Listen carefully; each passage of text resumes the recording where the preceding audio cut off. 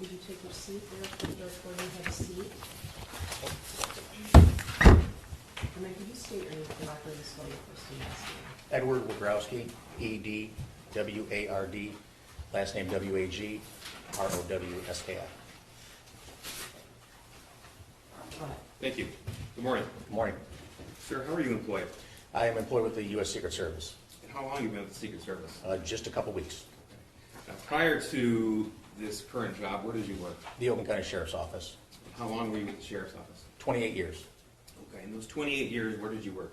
I started out in dispatch and went to corrections after that, the road patrol, and then eventually to computer crimes. Okay.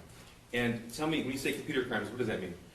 Do anything that has to do with the computer, cell phones, forensic examinations of computers, DVR equipment, call detail records.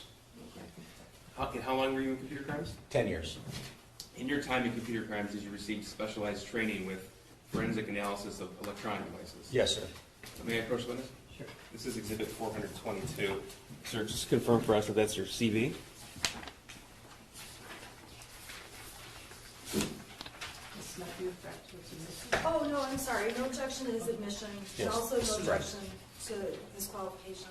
CV, so you would stipulate his qualifications, you would stipulate that he's an expert in forensic examination of computers? Yes, yes, sir. Forensic. Cellular cell phone forensics, historical cell site analysis.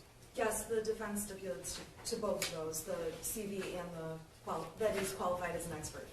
Historic, say again, please. Cell site analysis and cell phone forensics.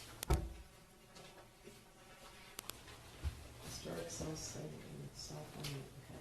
You may consider him as an expert in the area of historic cell site analysis and cell phone analysis. Is that right? Yeah, okay. Yes, sir. Thank you. Well, sir, now we don't have to go through the entire CV, but let's just talk a little bit about your training as it pertains to cell phone downloads and forensic analysis. Okay. Okay, so is it fair to say that this field is evolving? Always. So you said you spent 10 years there? Yes, sir. What sort of things did you do in computer crimes 10 years ago? Well, things were a lot different. It was actually a lot easier to do forensics back then because with updates of how the phones operate, how Apple or whoever Android operating system, they just make it more difficult, and now we have to figure that out. What do you mean more difficult? With encryption, file-based encryption on a hard drive, so data that you hold personal can't just be taken off the phone and given out to whoever. So talk to me about what a detective in computer crimes, or first of all, what your current role with the Secret Service, what exactly do you do there? I'm a network intrusion forensic analyst. Okay, so would that be the same sort of duties you had in computer crimes? Yeah, the same thing that I did, cell phone analysis, computers, just with more network intrusion, like if someone hacks into a bank or something like that. Okay, so walk me through, what is a typical day for a expert in the area of cell phone forensics? Typical day is you come into work, you just see what work needs to be done. The case, depending on the case, how important it might be to get that, to either examine those phones or contact the detective that brought that stuff in to see exactly what they're looking for on those devices. So you'd be somebody to receive the cell phone, seize an investigation, and then conduct an investigation into that device? Correct. Okay, so what does that entail? That entails, depending on the device, we have tools that are able to obtain the data from the phones, and then we then take that data because it could be voluminous, thousands and thousands, hundreds of thousands of pages, and then put it into an easy readable format called Cellphone is the company, and they make a forensic analyzer reader, which makes it easy to look at. So that reader, that's one of the tools, forensic tools you mentioned? That's not the tool that we use, that's what we give out to investigators. The tool that we use is a little bit more than that reader tool, what the functionality that it gives us. But the reader tool makes it easier for the average investigator to look at.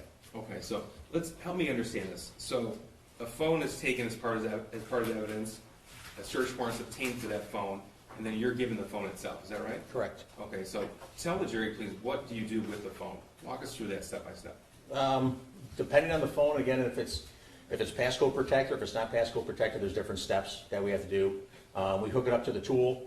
In this case, it would have been Cellphone again as a company, and the tool is their Cellphone Premium platform, and that's able to obtain what's called a full file system, which is everything on the phone, everything you can get off of it, as long as there's not encryption on it. What is encryption? Encryption is, how do I describe it? I don't make it easy, it just jumbles up the information. It makes the word "the" look like absolutely nothing that you can understand. Okay. So, as an investigator in the area of digital information, you don't confine yourself just to a cell phone, would that be right? Oh, that's correct. Okay, so what other sources of information would you draw upon as an investigator?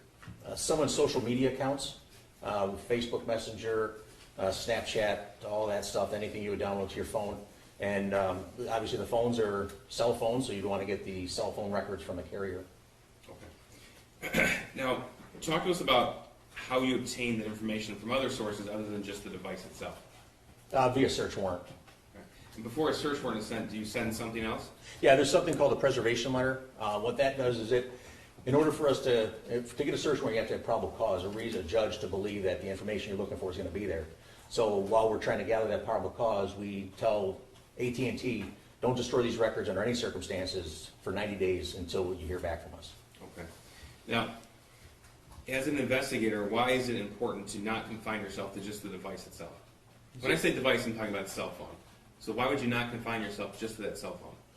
Because sometimes the stuff isn't always stored on the phone. It could be stored on a server, and the computer system, like, again, Facebook, for example, or Instagram, that information isn't always stored directly on your device. It's stored on a server that your phone just accesses.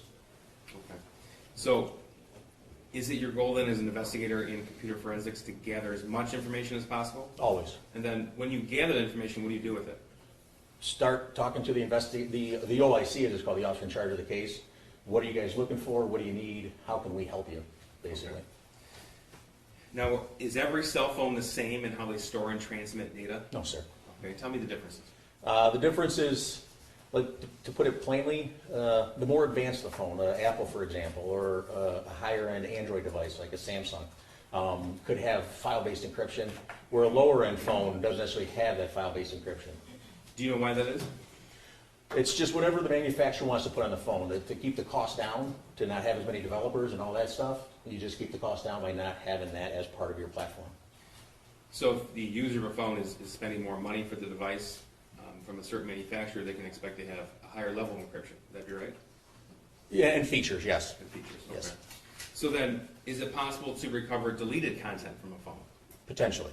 And why is it potential? Potentially because, again, you go back to that file-based encryption that I've said over and over. Is if it's, once you delete something on your phone, it's not necessarily always deleted on the phone, it's just encrypted. You telling it to delete it just erases the path to get you that encrypted data. And so we can't find it. So it has nothing to do with the forensic tools at your disposal, it's regarding the manufacturer of the device itself? That's correct. Okay. Now, you talked about how some information can be stored on a server as opposed to a device. If something is deleted from a phone by the user, are you still able to recover it from the server? Potentially, yes. Okay, and tell me in what circumstances. For this situation in particular, I did some research. Facebook Messenger, for example, two people are having a conversation. I delete it on my phone. All I do is I tell my phone I don't want to see it anymore. Where Facebook, as the other person wants to see that conversation, won't delete it so that person can still read the conversation on their end of the phone. Okay, so let's say you and I have a Facebook Messenger chat with each other, and I delete that from my phone. If the investigator wanted to recover that information, it wouldn't be on my phone. Is that correct? Possibly, yes, correct. Okay, but then you could send a search warrant to Facebook, to the server, and obtain that information. Correct. Okay. Now, what if you and I both deleted it from our phones? What would happen then? According to what I looked up and looked at Facebook's website, that it won't be available. Okay, so then it's deleted completely if both users of the chat delete it. Correct. Okay.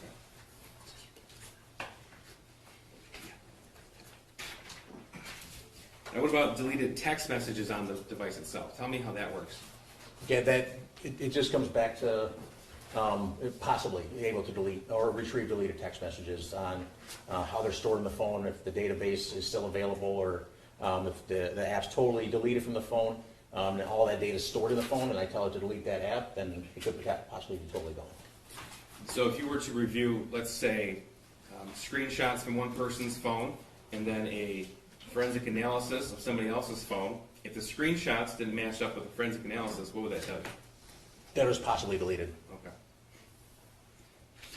Now, during the course of this investigation, People versus Jennifer Crumbley, did you uncover evidence of deleted content from Jennifer Crumbley's phone? That's correct, yes. Okay, and we're going to get into that later. But before we do, could you tell us just in general terms, what does a cell phone do that maybe a layperson wouldn't know?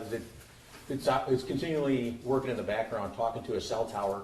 One, so your carrier knows where you're at, so it can give you the phone call that someone's trying to get a hold of you, or the text message. Or it is updating your email account without you telling it to do it, because the application is just constantly looking for the signal, so you open it and there's the most updated information. So that's when the phone's powered on, right? Correct. Okay, so when the phone's powered on, it's constantly doing things. Would that be right? Yes, sir. Okay. And what about when the phone's powered off? It's doing nothing. It's just off. Okay, so it can't update? Correct. Okay, so when a phone's powered on, is it possible to obtain the location of that device? Yes. How so? Because there's a feature, whether you have an Apple product or an Android product, each one of them has what they call location services, and it's actually to benefit the user of the phone. So, because that information is sold to McDonald's or whatever, and next, you're near McDonald's and your device says, "Hey, I'm near McDonald's." Oh, cool! I'll send you an ad for McDonald's or a coupon for McDonald's. So that's Okay. yeah. So you have, as an investigator, a fair amount of reliability in that because of the capability for somebody's phone to sell the device basically to an advertiser. Correct. Yes. Okay. And are you able to obtain someone's location from their phone based upon other data as well? That's correct. Yes. And how so? Through the carrier themselves, AT&T or T-Mobile, whoever you may have. Again, your cell phone's constantly talking to a cell tower, and they try to triangulate your position on where you are based on the signal back and forth from each tower. Okay. Now, on an Android phone, for example, it automatically comes with a Gmail account. Is that right? No, you have to make a Gmail account. Okay, you make a Gmail account. Yes. Okay. So if someone were to have a Gmail account, would that also help an investigator determine the location of that device? Absolutely, yes. Why is that? Because again, that information, that location services, is stored within that particular Gmail account that someone might have. So if we would search warrant Google for your particular email, the Gmail, they would have, if that's turned on, the location services would be given to us. Okay. So I want to talk about the evidence in this particular case. There were a total of 7 phones recovered, and I'll go step by step with you. So I'm going to review with you, I'll show you a slide here, of some of the sources of available information. So you see that is the school shooter, his initials. Yes, sir. Now, is it true that you reviewed a T-Mobile phone, last 4 digits, the phone number 1551? That's a correct. Facebook account? Correct. And an Instagram account? Correct. And you were able to determine, and we heard testimony yesterday, that both James and Jennifer Crumbley followed that particular account? That's correct, they did. Okay. So you were able to review not only the shooter's phone, but also social media, Facebook and Instagram for that individual? Correct. Okay.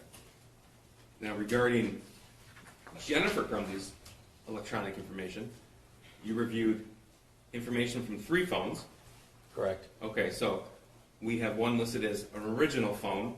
Are you aware that her original phone was seized on November the 30th in the evening? Yes, sir. Okay. And then you're aware that she purchased what we refer to as a burner phone or a track phone that night? Correct. Okay. And then that's the number, the 947 phone number? Correct, that's right. Okay. Yep. And you're also aware that subsequent to turning over her original phone and prior to arrest, she obtained another phone? Correct. And that was with her same original phone number? Correct. Okay, Yes. so you reviewed that device as well? Exactly, yes, sir. So just so we're clear, when I say you review the device, we're talking about forensically analyzing the data on that cell phone? Correct, yeah, exactly. Okay. You were also able to obtain information from Facebook, from 2 different Facebook accounts? Correct. Okay. And information from a search warrant served on Google regarding her Gmail account? Correct. Okay. In that Gmail account and that Yahoo account, did that include location data? The Gmail account, yes, yes, it does. Gmail account did? Yes. Okay. Now regarding James Crumbley, again, 3 cell phones, is that right? Correct. Okay. His Instagram account, Correct. his Yahoo account, Correct. his Gmail account, Correct. an email through Charter Communications, Correct, yes. and then a search warrant was served on DoorDash to obtain his DoorDash driving location history. Correct. Okay. Now, your goal with obtaining all of this information as a investigator into digital evidence is to obtain the who, the what, the where, the why, and turn that information over to the officer in charge and ultimately the prosecutors in the court. Would that be right? Correct, everything we can get. Okay.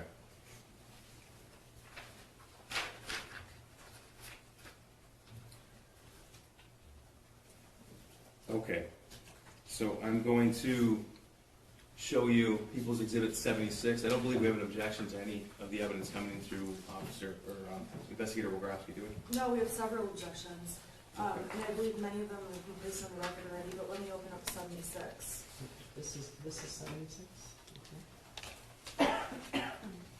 We have no objection to 76. Okay, 76. And I'm sorry, with this witness, we're gonna have to go exhibit by exhibit. That's all right. 76 is admitted. Okay, so what are we looking at? That is what it would look like, a printout from the Celebrate Reader or Celebrate Physical Analyzer program of someone's information that's obtained from their phone. And it's Jennifer Crumbley's, followed her son's Instagram account. Okay, so just to give us an idea of what we're looking at here, this is a snippet from a PDF export from that forensic tool they use.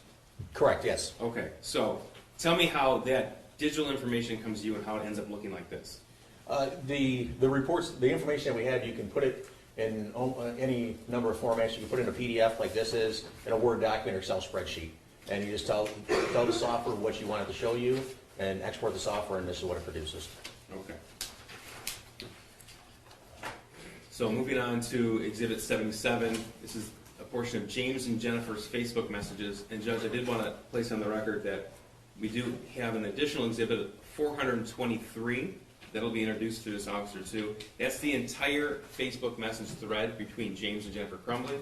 Counsel placed an objection on the record yesterday regarding that, so we're introducing the entire 2,000-page thread. And Your Honor, I until I look at that 2,000-page thread, I object to it. My objection, I need to look through it. I might not object to it. Okay. My objection yesterday was about the exhibits the prosecution was showing, those individual exhibits. They deleted parts of those. Hold on. Nobody deleted anything. Okay. This is Well, then demonstrative aid. The exhibits are the same, and Okay. we're given the whole thing. Okay. Okay, and They're admitting an exhibit and showing the jury portions of it. They're permitted to do that, right? right, so, but I'm just saying, my question yesterday about the parts missing did not mean I'm asking for all thousands and thousands of texts to be introduced. Okay. So I'm gonna take a look at them and see if we do have an objection, and we may not. Okay. The other. You've had them for a while. What's that?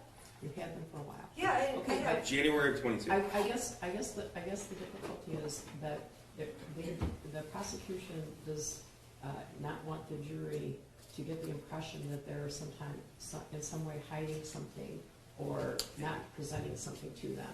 So they're presenting the portions of that exhibit that they think are relevant for purposes of this witness's testimony. In the event that you want the entire exhibit in, the prosecution is saying we don't object to that. Right. So it's up to you. You can let us know. Right, and I believe the only problem is this court's made other rulings where things are discussed in those texts that are not a part of this. Okay. So when I reviewed their exhibits, I reviewed their exhibits as a whole. They're allowed to show different pieces of the exhibits, but that didn't mean I was suggesting we just admit the whole thing, because you've made other rulings about, Okay. All right. okay? Okay, they don't want the jury to think that they're not willing to provide the boxes and boxes of evidence. I'm sure that there are in both of these cases. But I'll leave it to you. They want to ask this witness questions about specific portions of those 2,000 pages. They don't want to show the jury 2,000 pages and then ask questions about it. So. I completely understand that. I get that. The other thing I would ask the court is, until the exhibit is admitted, I would ask that the exhibits are not being published to the jury. Yeah. Because- Yes. That's Correct. fine. Yeah, Correct. that's fine. Okay, well. Correct. Agreed. Okay, thank you. Yeah. So, I'm sorry, we're on exhibit 78. This is 78. Okay, and Okay. let me just find my list really quick. Okay, so 75 is admitted. In 78, we have no objection to. Okay, yeah.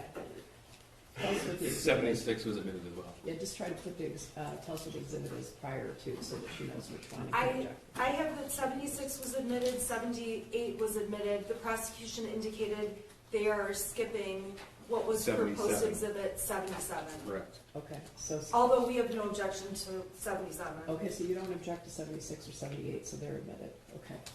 All right, go ahead. Thank you, Chris. Okay. Do you remember my question? No, sir, I don't. I don't either. Okay. All right, so this is Exhibit 78, it's been admitted. This is from the James and Jennifer Facebook message thread. Okay, so before we get into the content, you talked for a little bit before about deleted content, specifically a Facebook Messenger thread between two people. Correct. Okay, now, in the course of your investigation, you came to learn that Jennifer Crumbley had a Facebook account, That's correct. and that James Crumbley also had one. That's correct. Okay. Did you uncover this particular chat thread on Jennifer Crumbley's phone? No, Okay. How did you obtain it? through a search warrant to James Crumbley's account. Okay. So, if there is an actual chat history, in this case a 2,000-page chat history between two people, but it's not found on a device, but it's found on the server, what does that indicate to you? That one person deleted it. Okay. And in fact, Jennifer Crumbley had the Facebook Messenger app on her phone. That's correct, she did. Just this was deleted. The chat thread, correct. All right. Now, 78 is a few slides, so we'll go through it together.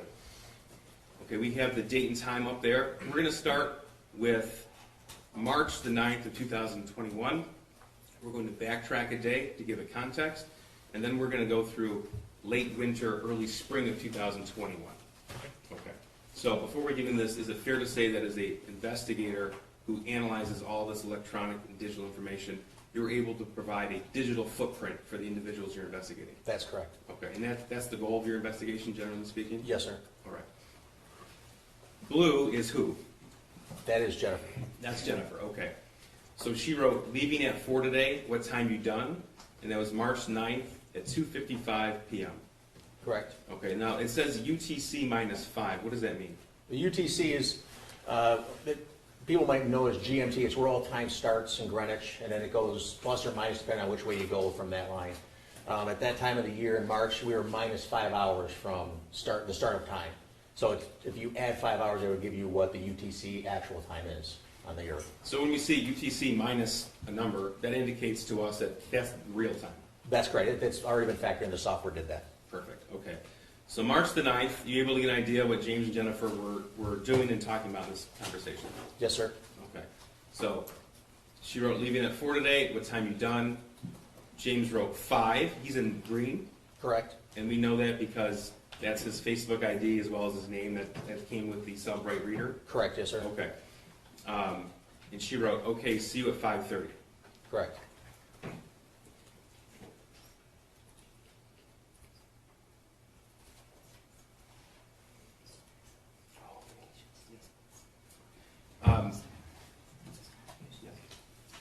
Sir, in all the information that you recovered, is it fair to say that James and Jennifer Crumbley communicated quite a bit through Facebook Messenger? Yes, sir. They did.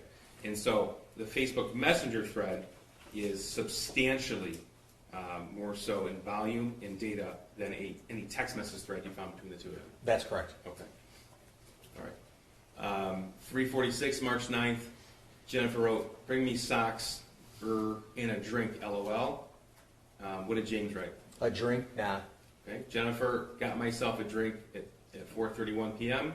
And James's response? Okay, you grab smokes too? Almost out, I think. Okay. And she writes, yes. Did you check the front porch? And what did James write? Nothing on the porch. What were you expecting? And she wrote, their new blankets. Now, are you able to determine where they go later that day? Yes, sir. Okay, so need hoodie, NOL socks. I believe that was supposed to be wool. He wrote hoodie check. What are no socks? On my way. Okay, now this is Exhibit 79. Actually, I'm going to approach, unless there's an objection to the photograph found on her phone. I have no objection, but again, I would ask. That's fine. That's fine. Before they, Yeah, I agree with you. Thank you. I agree with you. Okay. but no objection to 79, thank you. 79, There are two exhibits on one side, so okay. this is 79, and underneath it is 80. Have you seen those items before? Yes, sir. And how have you seen them? There were pictures on Jennifer's phone. Okay, so I'm gonna move to admit 79, I believe stipulation, as well as 80. I'm sorry, can I have a moment, please? Sure. I have no objection to 79 or 80. That's correct. 79 is admitted and 80 is admitted. Now, as an investigator, are you able to tell when you look at a photograph that's saved on a phone where the photograph was taken and when it was taken? Potentially, yes, sir. Potentially, okay. In what circumstances? If the camera is set to record, that you want it to tell you the date and time that it was taken and the GPS location of where you're at on the earth. Okay. So 79 and 80 on the screen. 79 is the picture itself, and then in the text box on the right, that's the metadata. Correct. What's metadata? Metadata is, we call it, it's the data within the data. The main data here is the picture of the horse. The metadata inside that data is all the stuff, the camera make, the camera model, that's captured that you just don't usually ever know that happens.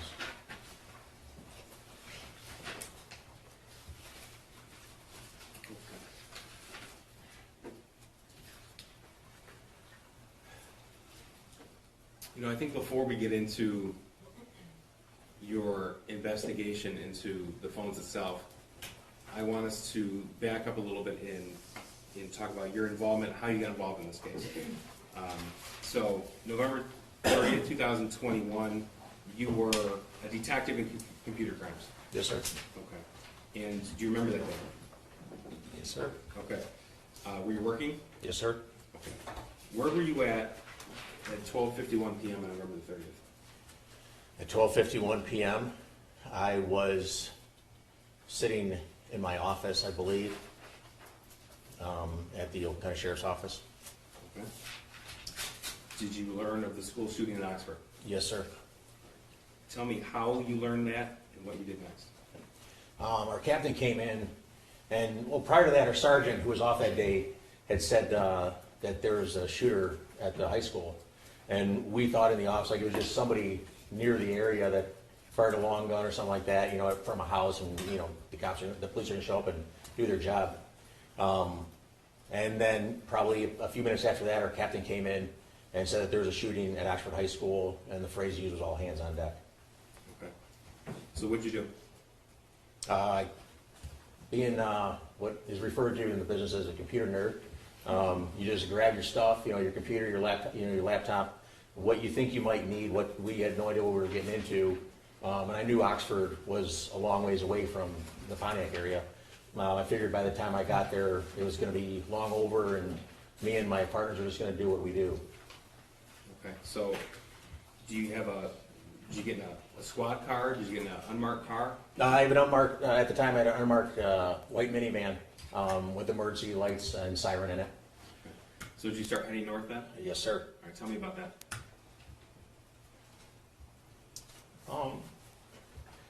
Well, at first it didn't seem real. I remember pulling out of the parking lot, and I looked to my left, and there was some patrol cars coming around the corner. There's the medical examiner's office down there. And I'm like, then it like really came real. Like, holy crap! Like they know about it. It was the state police. I'm like, they know about it. Like this is serious. It's bigger than I could ever have imagined. So I flipped my lights on at that point and just drove north Okay. How fast were you going? as fast as the van will let me. How long did it take you to get there? I have no idea. It seemed like eternity. I can tell you that much. So Oxford High School, it's a large school. It's one level. It's one story, rather. Yes, sir. As far as area, it's got a pretty big footprint. Okay. So where did you go when you pulled up? When I was driving there, there was a lot of radio traffic, a lot. I remember I was actually at 24 and Lapeer Road, M24 Lapeer Road and Updike, and they called that S1 was in custody. And I was still, I know, a ways off from there. But that, you know, we didn't know what was going on. We didn't know if there was a second shooter, a third shooter, a bomb planted somewhere. So, you know, it just didn't stop. And I drove north on 24. Again, it seemed like eternity. And with every half mile I drove, it seemed like there was another emergency vehicle falling in behind me. Yesterday was described as a caravan. Would that be accurate? Oh, it was definitely carried. There was one time we got into, I remember we were approaching a light, we were getting closer, and there was, the light had just turned red. So cross traffic was gonna start, which obviously is a dangerous situation, being in a car. Actually, the white minivan that no one believes is a police car. And so as I approached, I got, up into the intersection, I inched my way in there to stop traffic and hold the intersection. And I counted every vehicle that went past me, there were 18, or SWAT trucks, ambulance, patrol cars from agencies that were nowhere even near our area. So tell me what you see when you pull up on the scene. Like I said, there's a lot of chatter on the radio. I wasn't familiar, I'm not familiar with the area of Oxford at the time. I had no idea where the school was. All I could hear was the staging area and Ray Road. And so I'm just thinking, I'm just gonna drive north, I'm gonna follow this caravan, we're gonna go up there, and as soon as I see the mire, I'm gonna stop there, because I have no idea where the heck I'm going. I didn't bother putting in my GPS, of course. And I turn onto Ray Road, and all I see is, I see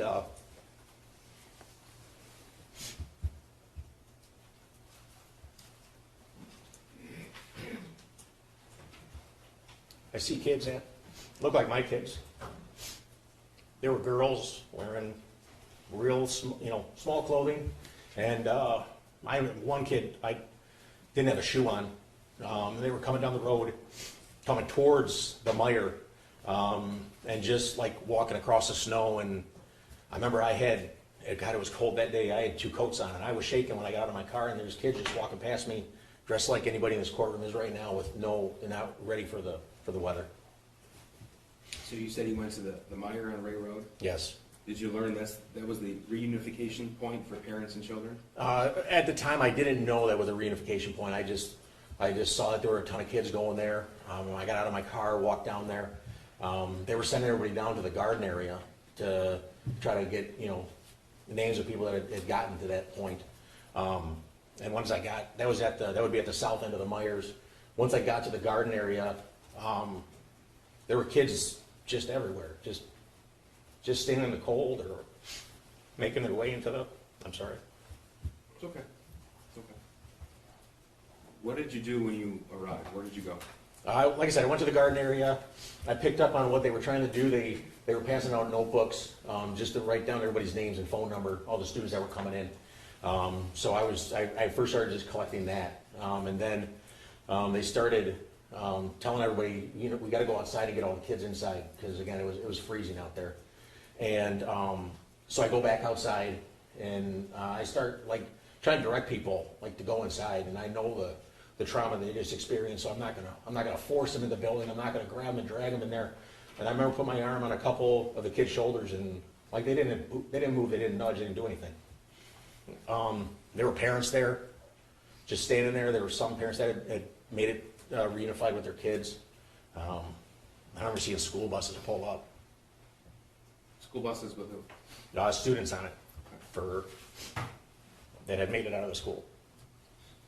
Did you go to the school? Yes, I was probably at the Mire for 15 minutes, 10, 15 minutes maybe. And then Detective Jeff Enger had called me and said that he was attempting to obtain the security footage from the school. Where does Jeff Enger work? He's also a detective in the computer crimes unit, worked with me. So you were asked to go to the school? Yes, sir. Why were you asked to go there? At that time, I was a little more versed in DVR systems. Jeff had told me, Detective Enger had told me that he was looking to trying to get that off of there, and he just didn't, he wanted to get it right, of course. And so he asked me to come up there and help him. Okay. So you drove to the high school from Meyer, or did you walk? I drove. Okay. And where did you go when you got there? I drove to what would have been the north entrance of the school. The main entrance? Yes, the main Okay. entrance. And tell me what you saw when you walked in. When I first walked in, there's vehicles people walking in and coming in and out, crazy chaos. And I walk in, and Detective Sergeant Sean Wilson was standing at the door, keeping security, so to speak. At the time, making sure people aren't coming in that shouldn't be there. Okay. And where did you go? I asked where the security office was, because that's where Detective Anger told me he was, and people pointed me. Eventually, it was back behind the main office. Okay. So tell me what you did when you arrived and who was there. Jim Rourke was there, who was a school security at the time. He was trying to get the video footage. Detective Jeff Egger was in the room. Sergeant Marsban, Lieutenant Marsban was in the room.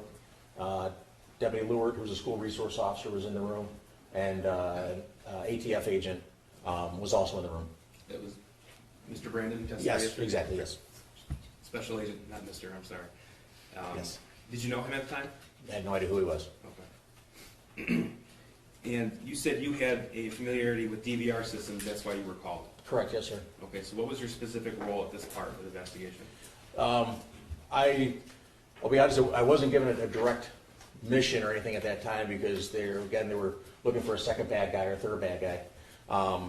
And so I knew that people would want to know, the bosses would want to know what happened, like how did, where did it start? Who was it if they didn't know that, or were there more people or whatever? So we just starting to look for the shooter in the hallway that it started. Was the school made safe at that point?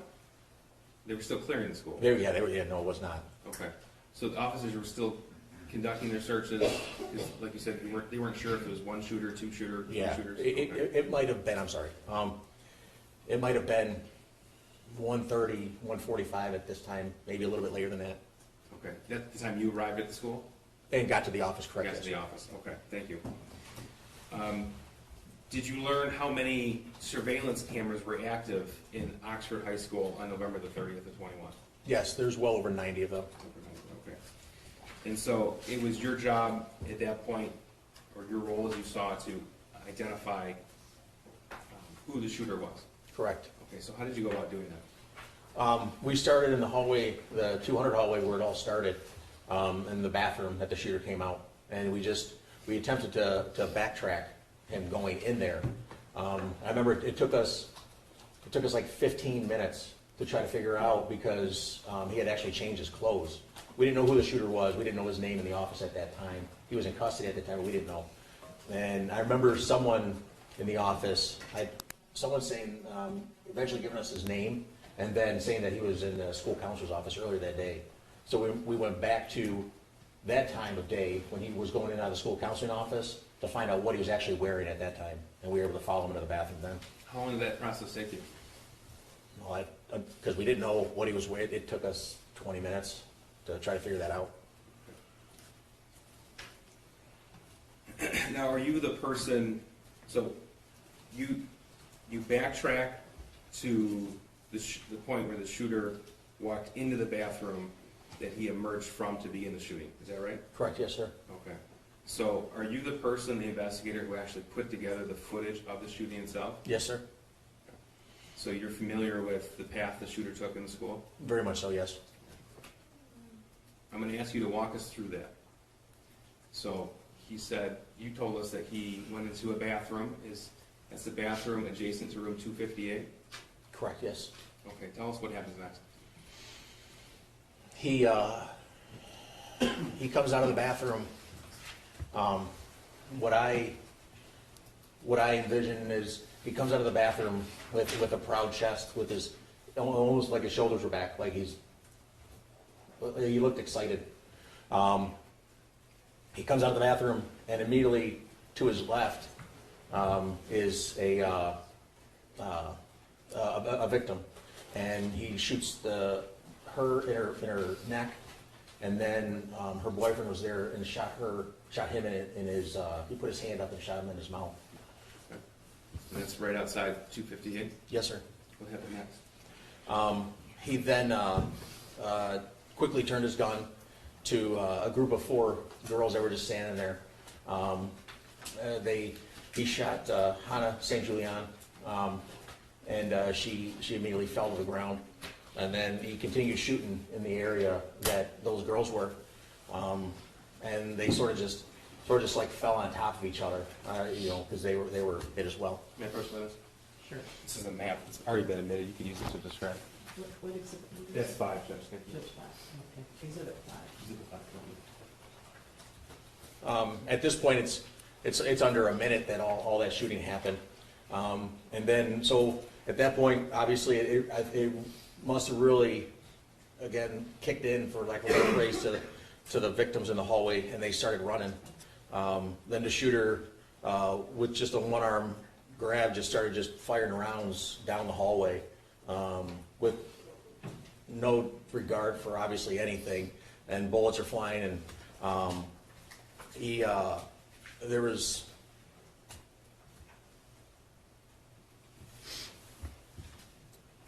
there's one girl who was, you see at the end of the hallway, she just, as the shooting starts, she drops down into the fetal position in an attempt to protect herself. And the shooter runs up to her and just puts the gun right to her head. And that was Madison. And you see her fall over. He then goes around the hallway. And there's, at this time, all the kids have gotten out of the area, most of the kids. You see two girls. One stops at a classroom that obviously the victims inside have already locked the door, so you can't pull it open. You see her trying to tug on that door. And there's another girl with dark hair that comes running up behind her and like grabs her while the shooter is just shooting down the hallway. And then they just take off running further down the hallway. Then now he's rounded the corner from where it all started. Continues going down the hallway. I think at that point he might have reloaded his gun and continued down the hallway. I'm sorry. And then he stops as he gets to, like, there's a courtyard, what they call the cubby. Jim worked on what they call this area the cubby, where the cameras are. And you see Tate Muir, he comes in the door, and then just takes a left. He must not have known what was going on. And that's when the shooter leveled the gun, like if you were at a gun range and practicing. Leveled the gun, appeared to look down the sights of the gun, and fired a round. Tate just fell instantly.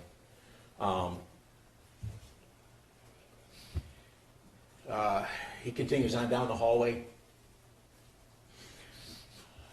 walks past Tate, doesn't care to acknowledge the fact that that even happened. I'm sorry. Prior to walking down the hallway, that's right, while Tate's body was laying there, you see the shooter with the gun still leveled fires another round, and it causes Tate's body to jerk. I don't know if it hit him in the hip or the backside or whatever. Tate's body jerks, and then the shooter walks past him. You see his feet at the top of the camera frame. There's not a camera that picks him up because if there's not enough movement, they don't start recording. But you see his feet stop in what I later found out to be a teacher's classroom, and he turns and then he fires into that classroom. He continues on down the hallway, looking into classrooms and stuff like that. There was one, as he gets so far down the hallway, he fired a couple rounds down the hallway. Once he gets to a certain point, all the children are gone at this point. The teachers had gotten them out of there. They had ran, out of the building and out through the door, wherever the heck they could get out of there. As he's coming back, you see him stop because the way that classroom was, if you're walking away from it, it's on your right-hand side, you don't see the classroom because it's actually behind you at this point. But as he's coming back, he must have seen people hiding in a corner because he can now see through the window. And he fires off a few rounds through that window. He keeps coming down. He's coming back down the hallway now at this point. And then the assistant principal, Gibson Marshall, I didn't know her at the time. He walks right past her, and sort of, I don't know what she said to him, but if she said anything. But you see the shooter as he's walking by, and the gun's in his hand, and he sort of just turns his head and just, I don't know why, but he turns his head and looks away from her, doesn't even look at her, doesn't acknowledge her as he's walking past. And then he continues on down the hallway and stops at the bathroom where Justin was killed. And just like an abrupt stop, like, okay, well, and he just turned right and went to the bathroom. So, I didn't tell you I was gonna ask you that. You obviously have this committed to memory. No. Yes. How many times have you seen this footage? Like I said before, I don't know, it's burned in my brain. And it was your responsibility to obtain that footage, to get the information to officials at the sheriff's office and federal law enforcement as well? Yes, sir. So you were the person that had to watch, rewind over and over again? Countless times, yes. Judge, this might be a good time for a short break.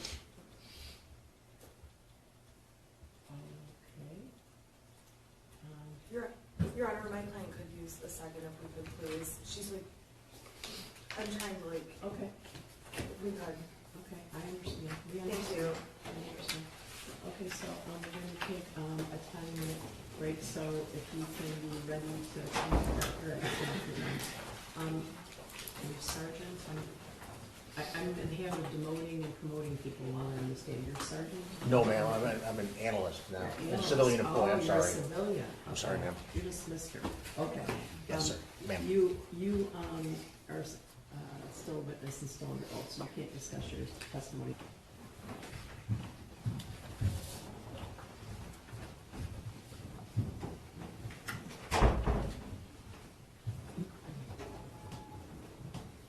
All right, you may be seated.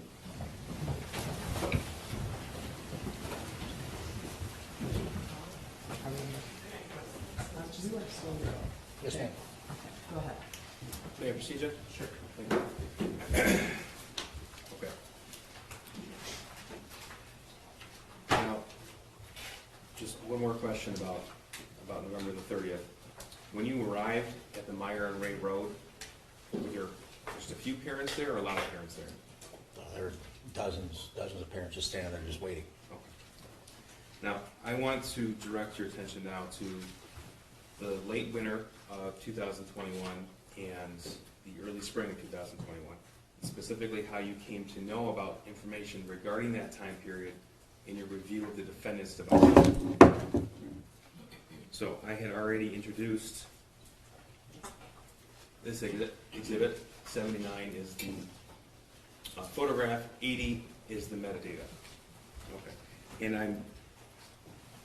if you could tell us, did you recover evidence around this time frame that was of note to you of an investigator in this case? Yes. Okay. So like I said, we're going to start with March the 9th and move backwards from there. May I approach witness? Sure. This is People's Proposed 81. Sir, I've just handed you a map. We were talking about metadata and how it can occasionally give an investigator an idea of where and when a photograph was taken. Correct. Okay, and if we look at the screen here on Exhibit 80, we have coordinates at the bottom of that metadata. Is that correct? That's correct. Okay, and so 81 I've just handed you, that's the coordinates plugged into a map. Yeah, yes, correct. People move to omit 81. No objection. 81's I'm a- sorry, 80, It's a Google map of metadata. yep, no objection. 81 is omitted. So this is 81 on the screen here, and that tells you, in addition to the metadata, where the picture was taken, where that device was when the picture was taken. Correct. Okay, and again, this is March 9th of 2021. Correct. Okay.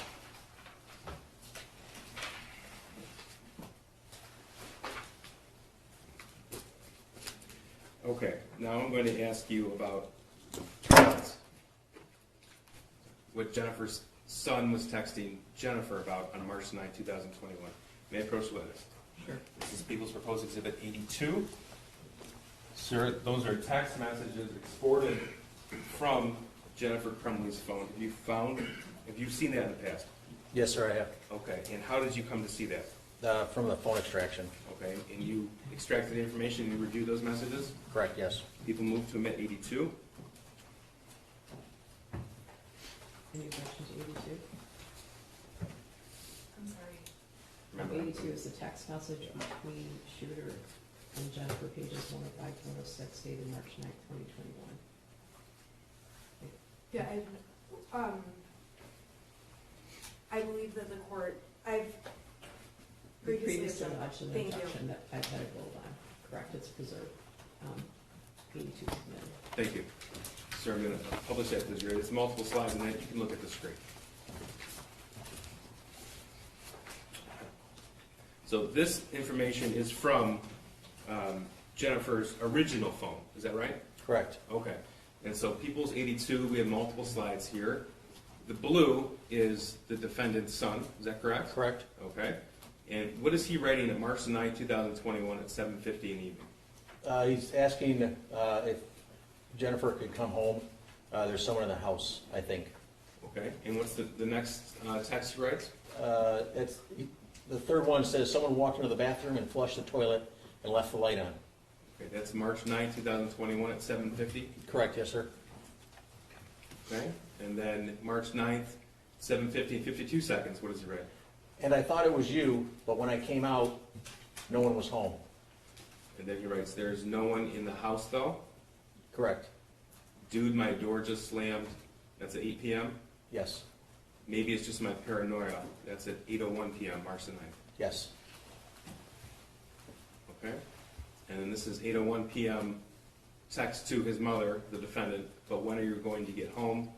And when was the next text response in the phone download that you recovered? The next response was the following day on March 10th, where she said, where's your dad?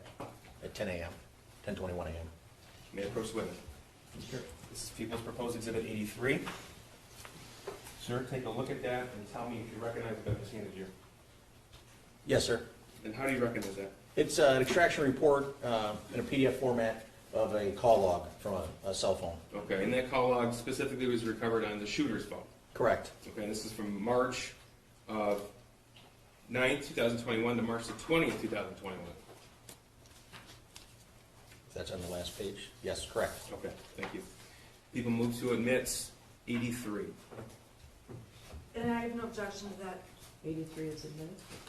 So the slide I'm going to show you, it's a snippet of that. We're going to go back to Exhibit 83 throughout your testimony. Okay.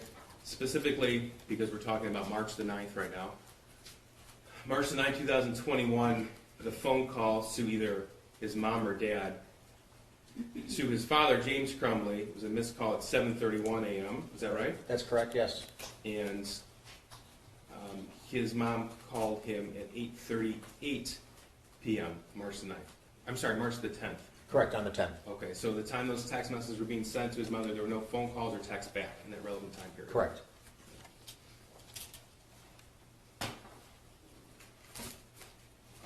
Now, I'm going to back up a day to March the 8th to give this context. May I approach the minutes? Sure. This is People's Proposed Exhibit 84.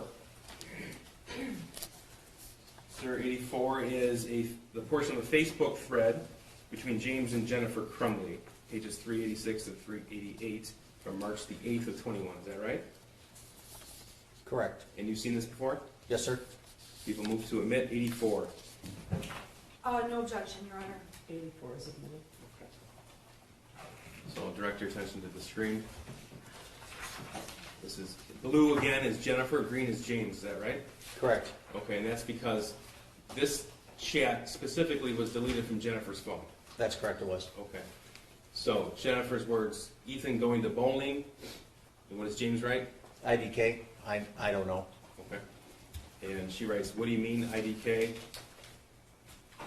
His response, I don't know exactly what I said. We'll know after he gets home. okay. And Jennifer wrote, does he have his phone? Why isn't he home yet? He should be home by now. That's March 8th, 21 at 3:12 p.m. That's correct. Okay. Then she writes, freaking out. And James's response, He does not get home until 3:16. okay. And then Jennifer wrote, I told you to pick him up because he's upset and I don't want him to do anything stupid, goddammit. Correct. That's March 8th, 21, 3:13 p.m. That's correct. Okay. And James writes, dude, chill, he is fine, and I'm trying to fucking work. That's correct, he did. Okay. So for context, this is the day before those text messages were sent by the defendant's son to the defendant. Correct. Now I want to move on to March the 17th of 2021. May I approach the witness? Sure. This is People's Proposed 85. Sir, 85 is the Facebook thread between James and Jennifer Crumbley, pages 432 to 435 from March 17th. Do you recognize that? Yes, sir. And how do you recognize it? Again, it's a printout of a Facebook chat. Okay. And you've, of course, seen that before? Yes, sir. Because you were the one to pull the information? Correct, yes, sir. What number is it? 85. 85. People moved to mid-85. Your Honor, I'm trying to pull it up right now. Okay, sure.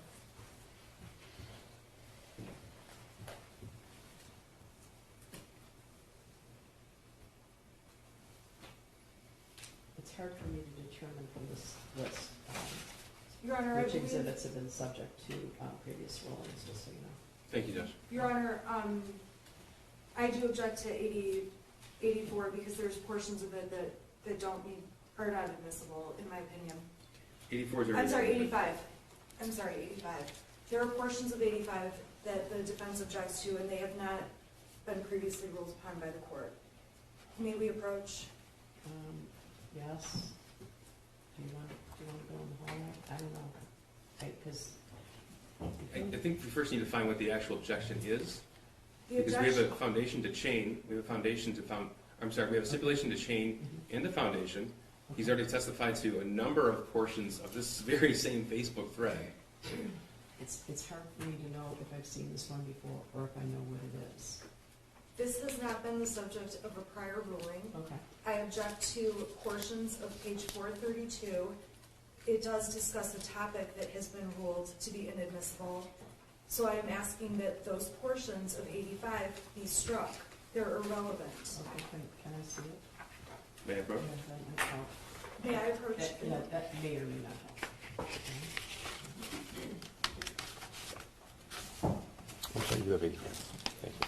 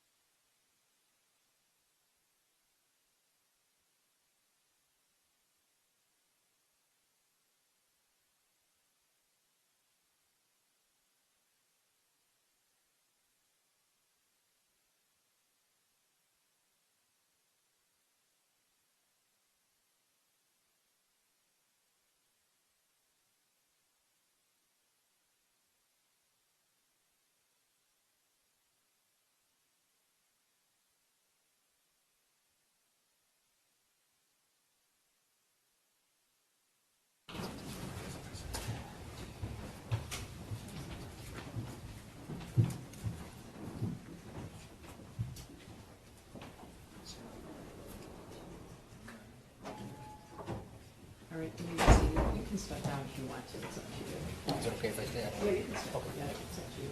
Most people don't want to stay seated there, so. Oh, I'm fine, ma'am. Thank you. All right. So an issue came up, I'm hoping that we're not going to have to exclude the jury with every exhibit. So some of this I'm relying on memory. So a year and a half ago, some evidentiary rulings were made. This might be an overgeneralization, indicating that the fact that there was alcohol in the home in and of itself was not relevant, right? And then there was a ruling about, I don't think I'm the prosecutor's attention. I'm listening, Judge. What's your, Sorry. okay, what's, Sorry. yeah, what's your, okay, He's just bringing me up to speed, there wasn't room for me to turn. okay, all right, so, there was a ruling about, Council moved to exclude certain pieces of evidence, and this court made a record that was June the 27th of 22. okay, And in that record, actually it was page 40 of the transcript, the court specifically said, that it was, the court indicated that it was based upon a preliminary examination transcript. As the court recalls, neither party stipulated the exam transcript for the factual basis, and the court indicated that more evidence is being found even as we speak. I don't want to paraphrase because that's not a verbatim quote. okay. And in defense counsel's opening, so to bring the court up to speed on the record, counsel asked to approach and objected to any reference of alcohol. There's one text in this text message thread, or Facebook thread, between James and Jennifer. Jennifer, on March 17th, says, "Gonna get drunk and ride my horse." James responds, "Well, don't get drunk." They have a couple of more text messages in the midst of a conversation that is pertinent to our proofs. And that's because the next exhibit will be text messages from the school shooter to Jennifer Crumbley about seeing demons. And then there'll be evidence of a lack of phone calls, lack of text messages back. And to get back to the court's ruling, the court said no evidence of alcohol or substance use unless it does show some type of parental neglect. Okay. So these particular messages are the same time, the same date, where the defendant's son is experiencing or stating that he's experiencing hallucinating. So this is all relevant. And Your Honor, my point is, on Exhibit 85, there are texts that do not need to be included to make the point that Mr. and Mrs. Crumbley were at the barn and not with their son. We're objecting to the texts that include buying beer, being drunk on a horse. They are irrelevant. They are also irrelevant to someone being a hypervigilant parent. I would consider myself a hypervigilant parent, and I have some cocktails once in a while. That issue is not relevant. The alcohol is not relevant. It's just an unnecessary part of this text to make them look like they're out drinking, when the whole point is that they're out with their horses and not with their son. Judge, it's not counsel's idea of what the point is. No, it's not just that they're out with their horses and not with their son, and there's no crime, there's obviously no crime committed by people with children having cocktails, and heck, this room would probably be in jail, but that being said, the issue is whether or not the shooter's texts are being ignored. That's the point of it. Right, Judge. And there is an offer of proof, there is substantial evidence that has been excluded that shows the substance use of James and Jennifer Crumbley. Substantial. We're not introducing any of that because of the court's ruling. But directly on point to this, in the midst of a conversation, it is relevant. It's material, it's probative, it's under 401, people we know. Okay, well, am I able to see a specific picture of, because some of it might be, some of it might not be. So I don't want to do this while the jury is waiting. Is there more things like this that, if the shooter is having some trauma, feeling some trauma, and reaching out to his parents and they're ignoring him, that evidence to me is obviously relevant. Correct, Judge. So That's I'm not objecting to all of 85. I'm objecting to the portions about alcohol. okay. Judge, the door has been open. Counsel specifically said, I think more than once, that her client is a hyper-vigilant mother. Nobody says anything about having a cocktail, but when there's evidence to show that they are drinking when the son is texting things to the mother, no call back, That's important, and it's important to show the jury what they actually did and spent their time on. Okay, can I see the text right again, and is that the only one, because the jury's pulling their heels in the, is there any more like this? There are more like this. And Okay, well, maybe we need to do this at 6 o'clock tonight, or should have been raised last night. Okay. So these exhibits were turned over a long time ago. I know. No. I got all these text messages a long time ago. Okay. I found out what they were planning to use from these boxes and boxes of information. I found that It's out ridiculous. on, Okay, you picked excuse this me, on discovery. Tuesday night. Yeah, I've had this discovery, but I can't file a motion to exclude every single line of these things. I filed many motions. Okay. I filed a motion about the alcohol. This part of the text that they told me 2 days ago they're going to use includes alcohol. I'm just asking that the alcohol portion be struck. Okay, I understand that, but there's been, I know that there's a lot of exhibits, and I know there's a lot of documents, but we could have had a massive motion and eliminate fest a while ago, right? So I am loath to make the jury sit there while we're going line by line through evidence. That's very problematic to me. I didn't intend for this issue to take a long time. I thought this would be a simple objection to just take out the text about drinking, and that's it. Okay, okay, so she says, I'm gonna get drunk and ride my horse, okay, so that might not be specifically relevant, but at what time does he, When she's on her horse, that's when he's texting her. okay, And just because she's on her horse and he's texting her doesn't mean she's looking at the text and ignoring him and saying, I'm going to have a drink instead of a, I mean, okay, my understanding was there was a large period of time where he was texting her and she was with her horse, and then maybe sent a picture of the horse, I don't know. Correct. Tell me. right, That's she's it, on, Judge. you're going to hear testimony from other witnesses that the cell phone signal doesn't work out where the horse place Well, then is. that's an argument for counsel to make. It is. Right, but the fact that they're having beers out there with the horses is not relevant to the point the prosecution's even trying to make about the fact that they're unavailable and not responding to their son. Okay, there's a text from James Crumbley. This is not when I like to do this.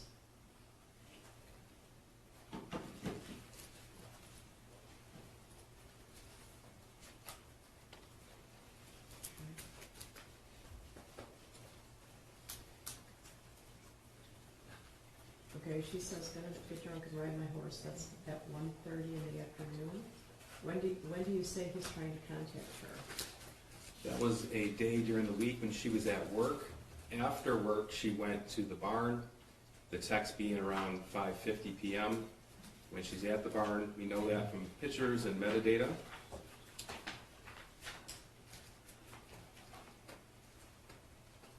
Okay, this, okay, then cans.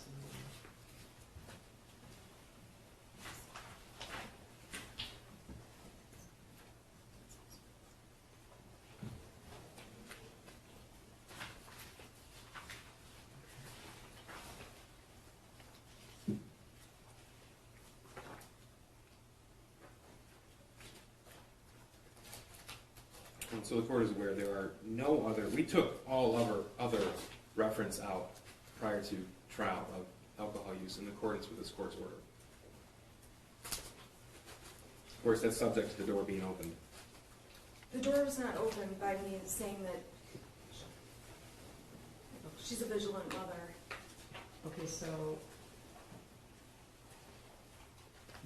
they go to the barn after work. Is that correct? Do we know what time approximately they go to the barn? Because this text is at 1:30, right?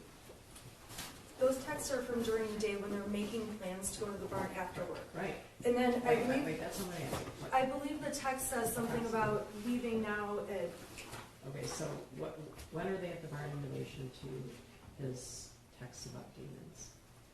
At the same time, Okay, but is that at 5 o'clock, 6 o'clock, 7 o'clock? the first text, the house is on at 6:03 p.m. Okay, There's a picture of James on a horse taken by Jennifer. There's a picture of Jennifer on a and we have horse no at the same objection to time. that. okay, all right. So she says, I'm going to get drunk and ride my horse, that she's expressing her intention for that evening. Correct. I'm going to allow that text, but not the next one about, well, don't get drunk, we are definitely gonna have some drinks, I need to stop and get me a 12-pack of Budweiser bottles, please, I'm gonna keep that out. Alright, and, alright, I'm gonna keep that out. She is indicating her intention to go later and ride her horse and get drunk. And when she's riding her horse, when she's at the barn later, is when he is texting and getting no response.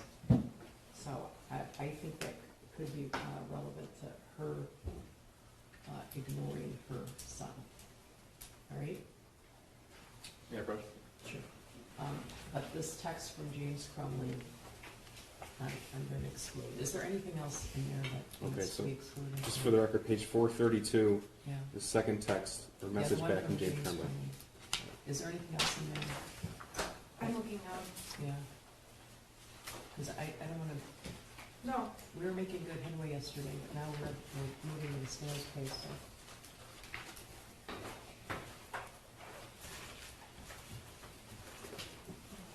well, Your Honor, there's also a text responding to the one about buying beers. Jennifer just says, okay, but glass is not a good idea. I mean, Yeah, you can strike that too, because it's referring to the text above. It's not relevant. so it would just be those two portions. Okay, yeah, can you strike that?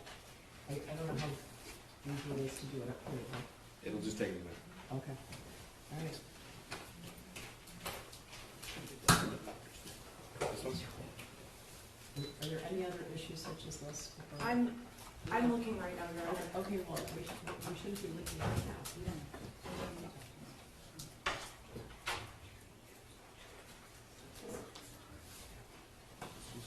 Your Honor, I mean, the next exhibit has been the subject of a prior ruling. Okay, I'm, good, that's a good way to do it. okay, exhibit 87, 88, 89, 90, 91, 92. We're trying on the fly to Okay. edit an exhibit Okay, go or an ahead. objection we just got, and now there's, like, Okay, I want to find out if there's any looming issues, because we do too. they're gonna get because their 10,000 steps here. We do too. Your Honor, I did not think this objection would be such a process. I simply was asking for like one little part of this to be struck, and Okay, objections during trial are common. This is Okay. just a very simple. all right, but is there anything else coming up that would require the jury to step out of? There's photos. Well, I don't know what objections to such are. I have objections to many photos that are gonna be brought in through a different witness, but what are they planning to use? Because I have 450 right now. If I know what's coming, I can tell the court. Okay, well, there's a list of exhibits, and there's, coming after that, after the text messages are pictures. It looks like there's pictures of James and Jennifer. And we have no objection to those. Okay, I just want to know if, Your Honor, if I could just say, Yeah. there's a lot of inquiry as to exactly who we're calling next, which exhibit we're, and, this isn't a math formula. We really are changing this organically because we're working. I get it. So we're trying to be cooperative, but things Okay. do change. I know, and you're not required to divulge your trial strategy and your order and all that. I'm moving a lot of people around, and I just want to know if there's anything else that needs to be handled right now on the record. The only other objections, I believe, with respect to this witness, at least for the next very long time, are objections the court's already ruled on. So, Okay, thank you. okay, so at least we can get through, this whole page of exhibits with no problem. All right. Okay. Perhaps council can meet with us after court today to go over the next proposed exhibits, and then we can see what objections. Oh, okay, yeah, it's just because I don't want to take jury time. That sounds great. All right? Thank Okay. you. All right, so, So 85 is modified, and yes. thank you. Okay. Are you ready for the jury? I think so. Okay. We're ready.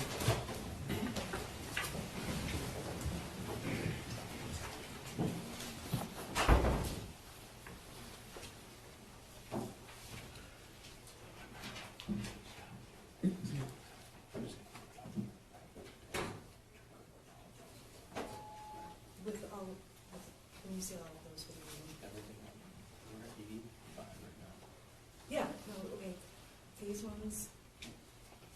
Just tell me how far you want to go, because I do agree with all those. Up through 100.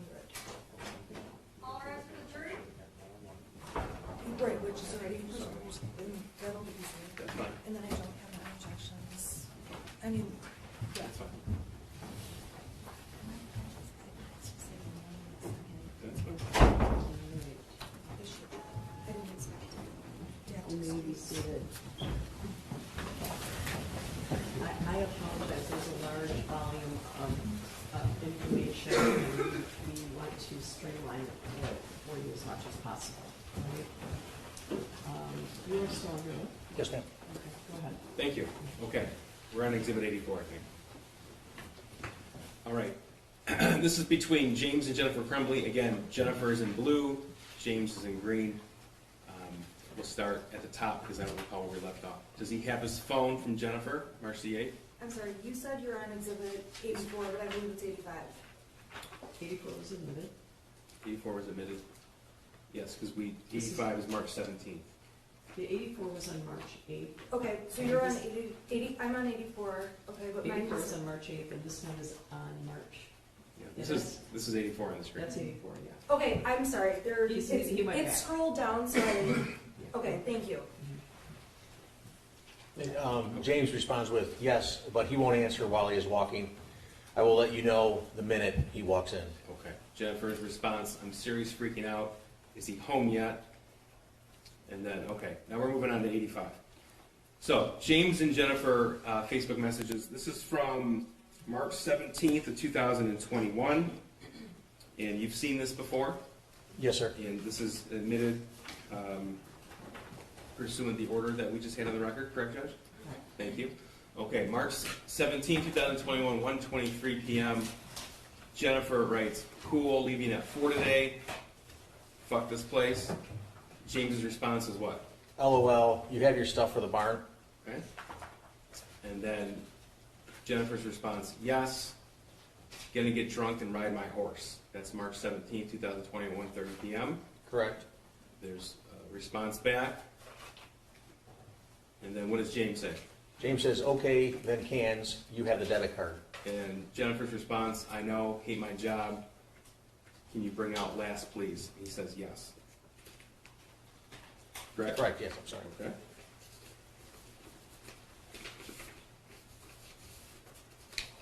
All right.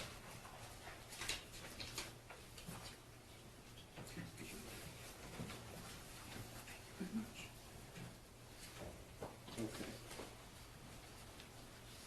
Now, on that same day, did you find any text messages from Jennifer's son to her of a concerning nature? This is March 17, 2021. Yes, sir. Okay. This is People's Proposed 86. I don't believe we have an objection to this. No objection, thank you. Is this 86? 86. 86 admitted. Okay. All right. What does Jennifer's son write to her on March 17th, 2021 at 6:03 p.m.? He says, okay, the house is now haunted. And then what? Some weird shit just happens and now I'm scared. Then it follows with, I got some videos. Okay. Okay, Your Honor, I apologize. This was previously the subject of a motion. I do object, however, the court has already ruled it's admissible. I'm sorry, I misspoke. Yes, I Okay. have already ruled on this in your hearing. Okay, Yes. sorry about that. No, that's all right. Okay. Please, at the top. And then Ethan says, continues with, and a picture of the demon. It's throwing bowls. The word bowls is in all caps. He then says, I am not joking. It fucked up the kitchen. And the next message after that? He says, I'm just going to be outsider for a while. Can you at least text back? Okay, so that's from 6:03 to 6:29. The last text, can you at least text back, was 6:29 p.m.? Correct, yes. Okay. And the next response from the defendant to her son is when? 2 days later, at 4:11 in the afternoon, where's your dad? Now, this is People's 87 and 88. I don't believe there's an objection to either of these two exhibits. No objection. Okay, 87 is the picture, 88 is the metadata with the picture. So, could you please tell us when and where this picture was taken? It was taken, the GPS is similar to the previous ones at a horse barn. He's on a horse. It was taken on March 17th at 6:03 PM. Okay, 6:03, that's the same time that the text messages regarding the house being haunted and saw a demon? Correct. Okay. And this is actually found on Jennifer Crumbley's phone. That's correct, it was. And who's that a picture of? That's James Crumbley. And that's St. Patrick's Day, correct? Correct. This is exhibit 89 and 90. 89 is the photograph, 90 is the metadata. And we have no objection to 88, 89, or 90. Thank you. And this is also St. Patrick's. Can you move for their admission before you put them on the screen? Yes, Judge. Okay, thank you. This is also St. Patrick's Day 2021, is that correct? Correct, same day. And this is an image also on Jennifer Crumbley's phone. Correct. Okay. And when was this taken? On March 17th at 6:03 PM. Okay. Same location? It appears so, yes. Now I'm going to move you on to exhibit 91 and exhibit 92. I don't believe there's an objection to either of these pieces of evidence. There's no objection. 91 and 92 are admitted. Thank you, Judge. Again, we're still talking about St. Patrick's Day 2021. What time was this picture taken? This was taken at 6:28 in the evening. Okay. And again, is that time and date significant to you as an investigator in this case? Yes, it is. Why? It was the time of the shooter was sending the text messages. Okay. And this is also on Jennifer Crumbley's phone, Correct. 91 and 92.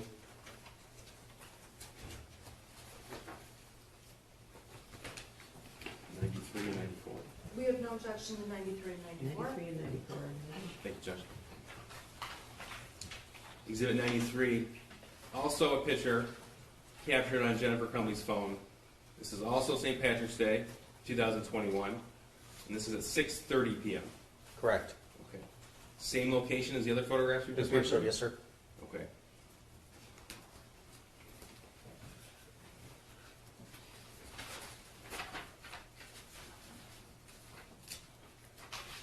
I'm going to go back to Exhibit 83. This has already been admitted.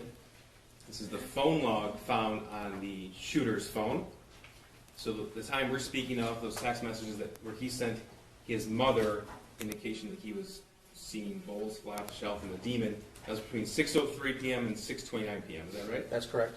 Okay. So we already saw that there was not a text back from Jennifer Crumbley, but tell us about the phone logs. What do these show? It shows a phone call from Jennifer Crumbley at 7:24 p.m. Okay. So that's about an hour and a half after he texted about the house being haunted. That's correct. And that was a 19-second call? Correct. Okay. Now I'm going to move on to March the 19th, 2021. This is a Facebook conversation between James and Jennifer regarding their son that day. This is People's 95. I don't believe we have an objection to this.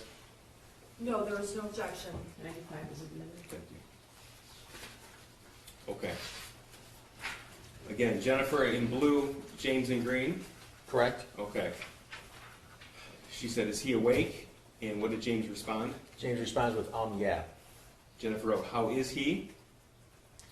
James then responds with, he woke up looking like he had way, in all caps, W-A-Y, too much to drink last night, complaining about a headache. Okay. And then her response is, "Well, he was really worked up and out of control, so I can see why." That's March 19th, 21, at 9:41 a.m. Correct. About 48 seconds later, she wrote, "All I know is he needs to eat, go to work, and work hard and not complain, and he can get his stuff back." Correct. And then March 19th, later on, you responded and didn't get it. That's Jennifer Crumbley's words? That's correct, yes.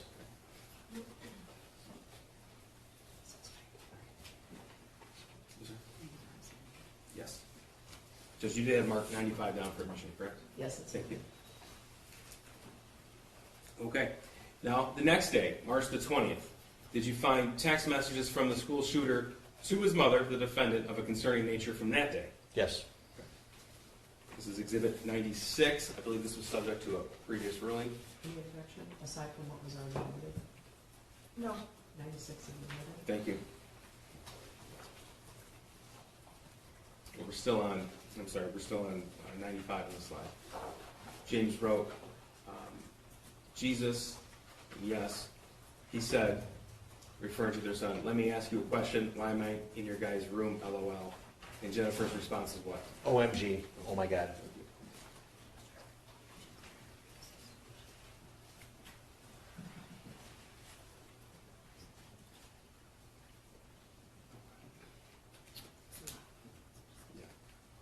Just- Which exhibit is I have to back up just a little bit, Judge. Sorry, thank you. So just to make sure everybody's on the same page, this is Exhibit 95. This is from March 19th, 2021. We've already gone through these. At 9:41 a.m. when Jennifer wrote he was really worked up and out of control. In the same text message conversation, there's no breaks in this exhibit. And the conversation continued. James wrote what? I totally thought you were giving him a Xanax last night, ... And Jennifer's response was, Does he seem better? and then, No melatonin. and James wrote what? I know. And Jennifer wrote, But he hasn't had one before, so I should have only given him half. and then James' response is, he is doing his school, says his head hurts. He took Tylenol, Correct. okay? And Jennifer's response was, is he okay to work? That's at March 19th at 11 a.m. Correct. And James's response, Was, yeah. and that's also, it's 11:13 a.m.? Correct. Okay. And then Jennifer wrote 11:38 a.m. on March 19th. Does he remember what he did? Correct. Okay, what was James's response? James responds with, Dude, I am working on a demo right now. I have not talked to him, and he is doing school. And then her response is, Okay then, geesh. okay, thank you. Now, this is 96 that we just admitted. This is from March the 20th of 2021. And again, did you find text messages from the school shooter to the defendant of a concerning nature? Correct. Okay, in the blue, that's all the school shooter's words? Correct. Okay, what did he write to her? He starts with, I finished picking up the room. That was at 2:38 on the 20th. 2:33? 2:33, I'm sorry, Okay. yes. He then says, I cleaned until the clothes started flying off the shelf. And then what? This stuff only happens when I'm home alone. Okay, it's March 20th, 2021 at 2:34 p.m. Correct. And this is the same date and time? Yes, it is. And what did he write? I picked the clothes back up, though. Okay, that's March 20th at 2:34. Correct. And when was the next response to that? By Jennifer was on the 22nd of March at 8:17 p.m. Okay, so I'm going back to Exhibit 83, which is the phone log found, recovered off of the school shooter's phone, specific to these days. Okay, so we just went through March the 20th, and those messages were sent about 2:30 in the afternoon, if you recall, is that right? Yes, sir? Okay, and were there any phone calls in that time period? No, there was not. Okay. In fact, the next call was 6:37 p.m. on March the 20th. Correct.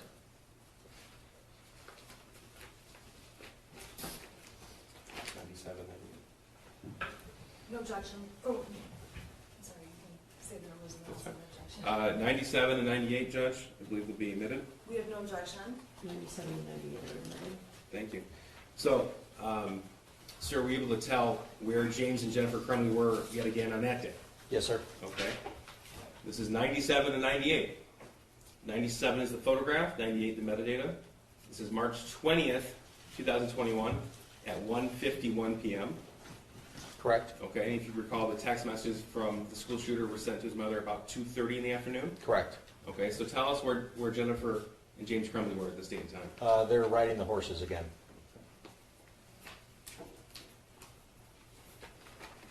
And 100 No objection. Yeah, is it 99? and 100. No objection to either one? No objection to either one.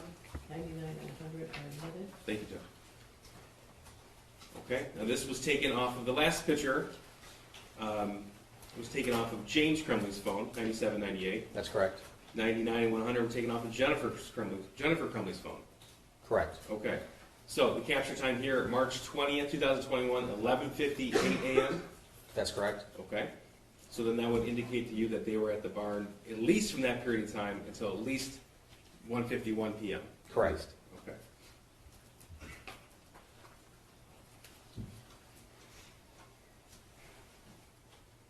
Sir, during the course of your investigation, did you come to learn that the school shooter had only one friend? Yes, And did you also learn that that individual was abruptly taken from the state of Michigan about a month before the shooting occurred? yes, he was.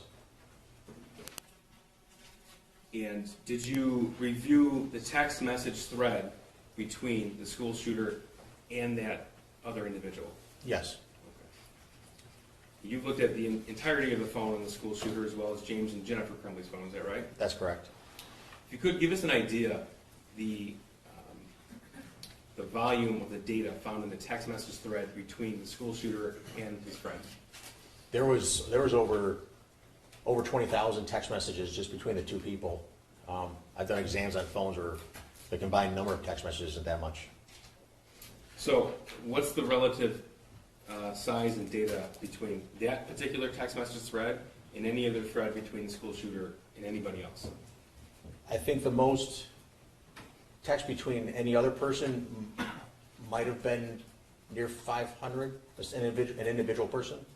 I'm going to show you a portion that's been previously admitted by this court of that text message thread from April the 4th of 2021, April the 5th of 2021. That's Exhibit 101. And the court's previously ruled on this. All right. One of one's admitted. Thank you, Judge. So we have names redacted. 101 was found on the shooter's phone, is that correct? That's correct. Okay, so in this instance then, the green would be his words, the shooter's words. Correct, yes. Okay. Tell us what he wrote to his friend on April the 4th of 21.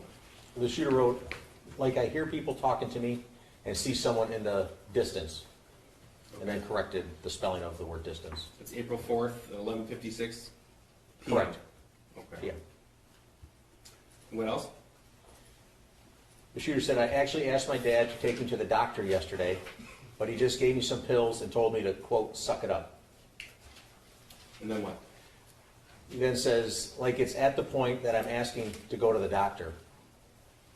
Then he says, my mom laughed when I told her. So that's April 4th, 2021, 11:57 p.m. His words, my mom laughed when I told her. That's correct.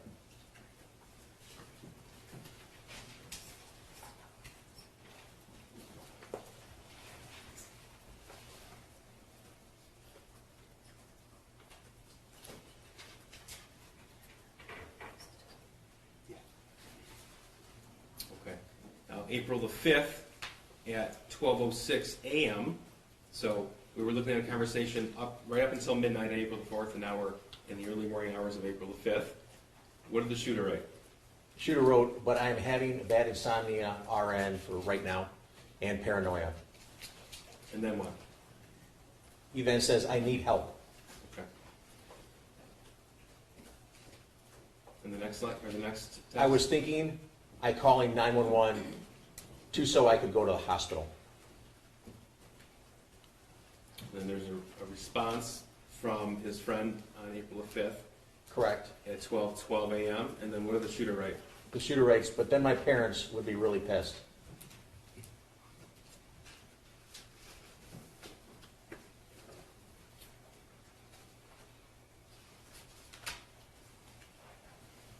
Now, April the 5th, 2021 at 12:38 a.m. What did the shooter write? The shooter writes, I'm going to ask my parents to go to the doctors tomorrow or Tuesday again. Then he says, but this time I'm going to tell them about the voices. Right. Next text. He then says, like I am mentally and physically dying.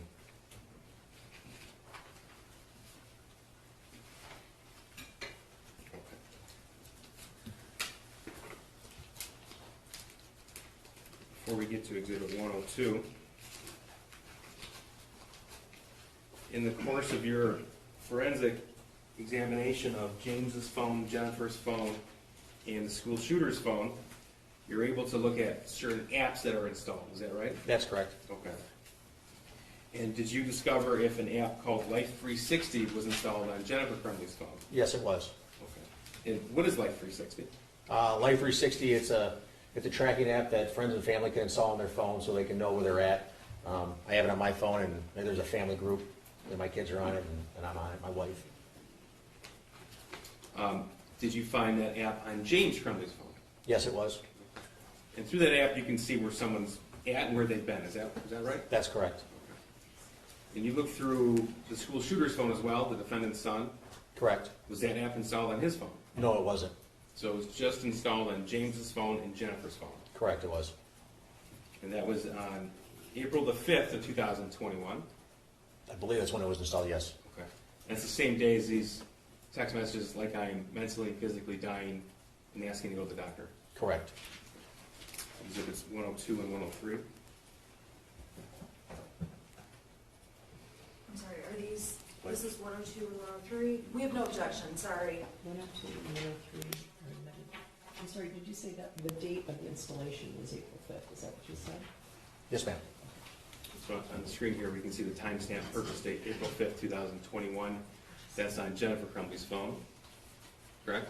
Correct, yes. Okay. And exhibit 103, on James Crumbley's phone, we have April the 5th, 2021 as well. Correct.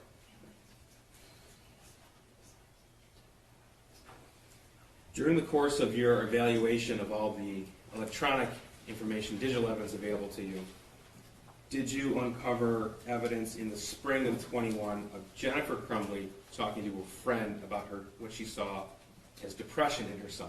Yes. And were you able to review a Facebook conversation between Jennifer Crumbley and actually the school shooter's only friend's mother? Yes. Okay. So I want to make sure that I'm clear with you. In April of 2021, which is the same month of these text messages, Jennifer Crumbley texted her son's only friend's mother, correct? Correct. Okay. And in that conversation is when you uncovered concerning text messages as an investigator to this case. Correct. This is 104. Thank you, and let me just take a quick look, I'm sorry.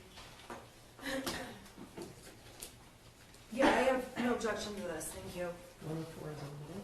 That's just 104, right? Yes, thank you, Judge. Okay, this is April 29, 2021. Now, this is from Jennifer Crumbley's search warrant return, correct? That's correct. So she's agreeing in these. Correct. All right. So what does she write? She starts with, Ethan isn't bowling tonight, just want to let you know. Not sure if they need a partner or not. Okay, and then her son's friend's mother, also named Jennifer, writes, is he feeling okay? Correct. And the defendant's response? She responds back with, yesterday he wasn't, and he's been acting kind of depressed, so I don't know what's going on.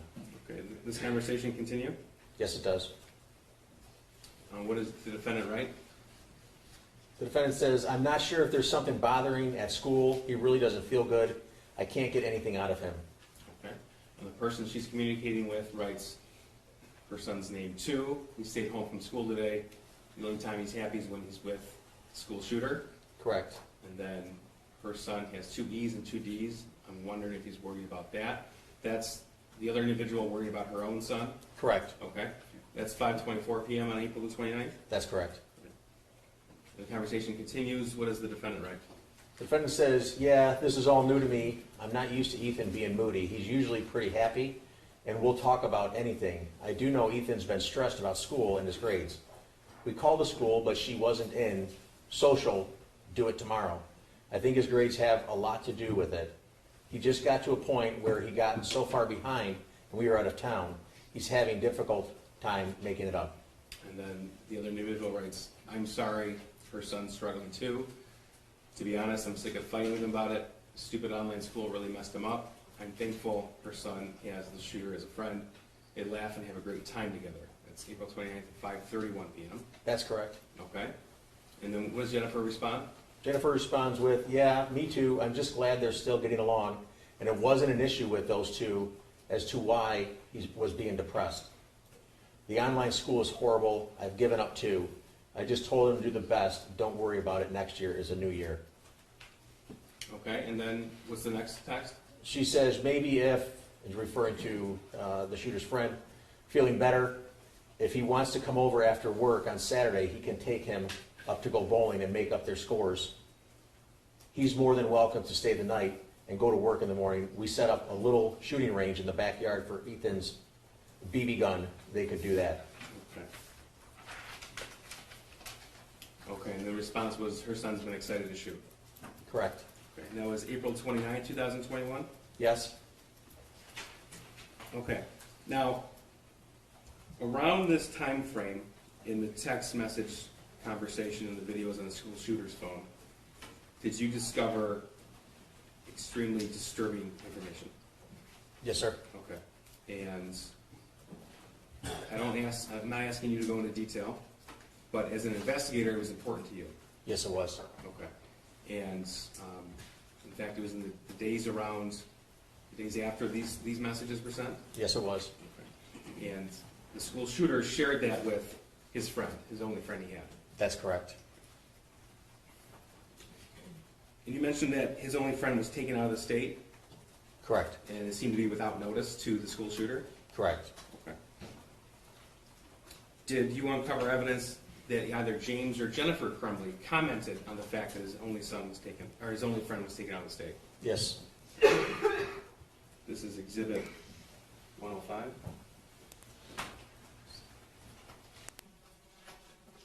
Yes, I have no objection to 105, thank you. 105 is in the middle? And you said that was around about a month before the shooting at Oxford High School? Yes, it was. Okay. So, this is from Jennifer Crumbley's Facebook, again to the mother of her son's only friend. Correct. Okay, and this is October 31st, 2021, 9 o'clock in the morning? Yes. Okay, and what does she write? Jennifer writes, James filled me in on Ethan's friends last night. I'm so sorry you guys are having to make such a hard decision. Please let me know if you need anything. Okay, and then November the 3rd, she wrote what? She says, how are you guys all doing? Been thinking of all of you a lot. Okay. And you know from your investigation, this is the time frame when the shooter's friend was taken out of the state? That is correct.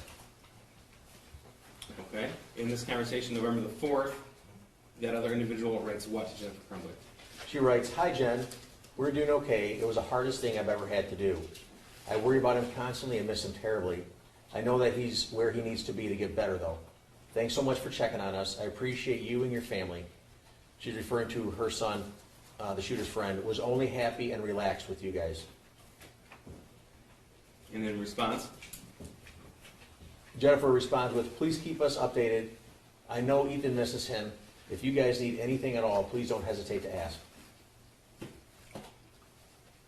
And that was, again, in November of 2021 before the shooting. Correct, on the 4th, yes. Okay. Now I'm going to direct your attention to the days around the shooting and what you were able to obtain as far as a digital footprint of the Crumbley camera. Okay. Starting November 26, 2021, is that date significant to you? Yes, it is. Why is that? That was the day the gun was purchased. Okay. And we heard yesterday that the gun is in the murder weapon? Yes, sir. Okay. That was a 9mm Sig Sauer handgun? Yes, it was. Okay. That's been admitted in evidence, and we heard it was bought from a firearms store in Oxford. That's correct. Okay.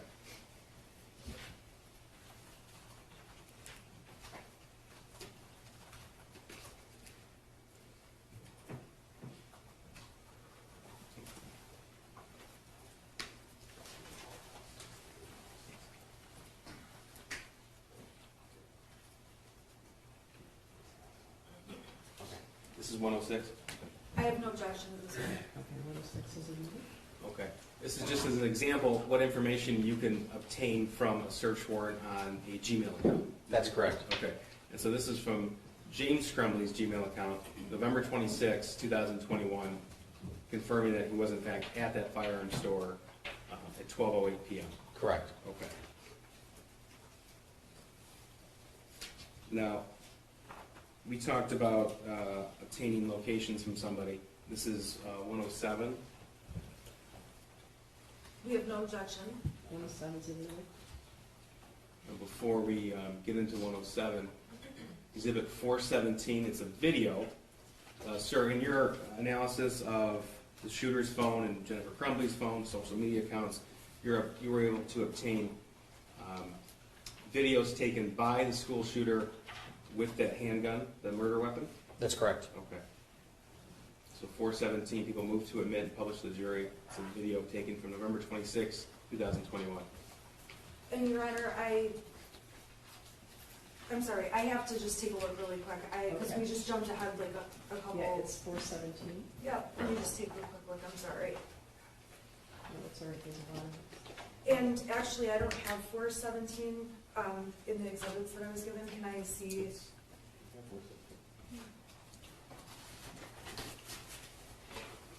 It wasn't on my hard drive, but it was okay, Your Honor, I have no way to play this, and I don't have this. All these Can I are just just, have, it's a very short video. it's not on our, I just need to see what the video is. Can we just unplug the computer and can you just show it to me really quick? Is there audio? No, Was it provided to the defense? yes. It's, It was shown at the preliminary examination as well. Your Honor, I'm sorry, it's not on the exhibits they gave me on the disc, so there's a million videos in this case, and I have no idea which video it is. Okay. I probably have no objection, can I just see what video it is? Sure. Well, I guess I thought for a moment when he said it was played at the preliminary examination, it might refresh your reflection about what it was, but if you can take a quick look, that'd be great. I don't have a flash drive player on here, so can we just turn the screen off for 1 second and just take a quick look? Yeah. And I apologize, I No, it's okay, there's a lot of stuff. I don't want to release the jury because their lunch is not made. I haven't made your lunch. oh, yeah, sorry, yeah, sorry. I'm having lobster. Okay, and so this is 417, 417. okay.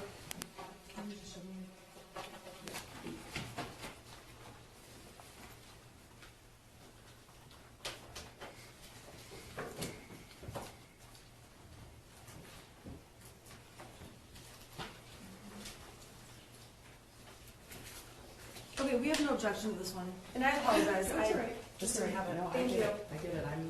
Yeah, that's a lot of stuff. Okay, so 417 is admitted.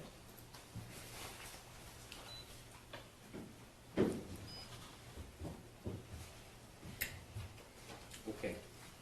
May I judge? Sure. Thank you. This is what you obtained from the shooter's phone, and it was captured 6:39 p.m. on November the 26th, 2021? That's correct. Okay.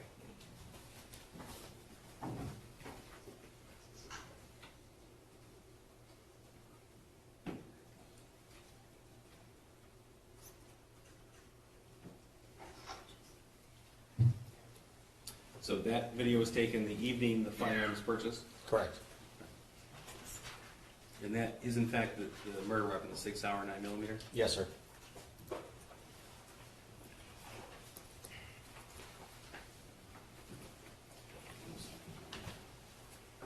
I have no objection to those. What number is it? 107 and 108, Judge? 107 was previously admitted, 108 is admitted. Thank you.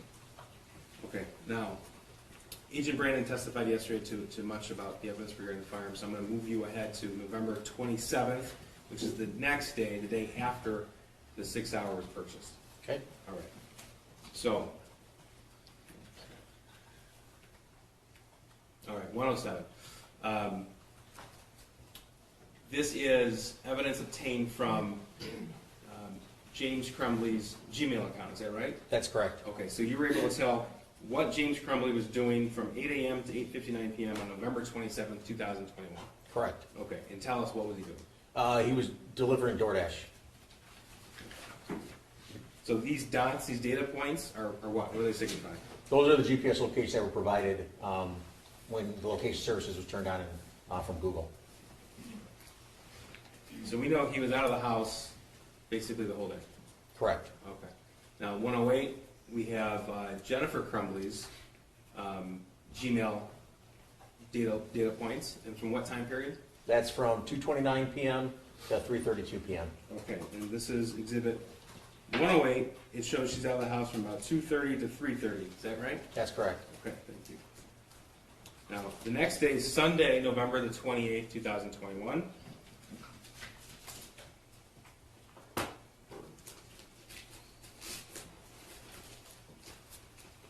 Could you get a feel for what Jennifer Crumbley was discussing based upon her Facebook messages, what her plan was doing on November the 28th, 2021. Yes, Okay. And in fact, you recovered chat history with an individual named Kira Pennick. that's correct. Okay. And did the course of this investigation, did you come to learn who that person was? Yes, I did. And who was that? She was the owner of the horse farm. Okay. That's the horse farm where Jennifer and James Crumbley would board their horses? Correct. Okay. So she's going to testify later on in this trial, but you reviewed their Facebook chat history. Correct. Okay. So that's 109. People moved from at 109. Your Honor, can I just have one moment? This is a, It says it's a thread between your client and Kira Pennick on November 28th. That's what it purports to do.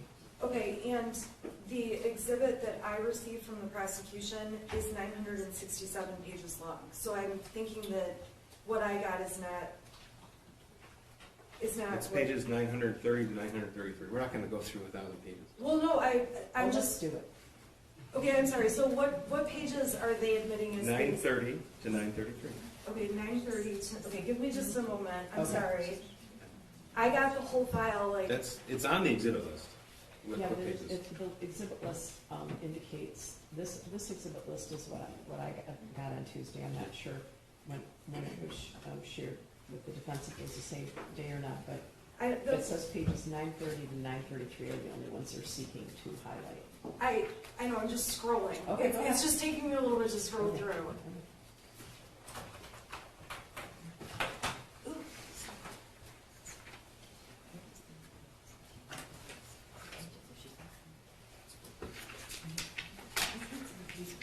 I need to use my computer.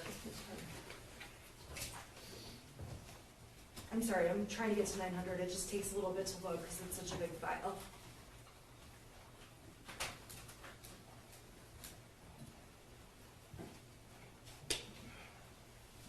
Okay, so it's pages 901 to, 930 to 933. Exactly what was written on the exhibit list.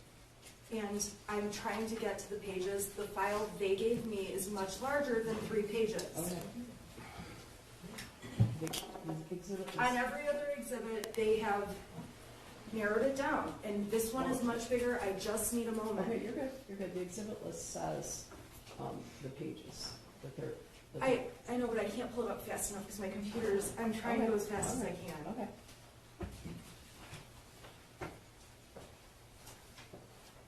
Okay, I have no objection to this. Okay, thank you. All right. 109 is in there.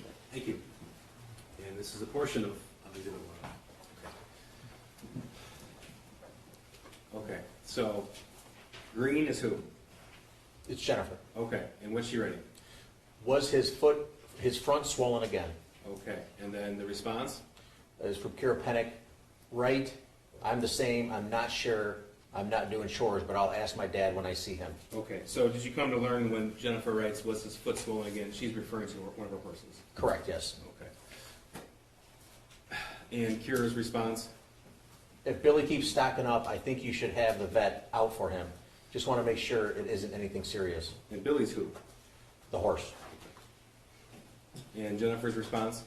He's got mid-fever. James is coming out in the morning to put some stuff on him and calling vet for antibiotics. And then she corrects with mud. Okay. Billy's one horse and they have 2 horses at this point, right? Correct. Okay. And then what does Kira say? Kira, then, that's crazy, never seen it react like that. Want me to just put stuff on it daily? I can. I didn't do chores this weekend, so don't know if it got done. So the last message in this exhibit from Jennifer Crumbley to the individual who boards those 2 horses is November 28th, 2021. That's Sunday, 8:18 p.m., Sunday night. Correct. And she writes, yes, let's do Tuesday. I'll have James leave the mixture out there. I don't think he's sore from the ground. He's just fine lunging. Just need to keep moisture off his scratches and get him on antibiotics. Should be clear in a week. That's correct. And that's again in reference to one of our horses. That's correct. Okay. Now, did Jennifer go to the barn that day? Yes. When you say that day, you mean your 28th? Yes, thank you, Judge. This is 110, 111. No objection to those. 110 and 111 are admitted. Thank you. 110, this is from her Gmail search warrant return. We can tell that she's at the barn at noon on November 28th. That's correct. Okay, and she's back at home, this is exhibit 111, at about 2 o'clock. Correct. All right. Now, moving on to Monday, November the 29th. That's the day before the shooting, right? That's correct. Okay.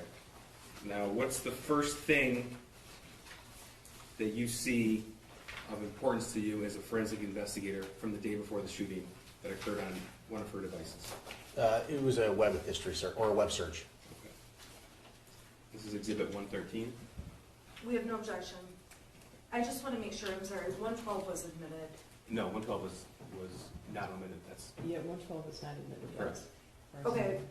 Okay, so 113, we have no objection, thank you. 113 is admitted. Thank you.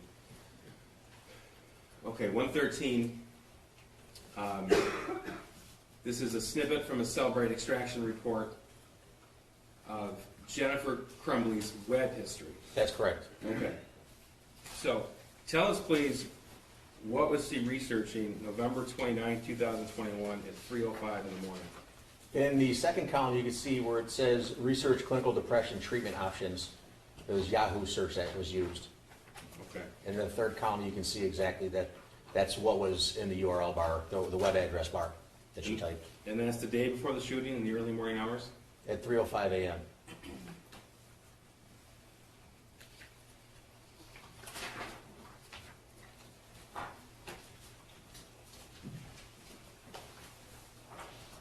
All right, now let's talk about the Facebook conversation between James and Jennifer from later that day, Monday the 29th.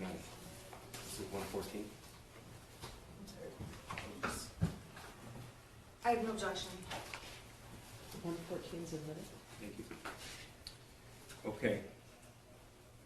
November the 29th, 2021, 8 a.m. Jennifer writes to James, "Are you at the barn?" And then about 40 minutes later, she sends a question mark. Is that right? That's correct. Okay. And then James responds to what? He responds with, starting with the question mark, working on Billy. Okay. So it appears, at least from this message thread, that he's at the barn with their horse Billy. That's correct. And then he sent a picture. That's correct. Can you tell what that's of? It's horse's legs, it appears. Okay. And what does Jennifer respond to that picture? Do the fronts too. Okay, and this is 9:21 a.m. What does Jennifer say? Jennifer asked, did you call the vet? And then what? Make sure you get back in between his heel balls. Okay, and James's response to that? He responds with, I did, and then fronts too.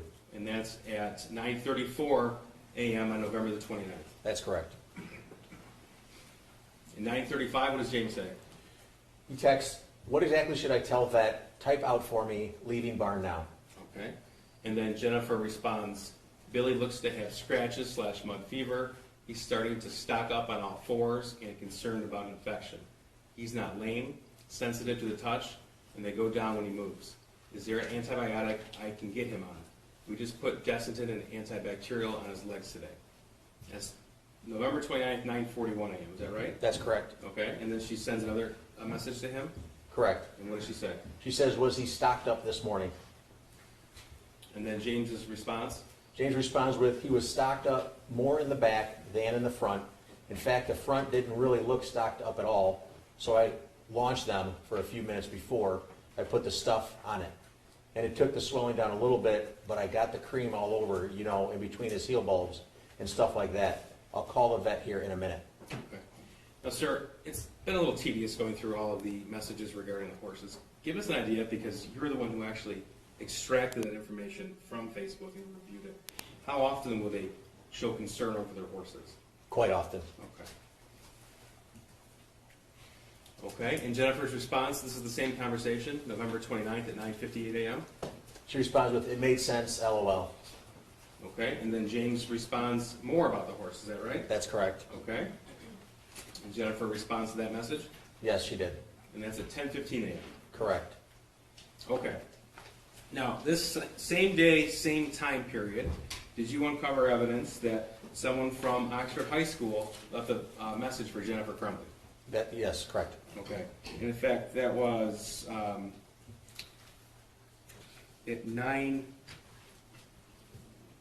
9:41 a.m. That's correct. Okay, so that was in the midst of the Facebook conversation between James and Jennifer about their horse. Correct. Okay. And were you able to obtain that voicemail from Jennifer Crumbley's phone records? Yes. Okay. People move to admit 115. No objection, Your Honor. 115 is a minute. Thank you. Hi, Ms. Crumbley. My name's Pam Fine. I'm calling from Oxford High School, and I'm here with Mr. Hopkins and Ethan, the counselor. I was just calling to let you know that we just spoke with Ethan, had a really nice conversation. One of his teachers had sent an email to the office that she was concerned because Ethan, when she was walking around the room checking assignments, but he was on his phone looking at bullets and that sort of thing. So she just wanted to have a conversation. We did. He said he was at the shooting range with you this weekend, and we're like, yeah, guns are a hobby for a lot of people, and shooting ranges, and that's perfectly normal. And that we just wanted to make sure, like, had a conversation with him about the things he searches at school, and things versus searching at home, like Mr. Hopkins gave a good example of, like, if a teacher makes beer at home, perfectly normal and healthy, but you know, he's using searches for making beer at school. So we had a conversation. He was great. He said, yep, I get it. So I just wanted to let you know that we did have a conversation with him, and about 5 minutes, and he went back to class. All right, if you have any questions, you can give me a call. Otherwise, it'll be a great holiday. Thanks. Bye-bye. Okay, that was the day before the shooting at 9:41 a.m.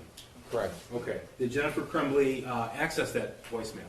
Eventually, yes. Okay, this is Exhibit 116. We have no objection. 116 is a minute. Thank you, Joe. And according to your analysis, she accessed the voicemail at 11:49 a.m.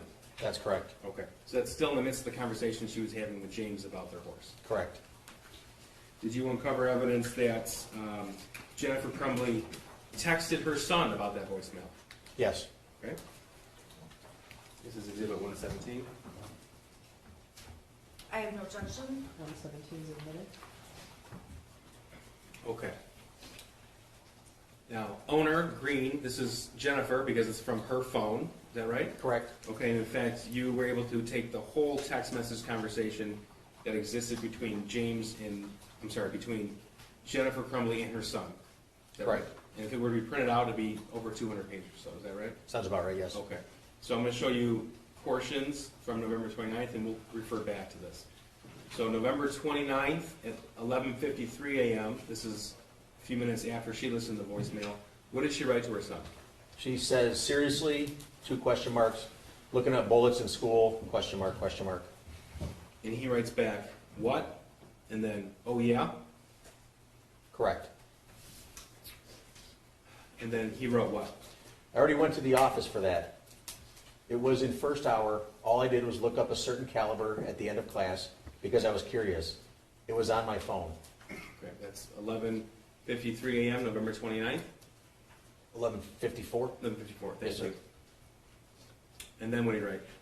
Completely harmless. Teachers just have no privacy. They said I'm all good.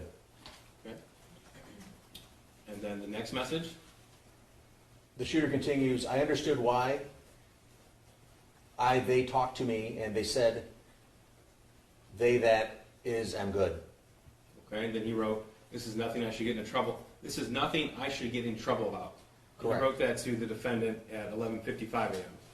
That's correct. And what was her response to that?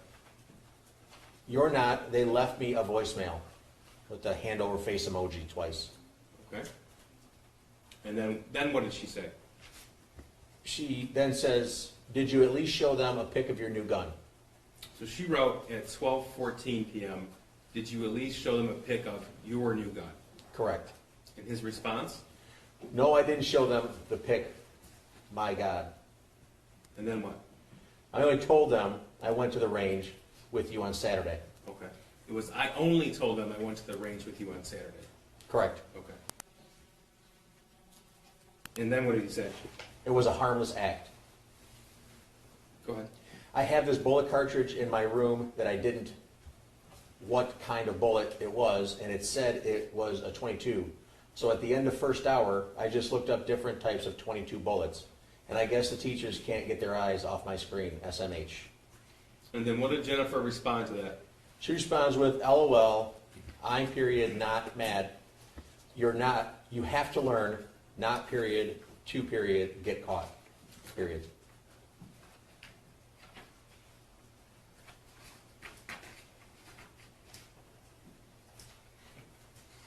And his response to that?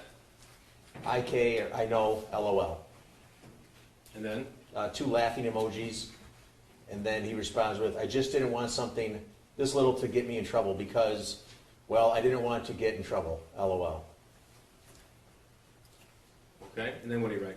The shooter says, I want to hear the voicemail when I get home, though. Also, I never tried to hide me looking up the bullet. I just didn't think a teacher would be staring at my phone. And then what did she say, the defendant? She says, okay, I saved it. Sir, did you find evidence that Jennifer discussed this incident with her husband, James, that day? Yes. This is 118. Thank you, no objection to 118. 118 is admitted. This is a Facebook message between James and Jennifer Crumbley. Correct? Okay. And then Jennifer's now in blue. Correct, yes. Okay. And what did she write? She writes, Ethan, tell you what happened today. And his response? James' response was, yeah. And correct me if I'm wrong, but there's no further discussion between the two of them on Facebook Messenger. No, there is not.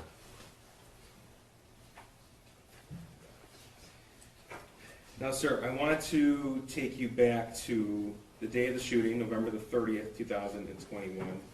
And what we'll do is go step by step with what you were able to discern from your available sources of information. Okay. All right. Exhibit 119. Well, first of all, we already talked about how you were the individual who went through all the surveillance video.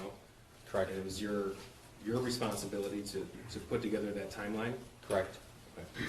And did you also put together the timeline when the school shooter was dropped off at school? Yes, Okay. And he was dropped off at 7:46 a.m. on November the 30th? that's correct. Okay.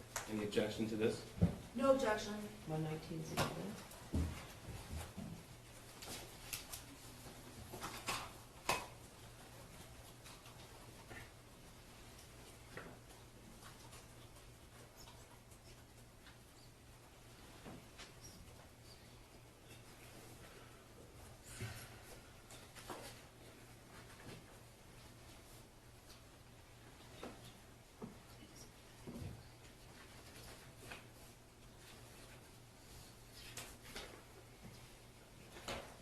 Do you see him being dropped off? Yes. It's him with the gray hoodie and had a black t-shirt on. Right there? Correct. Okay. Judge, in looking at the time, this might be a good time to break for lunch, given the fact that we're starting to go through the evidence from the day of the shooting. If your lunch is ready. Yeah, well, that's a good point. Just because this is now it's a transition. Oh, okay. All right. Your lunch is here, so, I wanna let you know that because you're on the stand right now, you're not allowed to discuss your testimony with anyone until you're finished testifying, okay? Thanks. Oh, I'm sorry, ma'am. I apologize. I apologize. Yes, I didn't mean to ma'am. wake you up. No, I'm awake, ma'am. I'm sorry. All right. I was thinking. We're in the middle, don't do that. We're in the middle of your testimony, so you can't discuss your testimony. Absolutely. with the other Yes, side. ma'am. Okay, You you can step eat down. lunch. You can eat lunch. You can eat lunch. All right, so you can step down. All right, so, if we come back at quarter to one, that's enough time, right? So your lunch is ready and in the room, okay? All rise for the jury.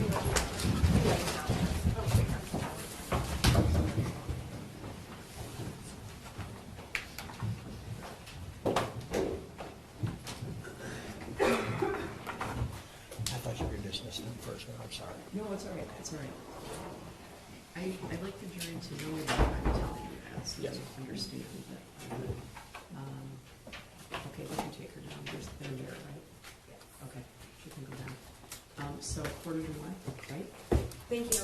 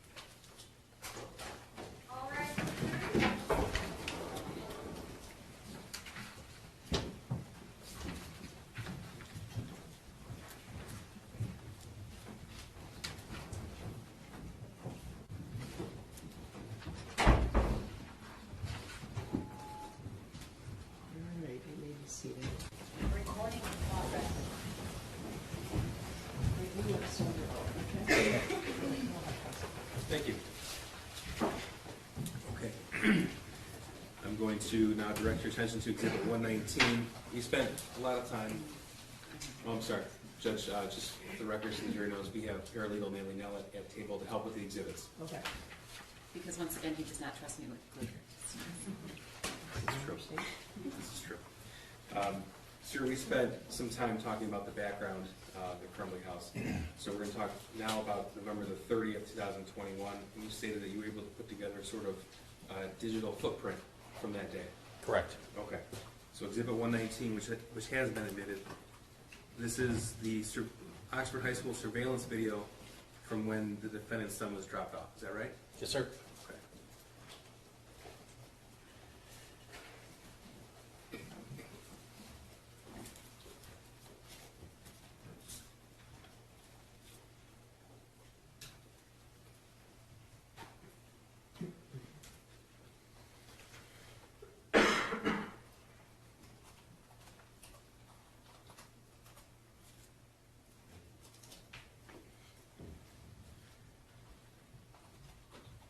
You determined that he was dropped off by James Crumbley at 7:46 a.m.? That's correct.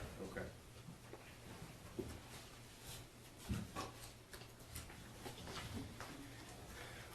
We will determine the time that Jennifer Crumbley got to her place of employment that day. A little after 9 in the morning. It's Exhibit 120. We have no objection to that. Thank you.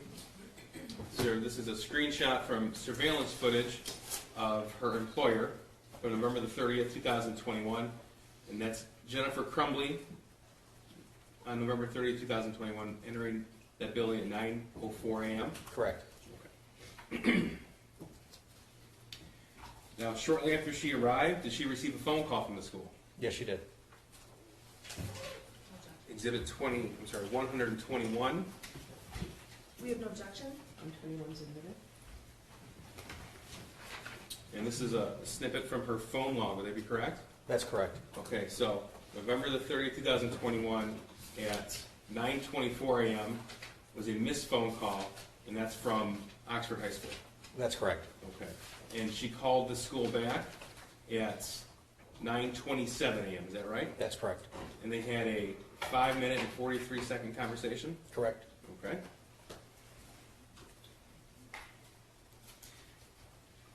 Now, did she receive a text shortly after that phone call? Yes. Right, this is Exhibit 122 and 123. I have no objection to 122 or 123.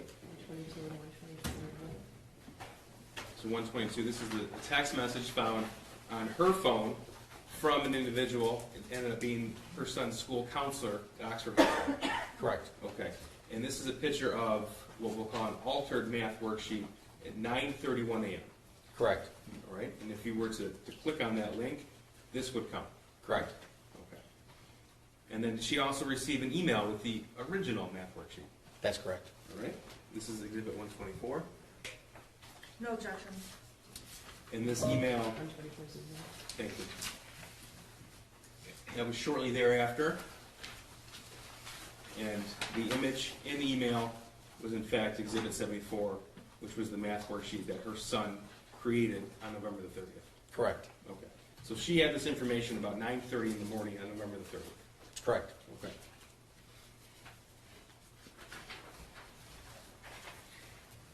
Did Jennifer contact James right after that? Yes, she did. Exhibit 125. No objection. 125's admitted.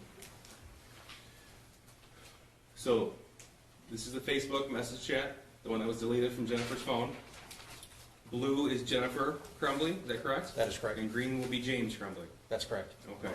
So, at 9:33 a.m., what did Jennifer write to James? Call now with now in all caps, emergency. And then she texted again, less than 2 minutes later, emergency. Okay. And she sent these two pictures, both the original and the altered worksheet to James? That's correct. And this is at 9:38 a.m.? Correct. What was James's response at 9:44? James responded with, my God, WTF. What is that? WTF, what the fuck, Okay. excuse me. Then responds, vet not here yet, It's McElmurray for Kira's horse, still waiting on vet. And we already talked about that they were concerned over one of their horses' medical issues. Correct. Okay. And what was Jennifer's response at 9:50? She responded, he said he was distraught about last night. And James's response to that? We talked about it this morning, and then he asked her, you talked to him? Okay, and that's 9:51. And what was Jennifer's response? 6 minutes later, she texted, can you call?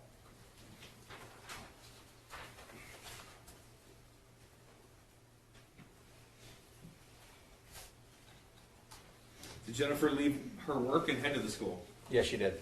Okay.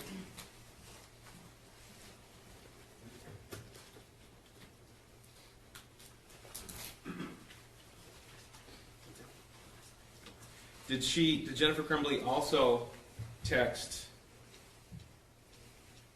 this picture, Exhibit 74, to anybody else at that time? Yes, she did. Okay. This is Exhibit 126. We have no objection? 126 is amended. Now, she sent this picture, this text, to Andrew Smith at 10:05 a.m. Correct. Okay. Did you learn who Andrew Smith was? Yes, I did. And that was her boss? Yes, it was. Okay. And what did she text with the caption on this picture? She said, I have to go to my kid's school. Counselor just called, and this is what I'm dealing with. I'll be back 11:30 to 12 at the latest.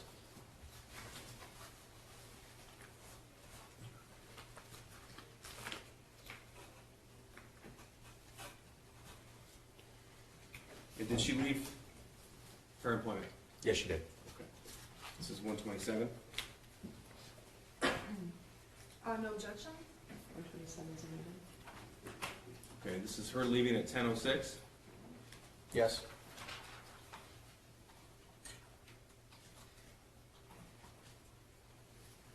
You want to go back to Exhibit 125 briefly?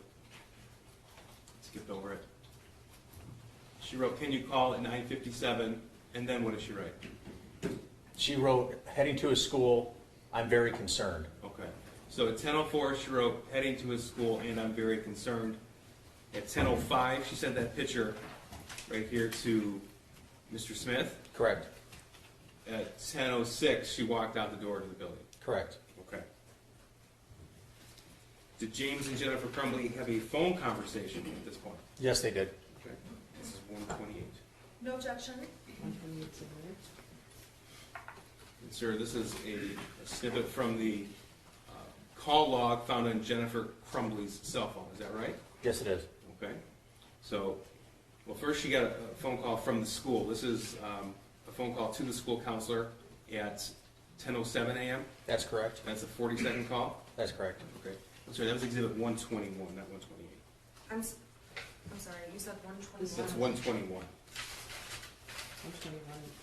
Okay, and Your That's Honor, part of the call. 121 was previously amended. I would just ask that the witness answer questions instead of the prosecutor stating essentially all the information as he goes along. Okay, Trying so to move I through. guess it's the objections leading. Leading. Okay, I'll rephrase. all right. All right, 128.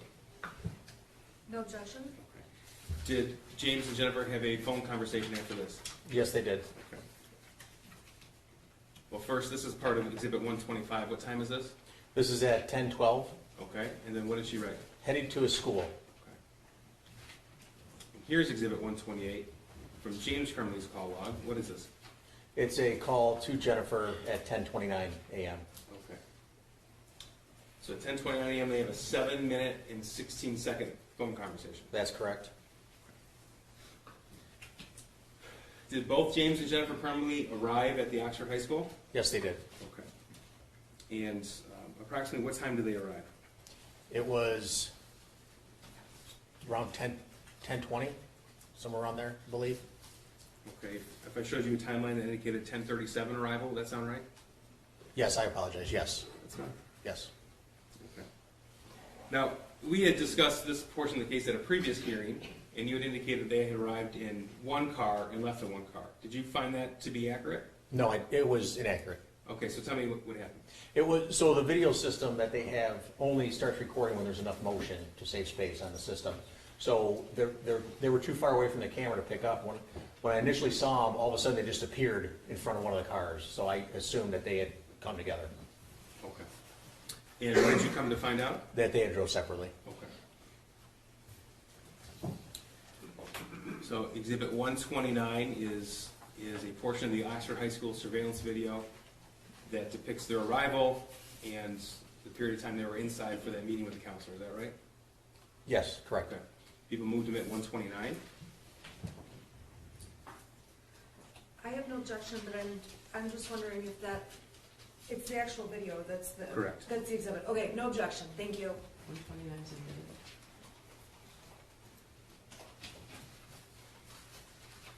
So there's a timestamp at the bottom. I want to make sure we see this. 10:36 a.m. and this is November 30th, 2021. That's correct. Okay.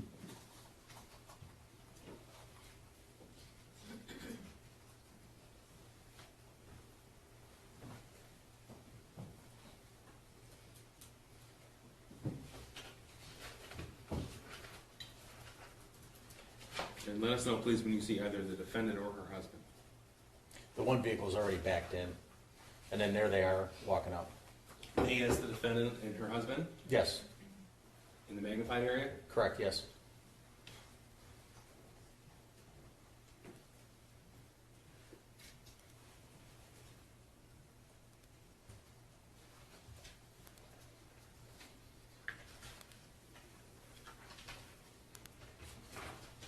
What's this portion of the video depict? Them coming into the school, Well, what area of the school? the front by where the offices are. Okay. This is 10:39 a.m. Correct.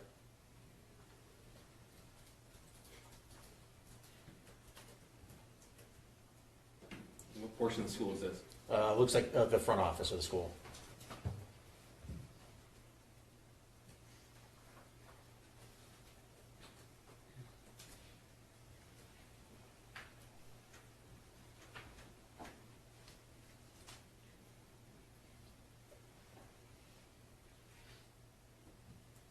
Now, this time right here, that's a broken clock, correct? It is correct, it never Okay. changes.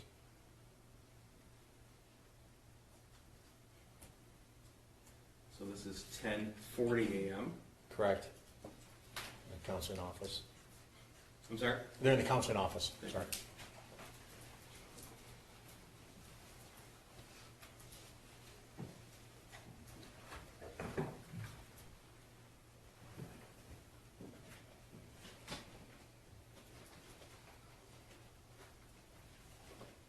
Did you come to learn who this person was, who greeted them?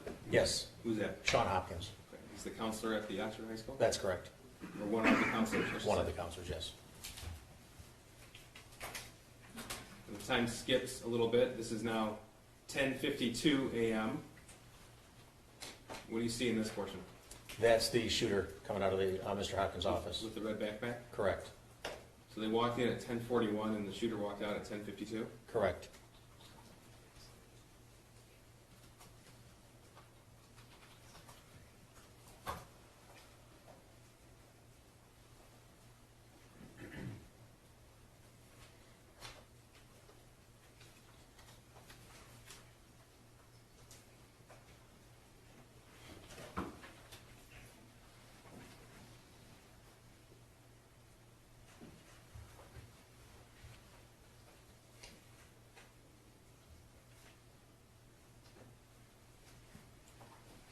This is 10:53.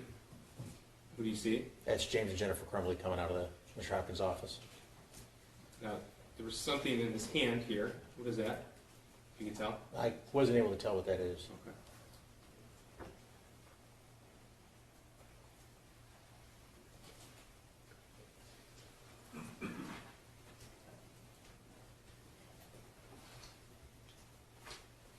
Okay, Jennifer Crumbley has a piece of paper in her hand. Yes, she does. Did she have that walking into the counselor's office? No, she did not. And then right there, she handed that piece of paper to James Crumbley. Correct.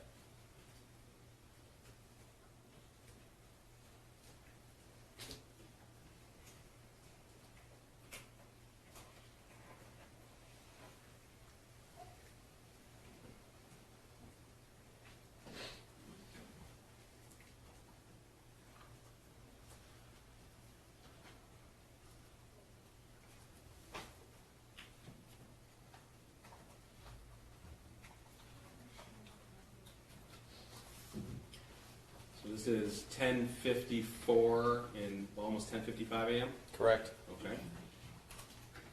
Did you see James and Jennifer Crumbley at the top of the screen walking Yes, to the car? yeah, they're at the top of the screen coming Okay. from school. Thank you.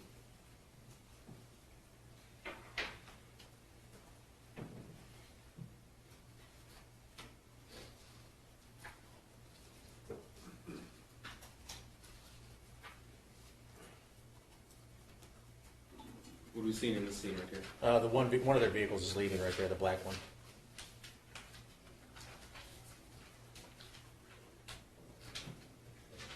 And in that third row on the far right, the other car should be leaving shortly now. Okay.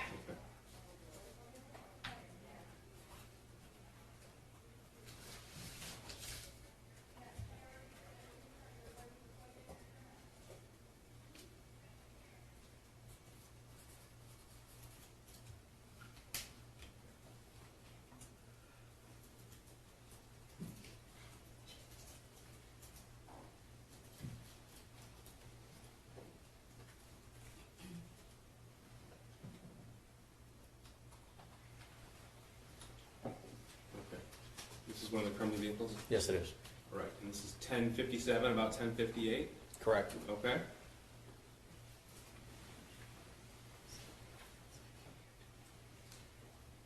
So we saw them walk in at 10:41 to the office. Their son left at 10:52. is that right? Correct. And then we saw them leave the parking lot here at 10:57, 10:58. That's correct. Okay.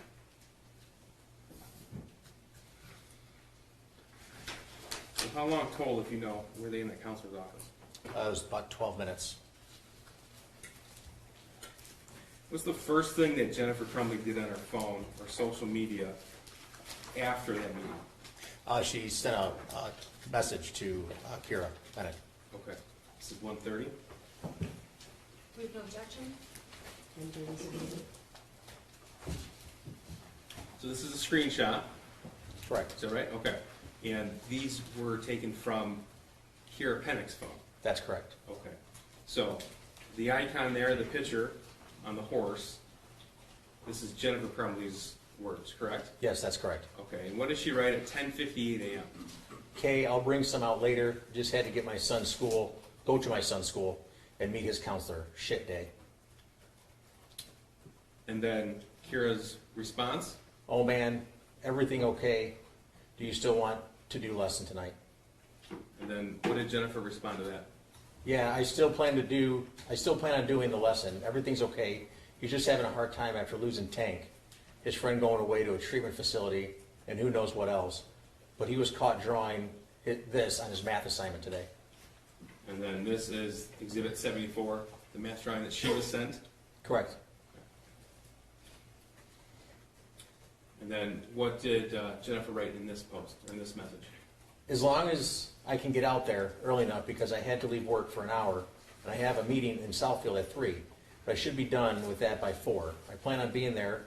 Plus, the vet said it's better for him to move around to keep his circulation going while he's dealing with mud fever. Good times. She's talking about her horse, right? Correct. Okay. And when she said, I had to leave work for an hour, she's talking about when the school called her for the meeting. That's correct. And what was the response at 1:26 a.m.? She's. Oh, I'm sorry, if you can read that. It's Kira responded with, "OMG, oh my God, he needs some horse therapy. I bet he." And then it cuts off. Okay, that's fine. The rest of these will be in through Kira later on. What's the first thing that James does when he leaves the meeting? Starts door dashing. This is 1:31. No objection? 1:31. So what are we looking at right here? That was a response from a search warrant served to DoorDash. Okay. So we have not just the 30th, but we also have the 29th. I'm going to direct you to the first DoorDash, November 30th, 21, at 11 a.m. Is that right? Correct. That's when he checks in. Okay. So that was about 4 minutes or so, 3 minutes after he left the parking lot? That's correct. And Jennifer's text to Kira was about 2 minutes after she left That's the parking correct. lot? Yep. Did Jennifer go back to work? Yes, she did. All right. Here's 1:32. I'm sorry, I'm just trying to read fast. No objection. 132, Thank you. And this is what? Her re-entering her place of employment 11:24 a.m. Okay. And that's November 30th? Correct.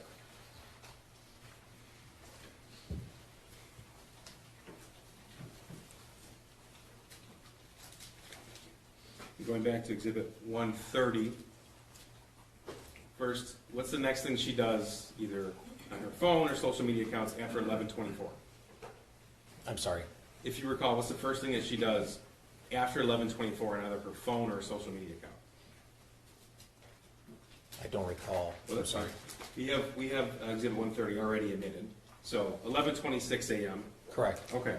So you read the very top line of that OMG needs horse therapy. Correct. This is at 11:26 a.m. So she received this 2 minutes after she walked in the door at her employment. Correct, yes. Okay. Thank you. Go ahead and read that. Says, OMG, he needs some horse therapy. I bet he would love Mo. Whatever works for you, just let me know. I only have Bella's lesson tonight at 5:30, so anytime after her lesson is fine. And what did Jennifer Crumbley write back? Jennifer responds with, okay, yeah, well, he'll be coming with me tonight. James is working. He can't be left alone. From the context of this conversation, did you take it that he was referring to her son? Yes, correct. And what did Kira write in response? Does he want to ride? And her response? Jennifer responded, I don't know. Maybe brush a small horse so he's not intimidated, LOL. And then Kira? Kira responds with, Mo would be perfect. And then Jennifer responds with, okay. Okay. Kira then goes on to say, make it a family event. Coming out to the barn, really though, I've seen some amazing things done with horses, with kids. Thank you. Now, did Jennifer Crumbley text her son after that school meeting? Yes, she did. Okay. This is 133. I'm sorry, sorry. I have no objection, I'm sorry. 134 is admitted. Thank you. Now, this is the same text thread that we referred to earlier, found on Jennifer Crumbley's phone between, this was on the shooter's phone. No, I'm sorry, Jennifer Crumbley's phone, Yes, the entire text thread. correct, yes. Thank you, okay. Green is Jennifer Crumbley, blue is her son. Correct. Okay. Tell us what she wrote to him at 12:21 p.m. on November the 30th. She said, she asked, you okay? And then he responds shortly after that, yeah, I just got back from lunch. Okay, and her, what did she say? About 60 minutes later, she says, you know you can talk to us and we won't judge. And his response to that at 12:42 p.m.? At 12:42, he says, I care, I know, thank you, I'm sorry for that, I love you. Now, we'll introduce the rest of the thread. Did she respond to that? No, not immediately, no. When did she respond to it? After the shooting started.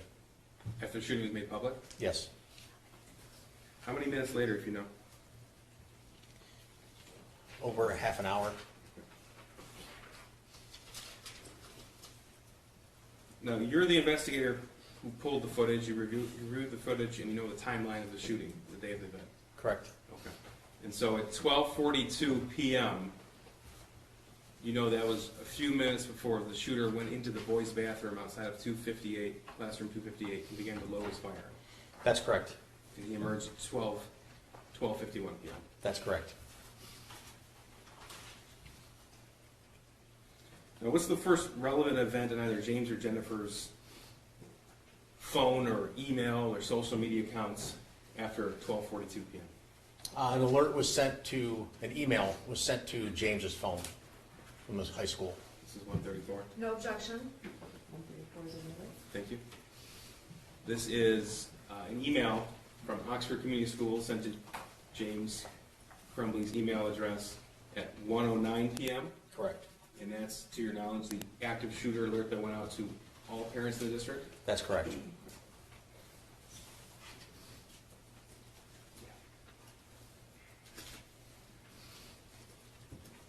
Now, when James received this, he was still making DoorDash deliveries?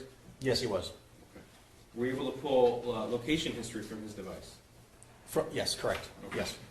This is 113, I'm sorry, 136. No objection.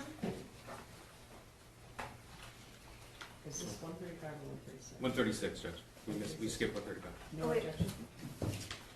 Yeah, I have no objection to 136. 136. And okay. then, are you gonna do 135? No, we're skipping 135. You're skipping, okay. Sorry, I'm just trying to keep my numbers straight. 136 is okay. Thank you, Judge. So this is location data from his email, the email that he received the active shooter alert, Correct. November 30th, 2021, and this is at what time? This is at 1:13 PM. Okay. And where is this? This is at the Meyer. He's in the parking lot of the Meyer. Okay. And that's the Meyer off of Ray Road? Yeah, it's the one that I responded to, yes. Okay, so that was the reunification location for all parents? Correct. Okay. Did he stay there? No, he did not. Okay. How long was he there? I think just a matter of minutes.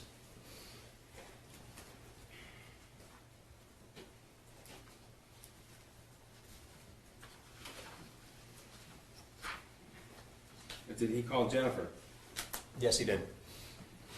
This is exhibit 137. No objection? 137 is admitted. This is a portion of the phone call. James Crumbley's cell phone download. November 30, 2021 at 1:15 p.m. He called Jennifer Crumbley. That's correct. Okay. And that was how long phone call? Just less than a minute. Okay. And based upon your analysis of his GPS locations, where was he at when he made the phone call? He was still in the Meyer lot, I believe. Still in the mark. Okay.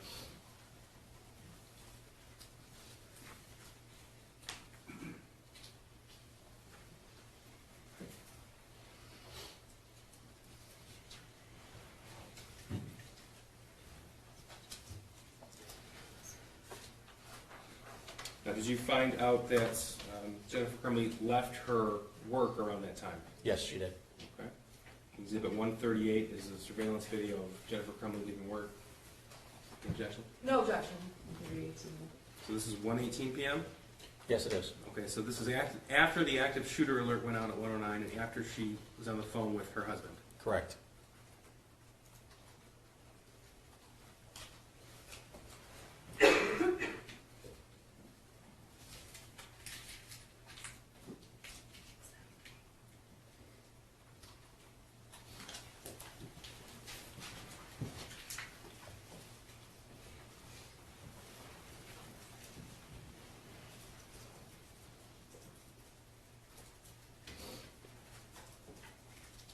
Thank you.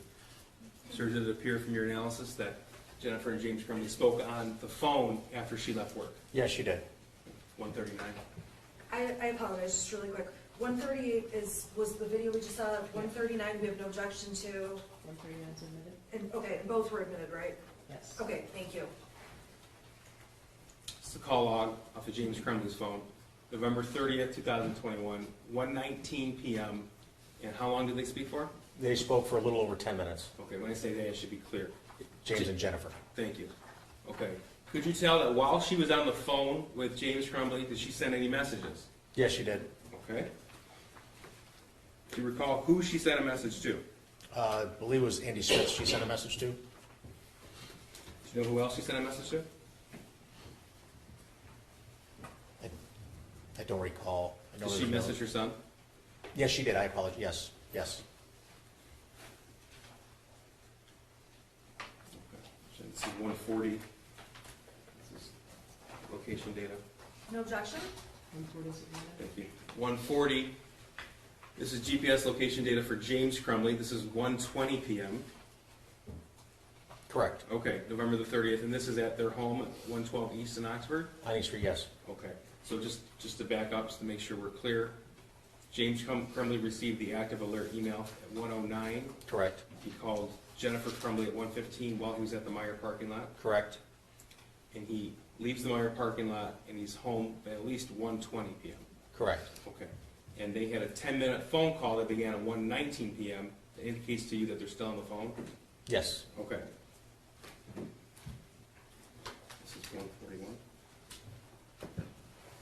No objection? 141 is admitted. Okay, so about this time of the day, could you tell if Jennifer was on the move? Yes, she was. Okay, so this is what time? This is at 1:20 p.m. Okay, and this is at her location of her employment, correct? Yeah, Telegraph at Square Lake, Okay. south of here.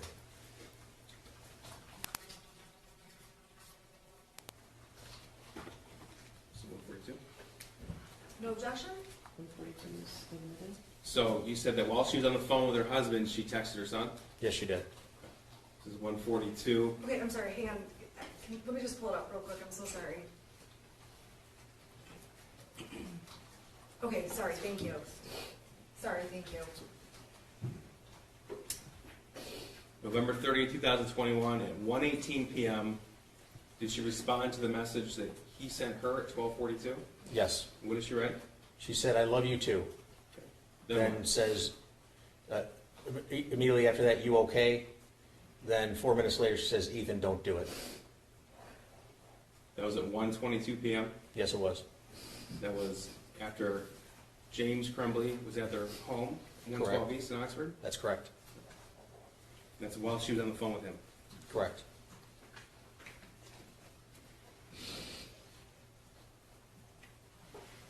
You said she sent a message to her boss, Mr. Smith. Yes, she did. We'll go back to exhibit 126. What did she write him at 1:23 p.m.? 123, she texts, "The gun is gone, and so are the bullets." And then what did he respond? He responds with, "I'm praying everything is okay." And Jennifer says, "OMG," or "Oh my God, Andy, he's going to kill himself. He must be the shooter." So that's right a minute after she wrote to her son, "Don't do it." Correct. And that's while she's on the phone with her husband. That's correct. Did you come to find out that James Crumbley called 911 that day? Yes, he did. Was that at 1:22 or 1:20, or was it later? It was later. And was it before or after they had this text message conversation? It's after. Phone call. After. Okay. So in fact, did you find that James Crumbley called 911 at 1:34 p.m.? That's correct. Exhibit 143. It's the actual call. No, no objection, thank you. 143 is admitted. So just so council knows, it's all listed in the exhibit list. It says 911 call. Easier for me. It does, but I'm like, there's one of me. I'm going as fast as I can. I'm Okay. trying. Yeah, that's all right. Exhibit Okay. 143. What's the location of the emergency? Okay, I'm not really sure. I'm at my house. There's an active shooter situation going on at the high school. My son goes to high school. I have a missing gun at my house. I need an officer to come to my house right away, please. Okay, I'm not gonna be able to send anybody to your house right now, so they're on the active shooter situation right now. I understand that there's a missing gun here. I have a missing gun and my son is at the school. And we had to go meet with the counselor this morning because of something that he wrote on a test paper. And then I sit down and I saw a whole bunch of cops somewhere, and I made sure that I wanted to get to the hospital, so I was going to the high school, and then someone told me that there was an active shooter, and then I went home to find out. And I think my son took the gun. I don't know with him. I don't know what's going on. He's really freaking out. My son's name is Ethan Crumbley. D-R-U-M-B-L-E-Y. Alright, so I'm gonna put you on hold for just one second, okay? I have to talk to Chris McCray and see if I can do anything for you, okay? Thank you. Okay, Mr. Crumbley? Alright, I'm gonna get your name and phone number, and I'm gonna get from the Senate that's out there dealing with the situation. He's gonna contact you, okay? What's your first name? My first name is James. Is what it's in here, please? Okay. And what's that phone number for you? 248-760-6483. Okay, do you know what your son was wearing when he left the house this morning? He had on a pair of sweatpants and then like a gray shirt, a gray like sweatshirt. Okay. Alright, so he's gonna give you a call, okay? I can't give you a time frame because they're in the middle of all of this. I can't give you a time frame, but we're gonna give you a call as soon as possible, okay? Okay. Alright, thank you. Alright. Bye-bye.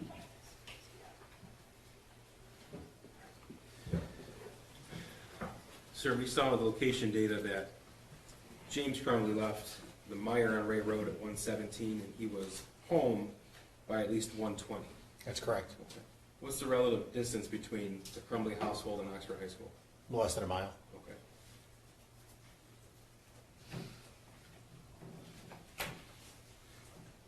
Now, after this phone call was made, did you learn that James and Jennifer arrived at the Oakland County Sheriff's Office substation in Oxford? Yes, I did.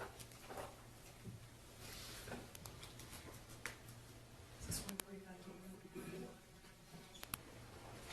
145? No objection.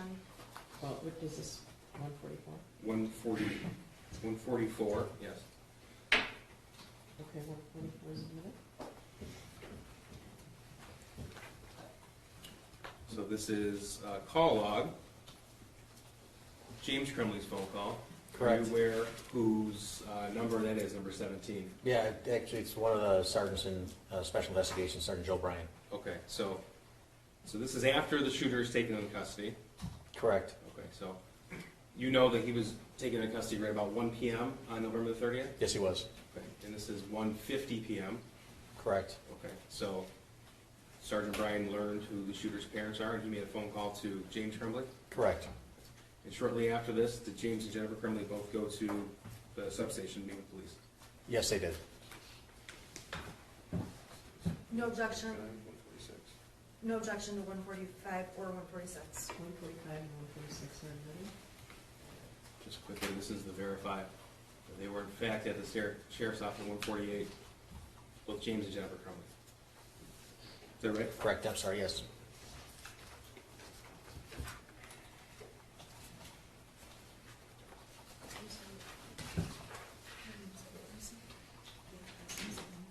Correct.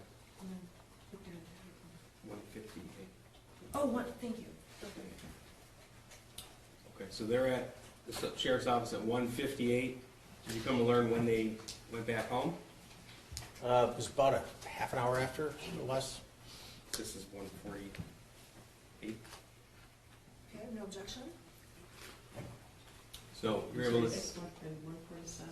I'm sorry, 147 and 148. Thank Okay, you. they're both admitted. So on Jennifer's phone, you can tell that she's at home by 2:30 Correct. on November the 30th? Okay, and same with James? That's correct. Okay. So this is after they went to the sheriff's office and their son was in custody and then went back home? Correct. Okay.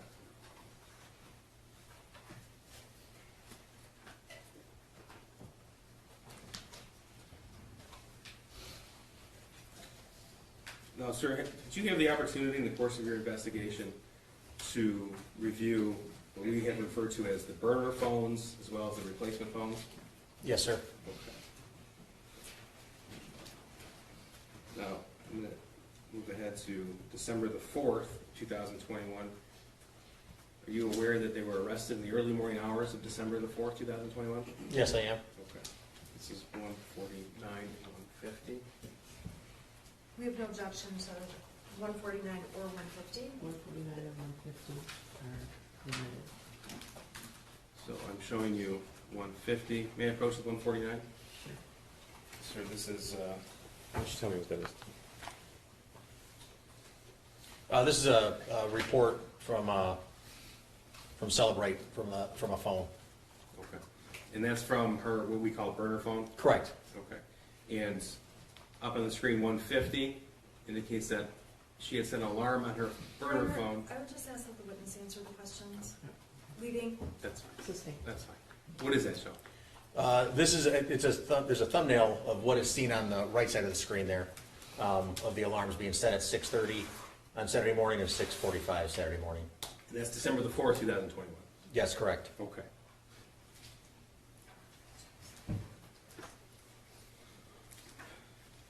Now, did you find evidence on the replacement phone, which is the phone that was ported with their original numbers, that they had attempted a two-factor authentication for social media accounts? Yes, they did. Okay. Now, we had talked at the very beginning of your testimony about deleted content and your ability to recover deleted content. Do you remember Correct. Yep. that? Okay. Were you able to uncover some deleted content in this particular case? Yes. And we've talked about the Facebook message chat between James and Jennifer Crumbley, Correct. and you've already indicated that that chat was deleted from Jennifer Crumbley's phone. That's correct.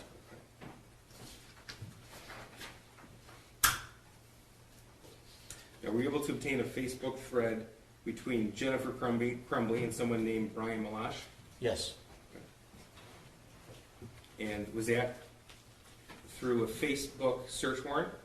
yes, And did you uncover any messages before December the 1st of 2021? no, Okay. So if you were to learn that they had communicated on a regular basis through the Facebook Messenger chat, but you couldn't recover it, what would that indicate to you? that it was deleted from the phone. But on both ends, if you couldn't Yes, recover from correct. the server? Correct. Okay. Now, going through the evidence that you were able to uncover from Facebook itself, could you tell that some messages were selectively deleted? Yes, Okay.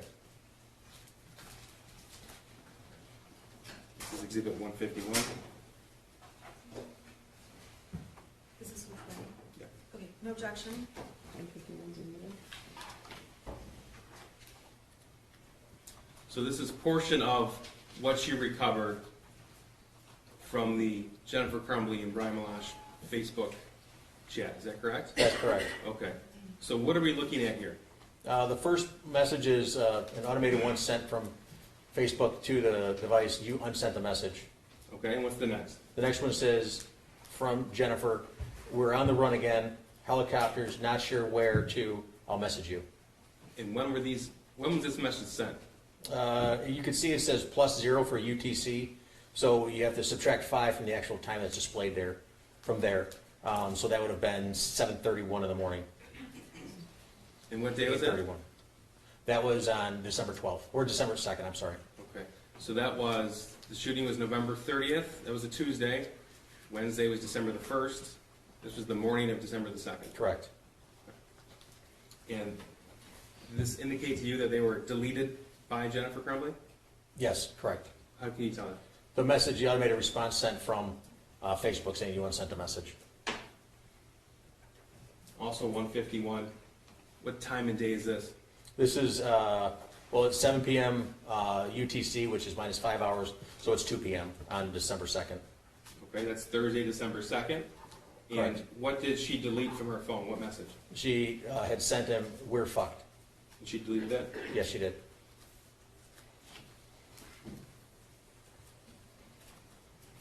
Go back to Exhibit 126. Were you able to tell that Jennifer Crumbley deleted some messages she sent to Andrew Smith? That's correct, yes. And how were you able to tell that? Because of the screenshots that were obtained from Andrew Smith don't match what was obtained from her Okay. device. It's Exhibit 151. No objection. Okay, so before we get to 151, which is the extraction, 151 is already admitted. yes, thank you, John. Before we show that on the screen, 126 here, these are the screenshots found from Andrew Smith's actual phone. That's correct. Okay, so at 10:05 a.m., this is Jennifer writing this and sending this picture, correct? Correct. Okay. And then we just gone through this.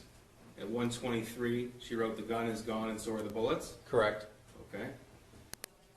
And then, what did she write after that? I'm praying everything is okay. That's what Andrew Smith If wrote? that's what Andrew said, yeah. Then she responds, OMG, oh my God, Andy is going to kill himself. He must be the shooter. And then what? I need a lawyer at the substation with police. Ethan did it. Okay. And then, what did she write him at 3:39 p.m. the next day? Or later that day? Later that day, I need my job. Please don't judge me for what my son did. And that was just a few hours after the shooting started, correct? Correct. Okay. And then what did he write in response and what time? At 5:47 p.m., he responded with, I can't even begin to understand what you're going through. I'm praying for you. I asked Carolyn to text you some attorney recommendations. And then she responds with, they're taking my cell phone. Take my cell phone, okay.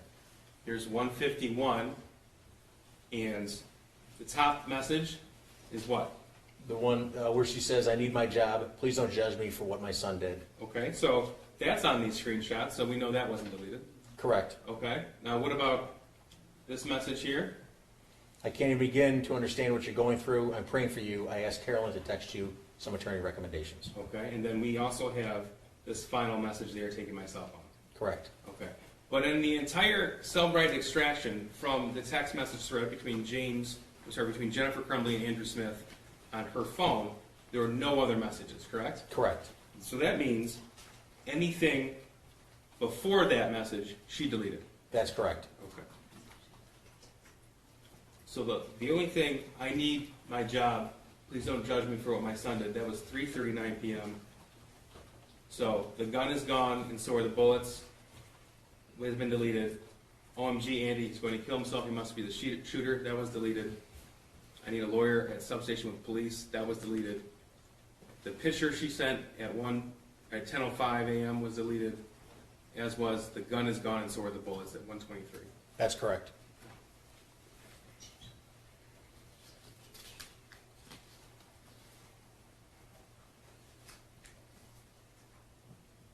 So I'm going to turn now to the Facebook messages between Kira Pennick and Jennifer Crumbley, specifically comparing what was found on Jennifer's phone with what was found from the Facebook search warrant from that particular chat. Okay. All right. 153 and 154. Did we do something with 152? We have no objection Oh, to admitting. This was 152, Judge. We admitted this one. Okay, you don't have any objection, but 152 is in there. No objection, right, okay. And then I'm sorry, what was, 153, 154. no objection, Okay. sorry, To 153 and 154? correct. 153, 154. Thank you, Judge. Now, first I'm going to show you 153, which was the messages left on Jennifer Crumbley's phone. And I'm just going to show you the top portion of what is the Cellbrite extraction report. So tell us what we're looking at here. We're looking at the participants involved, one of them being Kira Pennick, the other one being Jennifer Crumbley. At the very bottom of the screen, you see the conversation instant messages of 26. Okay. And that's not 26 messages that you selected. That's all that's remaining on her phone. That's correct. Okay. And 154 is what? That's you can see at the top extraction report, Facebook warrant return from both Kira and Jennifer, and it says instant messages 4,047. Okay, so that would indicate that everything other than those 26 messages remaining were deleted by Jennifer Crumbley. Correct. And one moment, Your Honor.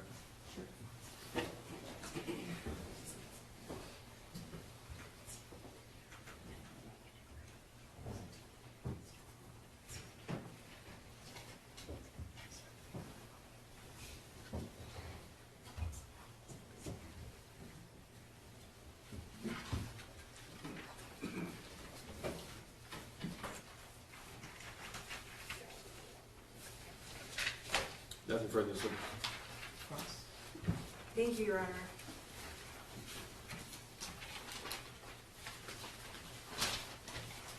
Good afternoon. Good afternoon. I want to go back to, I want to just start, you've been obviously involved in this case since the 30th of November 2021, correct? Correct. And since that time, you have collected and looked at an abundance of evidence related to the Crumbleys, the shooter, the shooting, everything, correct? Correct.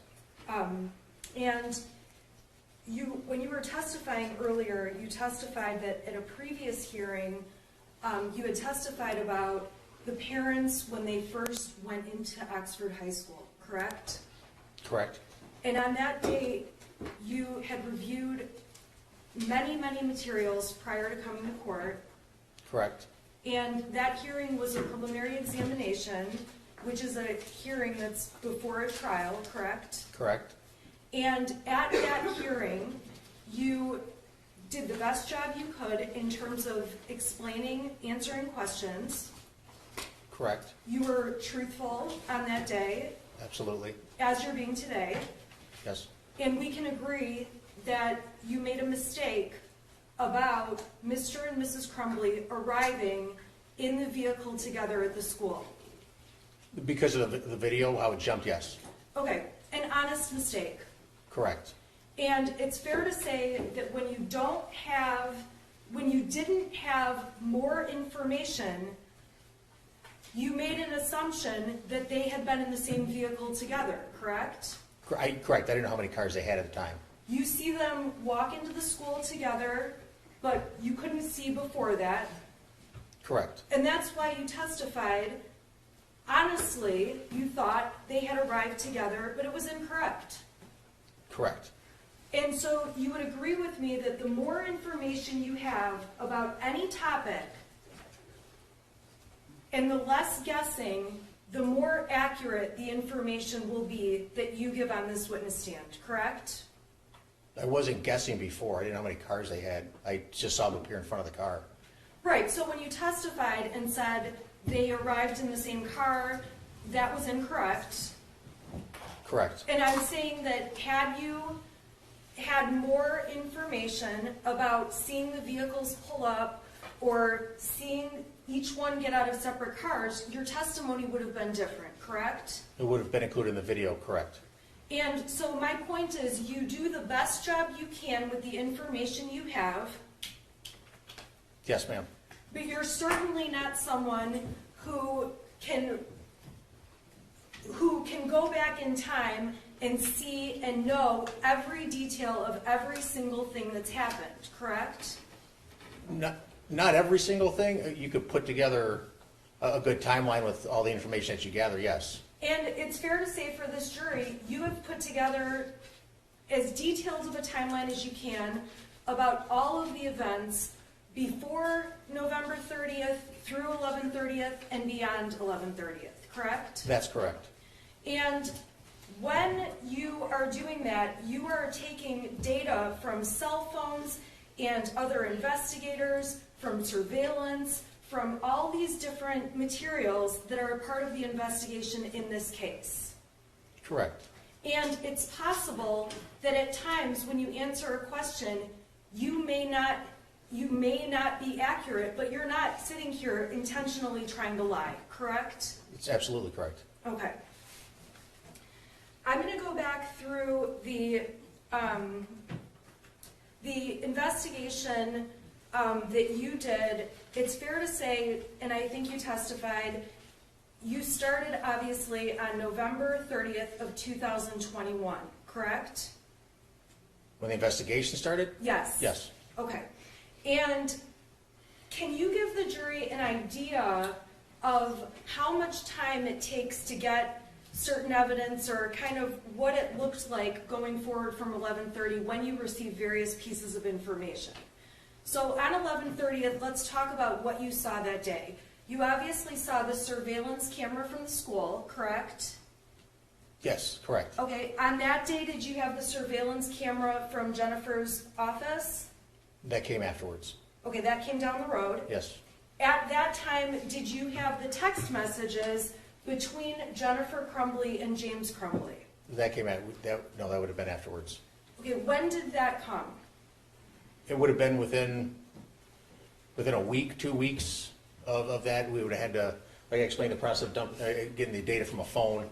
Depending on how much data there is, it could take a while, and then to sift through all of it. So it could be anywhere from a couple days to a couple weeks to get everything that you're looking for.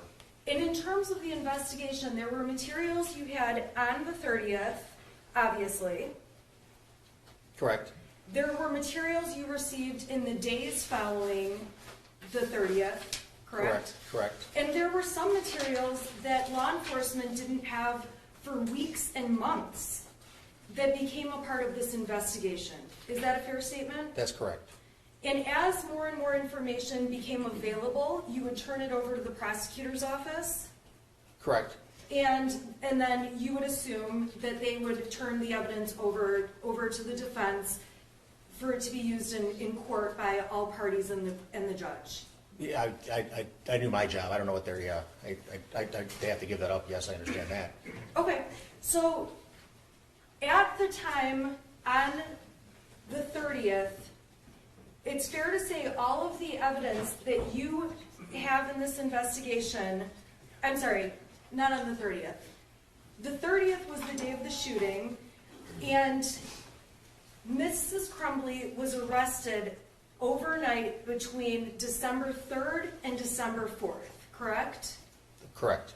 And it would be fair to say that between November 30th and December 3rd, your office and team and all law enforcement were working as hard as they could to collect information and collect evidence, correct? Correct.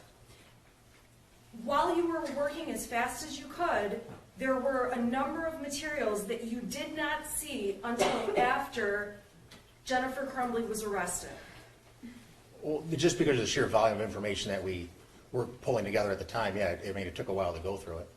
And when you're looking at all of the information about Jennifer Crumbley in this investigation, much of what you're doing is looking back in time in hindsight.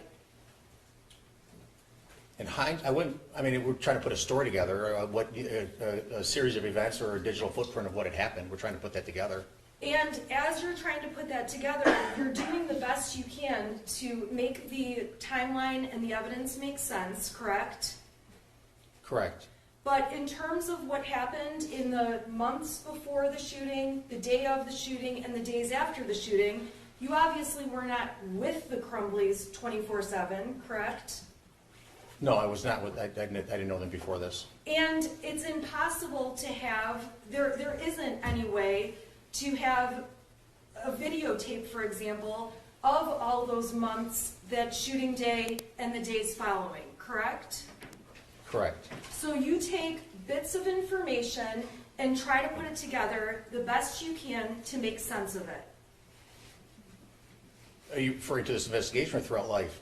Well, both. I mean, I guess we do that in both, right? I guess if in my life, if my son had hallucinations, I would have taken serious pause with that. All right, let's stop for 1 second. When you say hallucinations, you're saying that you would take serious pause, but in reality, you did not know the shooter before this shooting, correct? No, I did not. You do not have awareness if he was really having hallucinations, correct? I would have taken some time to look into it. You're aware that there's this text thread, and we're going to get into it later, where he's telling his parents he's seeing things, correct? Correct. But you weren't a part of any of the conversations or a part of that household in those days around that text message conversation, correct? No, I was not. You're not. I didn't know them before this.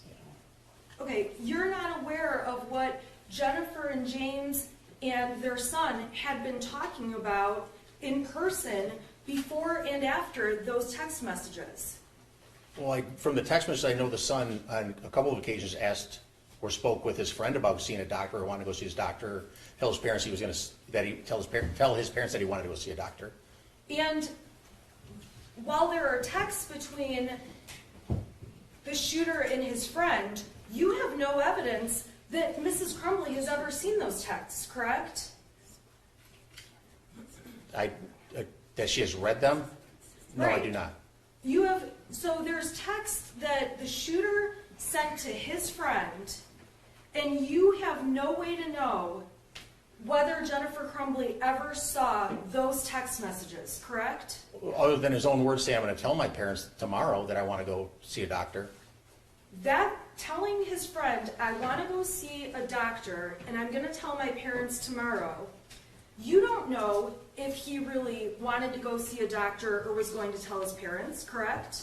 I understand that's counsel's argument, but it's improper question. He's already answered the question. Okay, you don't know whether Mrs. Crumbley saw the text between her son and his friend. No, I do not, ma'am. And I'm also making the point, Your Honor, and the question is, you also don't know if it's true that he really planned to tell his parents anything. He has a text to a friend saying that, but you don't know whether that's true or not, correct? Other than him saying on a couple occasions, no, I don't. Okay, and when you say a couple of occasions, there's text messages on certain days that that you testified about, but there's many, many, many other days, we can agree, that that you have not testified about, correct? In reference to what? In reference to what he said to his friend, or in reference to what he said to the Crumbleys. I mean, did he have are you asking, did he have conversations with them? I don't understand the question, I'm sorry. I'm sorry, my question is, you've given us bits of information about certain days, about March 9th, about a date in April, about a date in November, correct? Correct. Okay, there's a lot of other dates that you did not give us information about what exactly was texted to and from Ethan Crumbley and Mrs. Crumbley, correct? Correct, there wasn't much texting between them. Okay, you also, there's certain messages that you testified about between the shooter and his friend. Correct. There's also a lot of other text messages between them that you have not talked about. Well, because the stuff that was talked about was not allowed to be talked about. He talked about, Your Honor, Yeah, oh, this, Well, I think it's important, Judge. yeah, Yeah. Counsel can't ask questions about evidence that she sought to exclude. okay. telling this jury that I sought to exclude evidence that was irrelevant is very unfair, and Oh, that is okay. improper. Okay, well, there's a lot of improper things here. No one's hiding any evidence from the jury, okay? So I don't want any implication that this, a witness is hiding what evidence from someone. So, Thank you, Judge. so don't ask about the messages if you don't want to know. So, Okay. When you're talking about the text messages, let's back up and do this differently. You went through text messages between the shooter and his friend to find evidence to support that the shooter was having issues, correct? to build, we went through the text message to try to get an idea of who he was and what he was going through and what he had talked about with his friends. And when you saw His friend, text I'm sorry. messages, like you testified about, involving seeing things and dishes flying and demons and things along those lines, you gathered those, and that was the evidence that you've presented to this jury to support your case, correct? Well, because those are things of importance that he was hallucinating and seeing stuff flying off of shelves. And there's no other evidence or that we could find on the phones or communication between them to say that that problem was remedied or that a phone call was made to the shooter to what's going on or how can I help you, son, or anything like that. None of that was found. So it was important that that was what he was struggling with. Okay, you're guessing that that is what he's struggling with. You're doing the best you can, but you're getting pieces of information out of text messages, and really you don't know these people or what was going on, other than what you see in these texts. he agrees with it. He didn't know any of them before this. Yeah. Okay, I apologize. Well, I keep ending up in a situation where we're trailing off and repeating, and I would just ask that Yeah, that he stop. doesn't know them.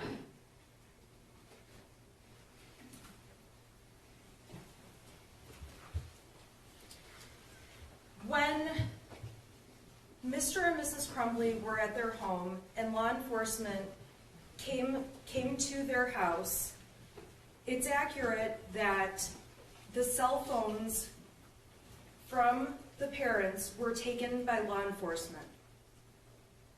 The first time they came to the home, Not necessarily the first time. I'm asking, police took the cell phones that Jennifer and James Crumbley used.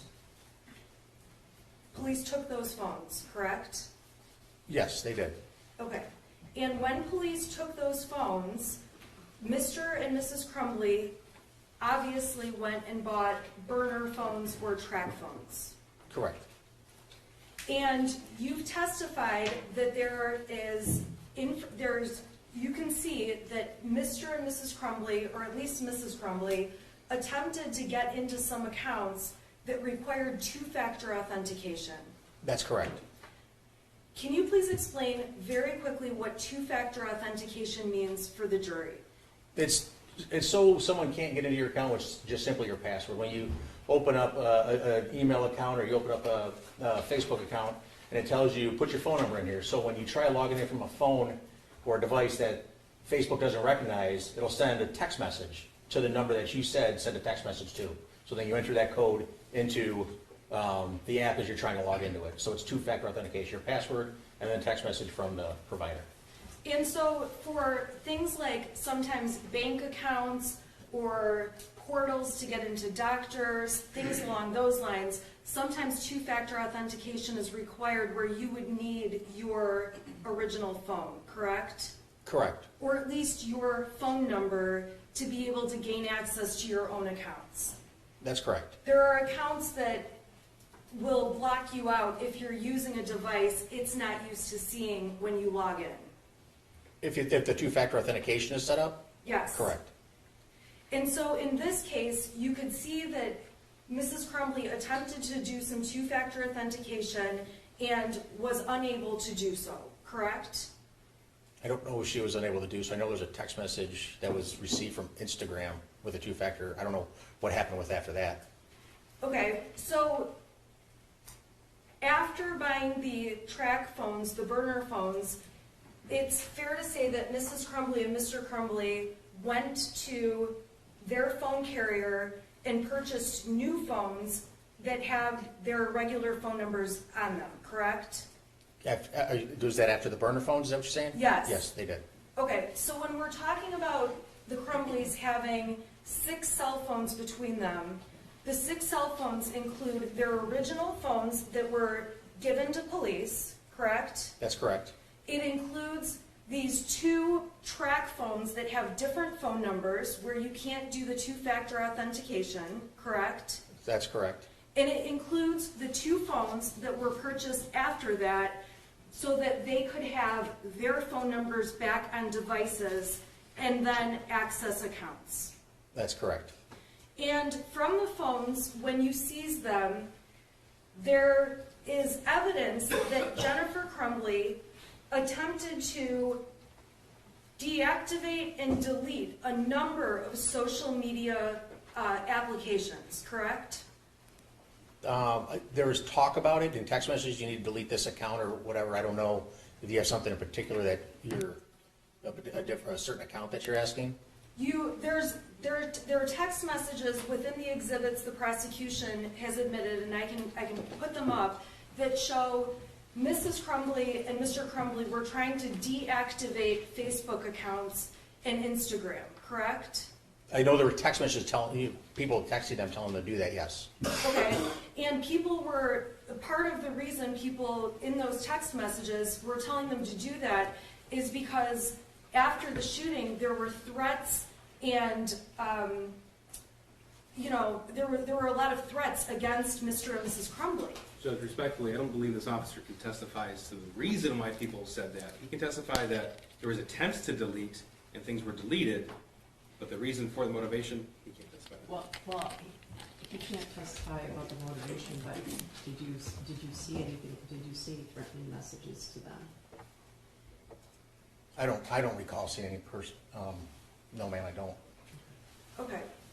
Do you recall that when, in the text messages that Jennifer Crumbley sent out, she told Ms. Brian Maloche, she told Kara Pennick, she told multiple people that she was being threatened? Are you telling me that? Or I'm asking asking me? you. I don't recall. If you have something to show me, I don't recall that off the top of my head. Okay.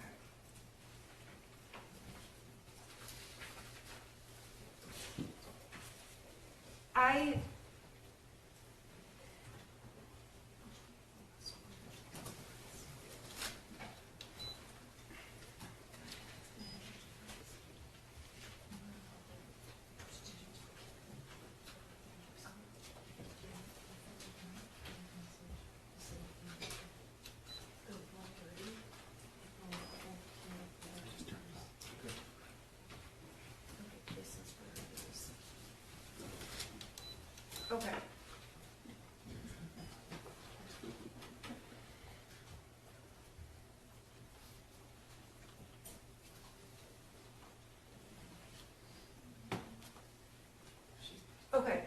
So, in,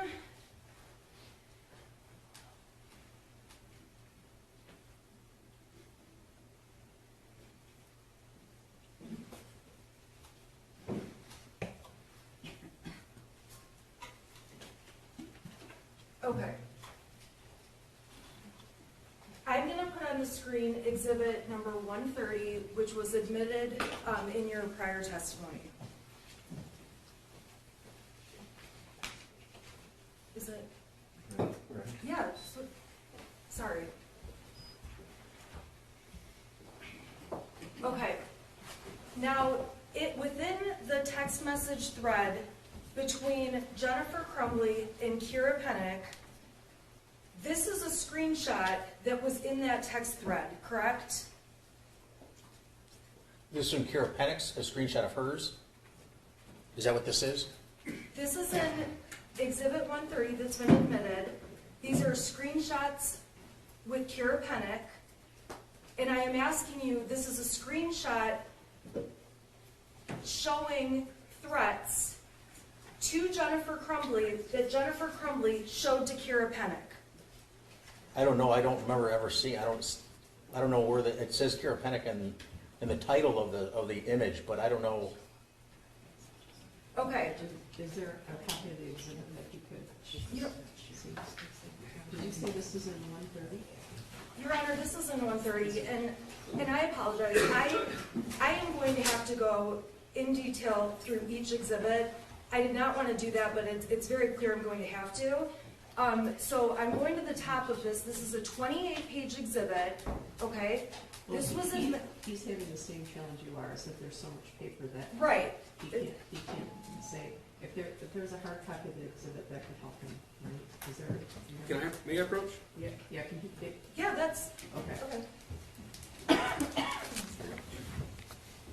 Okay, so this was admitted, these were admitted screenshots through your testimony. Do you recall that? Yes, I do, I see the, Okay. Does that document refresh your recollection? well, this part at the where it says, met with his counselors, yeah, that part, I remember that. Okay, and in the thread, we see what you testified about in terms of Jennifer Crumbley sending over a copy of the math assignment. Correct, I see that, yes. Okay, we see the testimony you gave about Ethan being upset, having lost his friend, and going away, and his dog. Correct. Okay, going further down, this is before the shooting started. Okay, so I'm on page 4 of that exhibit, going into page 5. This is all before the shooting, correct? Correct. Okay, and in this part, they're talking, Jennifer has told Kira Pennick, as you testified, about the math worksheet. Yes, She's told Kira Pennick about, I had to go to the counselor's office to have a meeting with them. correct. Kira's talking about what horse Ethan could possibly be with that day that might make him feel better. Correct. And as the text thread goes down further, Kira and Jennifer, it's fair to say, remained in contact through the time of the shooting and after the shooting. Correct. Okay? And on November 30th, Kira Pennick is asking, she says, I heard there was a shooting at Oxford High School. Is Ethan okay? Correct? Correct. Okay? Saying, if you need anything, let me know. Correct. And after the time of the shooting, at 4:42, Jennifer Crumbley is texting with Kira Pennick again, Correct. talking about how she needs to sell her horses. Correct. This is when she knows that the shooting has happened, and she's, well, she says, my head is spinning right now, correct? That's what, yes, correct. Okay? She's talking to Kira Pennick about selling the house back and forth, Correct. okay? And Kira is talking about how she'll take care of the horses for Jennifer,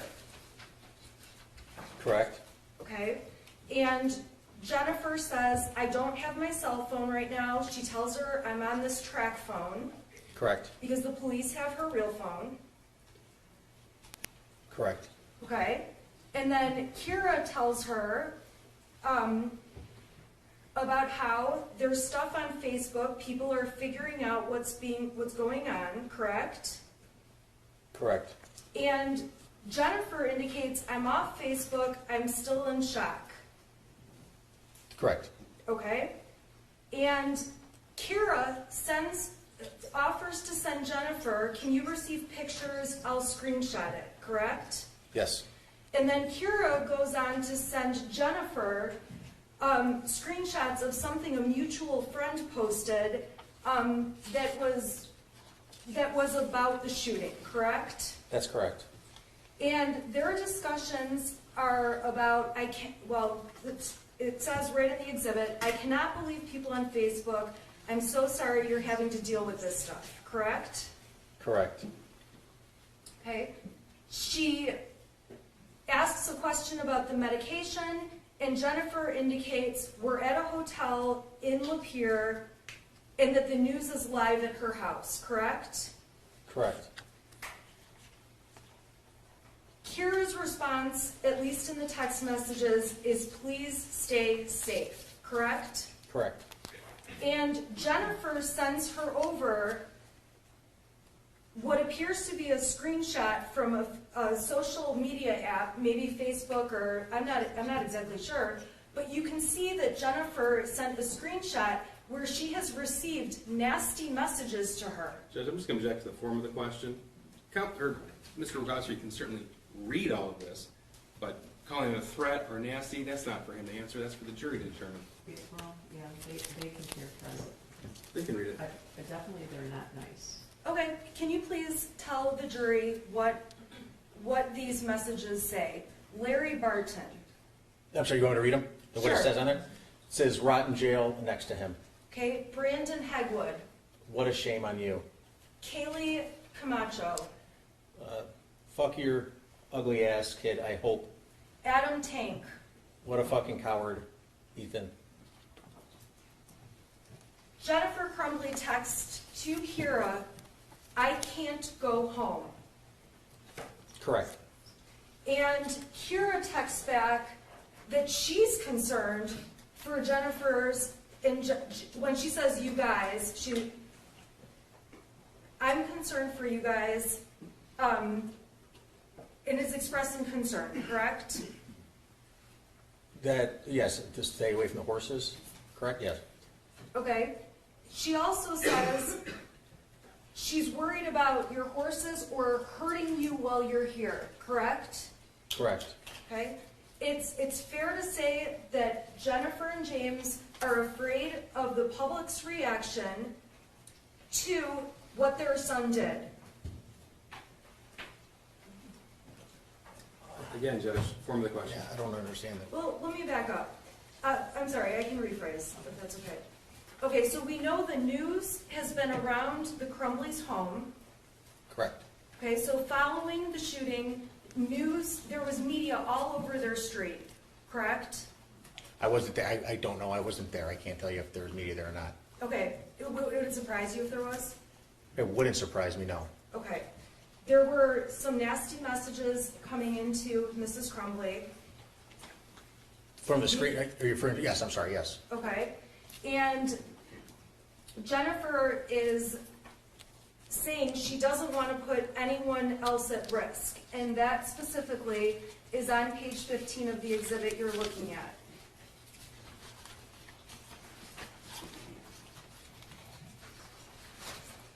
correct,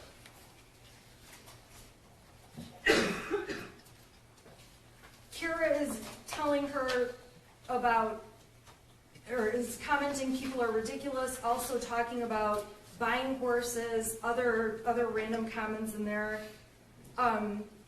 Is that a fair statement? There's some miscellaneous, I don't know. she also said be honest about things too, Yep, Kira's saying to her, the best thing you can do is be honest about things. correct, Okay?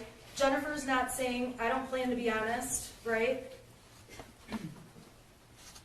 she didn't respond with that, no, Okay, Jennifer's not saying, I've got a big plan to lie, help me put this together. I don't, it's not in here, no. Okay, we have no evidence to suggest that Jennifer's telling Kira to lie about anything for her. Correct. Okay, so when Kira's saying be honest, she's saying be honest, but you have no reason to believe that Jennifer's attempting to be dishonest at this point, based on that message. At this point, no, Yeah. but they And were then- taken into custody for a couple days after they were told to turn themselves in. I'm sorry? They were taken into custody a couple days after they were supposed to be taken into custody. Okay, we're gonna get there, we'll get there. Jennifer Crumbley is representing that she's trying to work out lawyer fees, figuring out about being questioned, if she's gonna be brought in, amounts she can pay, things like that, correct? Correct. Okay, and Jennifer is telling her, I am bawling right now, my son ruined so many lives today. That's correct. And he did ruin so many lives that day. Yes, you did. And Kira is writing back to her, she wishes she could help more, she's also in shock, correct? Objection again in form of question, Judge. Well, he doesn't know if she's in shock, she texts that. Okay, I'm sorry, she texted, I am still in shock too. That's what she texted, correct. And Kira encourages Jennifer, take it one day at a time, and again, just be honest about everything. It should help you through this. Correct. And offers to take care of the boys, which we would guess is her horses. The two horses at her farm, correct. Jennifer is thanking her for not judging her, unlike the whole world, correct? Yes, correct. Okay, meaning that we can assume Jennifer feels the whole world is judging her. Again, objection to the form of the question. Yeah, well, he doesn't know, he knows what the text says, he doesn't know how she feels, but that's what she said. Okay, that's what the text says. That's what the text says, correct.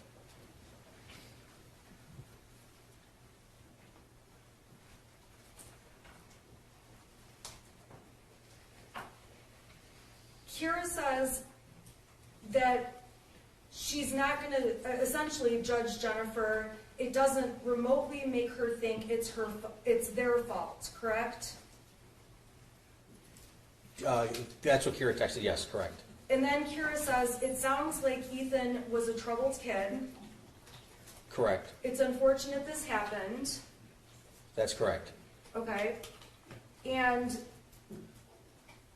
Jennifer is texting her back, I wish we had some warnings. Something. That's what Jennifer texted back to her, correct? Yeah, the hallucinations, back to that, could have been warnings or seeing demons. Okay. And again, you didn't know these people, you don't know the context, you don't know what they discussed. We've already covered that earlier in your testimony, right? I do not know them before this prior. Okay. Correct. So you've talked about the hallucinations many times. The jury gets it. There's a text about hallucinations. We all agree. Those are there. Okay. To you, those would have been alarming. You would have acted differently based on getting that text. Absolutely, I would have. Okay. Jennifer Crumbley is texting her friend Kira in this text thread. That's what we're going over right now. Okay. And her texts are saying, I wish we had warnings. Correct? Correct, that's what she put, yes. Okay? And Jennifer Crumbley wrote, he's a good kid. They made a terrible decision. And there may be typos, but it says, he's a good kid. They made a terrible decision, correct? That's what she typed, yes. Okay. Kira responds back, there probably were warnings, but nobody saw them. Hindsight is always 20/20.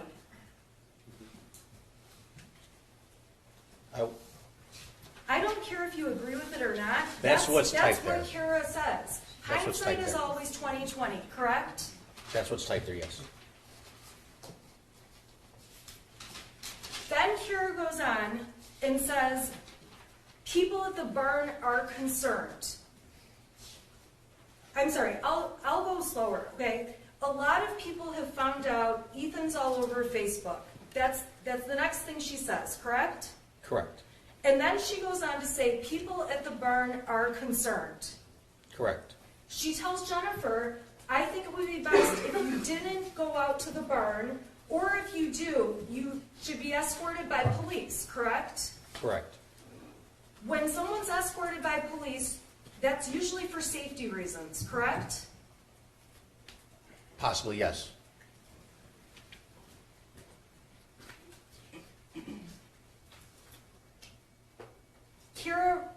Jennifer says, seriously, those horses are the only thing good in my life right now, and this is after the shooting, correct?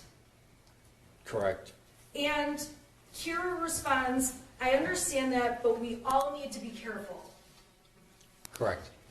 So it's fair to say there was a concern about safety regarding Jennifer after the shooting, and also other people around her were concerned for their own safety. Correct. And it's also fair to say, and if you don't know, please just let me know if you don't know, a lot of people in this state hated Mr. and Mrs. Crumbley when they heard about this shooting. Judge, he can't possibly I don't know. answer that question. Yeah, I don't know how we can testify to that. Okay. There's a widespread attention. There was widespread attention. Yes, there was, of course. And there were many news articles, Correct, yes. and people on anything like this are naturally upset to see a school shooting, Absolutely. and people naturally are angry to hear that children have died. Absolutely. And this was the kind of event that sparked a lot of emotion in a lot of ways. That's fair to say. That's fair to say for you personally. Absolutely. You would imagine that for other people, they were personally affected by this, very emotional. Yes. And it's fair to say that this kind of a tragedy it was just horrific. We can agree it was horrific. The shooting, yes, it was, absolutely. Jennifer tells Kira to call her on Facebook. She's on a track phone, needs to figure some things out, correct? Correct. If they did have a phone call, you're not aware of it. And I'll slow down.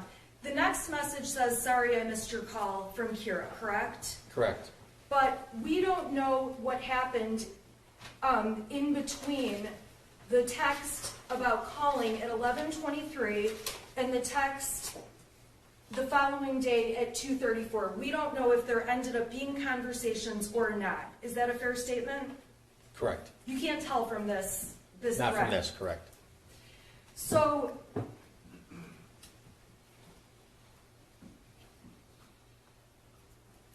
they're going back and forth, talking more and more about letting her know later today, things like that. They're talking horses in between all of this. Is that a fair statement? Correct. And on the bottom of page 22, Kira indicates, I don't want people to follow you or hurt you. Correct. And Jennifer says, we are out of the area for a few days in a safe place until we have a better grasp on everything. Correct? That's correct. She doesn't say, we are trying to get out of state, we're trying to get out of the country. She doesn't say anything like that, correct? Not in this chat thread. Okay? In this, she says, we're trying to be in a safe place, Correct. which would indicate safety is, of course, a concern to the Crumbley parents. By saying they're in a safe place, yes, I would say that. Kira says, I'm glad you're safe. I care about you guys, correct? Correct. She assures her she'll take care of the horses, they'll talk about buying them, figuring out somebody to buy them, correct? That's correct. A few more text messages back and forth about meeting before then, and then on page 24 of that exhibit, Jennifer says, "What's your number? I want to call and set up a safe place to meet," correct? That's correct. Okay, she mentions that her messenger is probably being monitored, She does say that, yes. okay? And she's talking about she needs to get stuff, discuss the horses, correct? That's correct. And let's see, they're going through more about whether cash or checks are best. What page is that? That's I see on that, yes, I'm sorry. 25. Yes. Okay, and you're aware that after the night of the shooting, the Crumbleys went and stayed in a local hotel. Yeah, correct. They went to a hotel, yes. Okay, and the next day they went to a different hotel. Correct. Okay, which was also, I mean, maybe an hour from here, a local hotel, not out of state, not out of the country, right? Within an hour, yes. Okay, and so in the days following the shooting, the Crumbleys did not return to their home in Oxford. They did not know. And as far as you know, since the day of the shooting, the Crumbleys have never returned to their home in Oxford. No, they've never been back.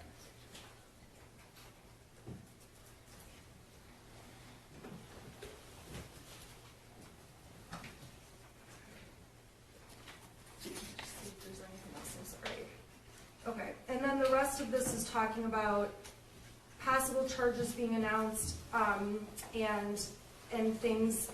Jennifer is saying, she's anticipating there may be charges announced, criminal charges. Yes, at the night before, I believe, on the page 26, yes. After the shooting. Yes, And when she's talking about charges, she's trying to figure out if they're charges, well, I'm sorry, scratch that. She's talking about charges against herself, correct? I'm not entirely certain if she's, it doesn't say whether she's referring to herself or somebody else.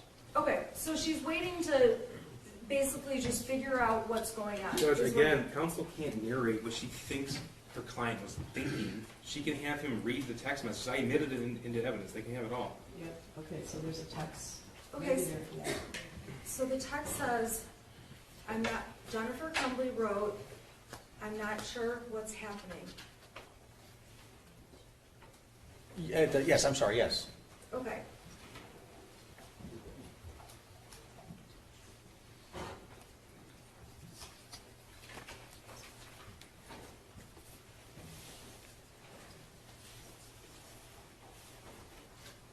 From the text message thread that the prosecution introduced between Jennifer Crumbley and Brian Maloche, we also can conclude, and if you can't, let me know, that Jennifer Crumbley was trying to deactivate and delete social media accounts.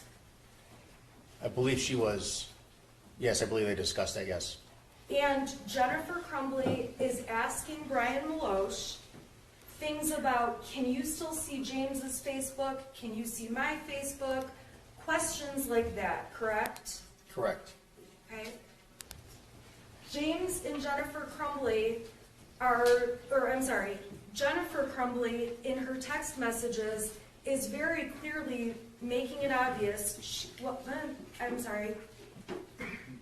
she is telling Brian that she is shutting things down. Like that. I don't remember the language that she used. I know they talked about it. I don't remember if she used the phrase shutting things down.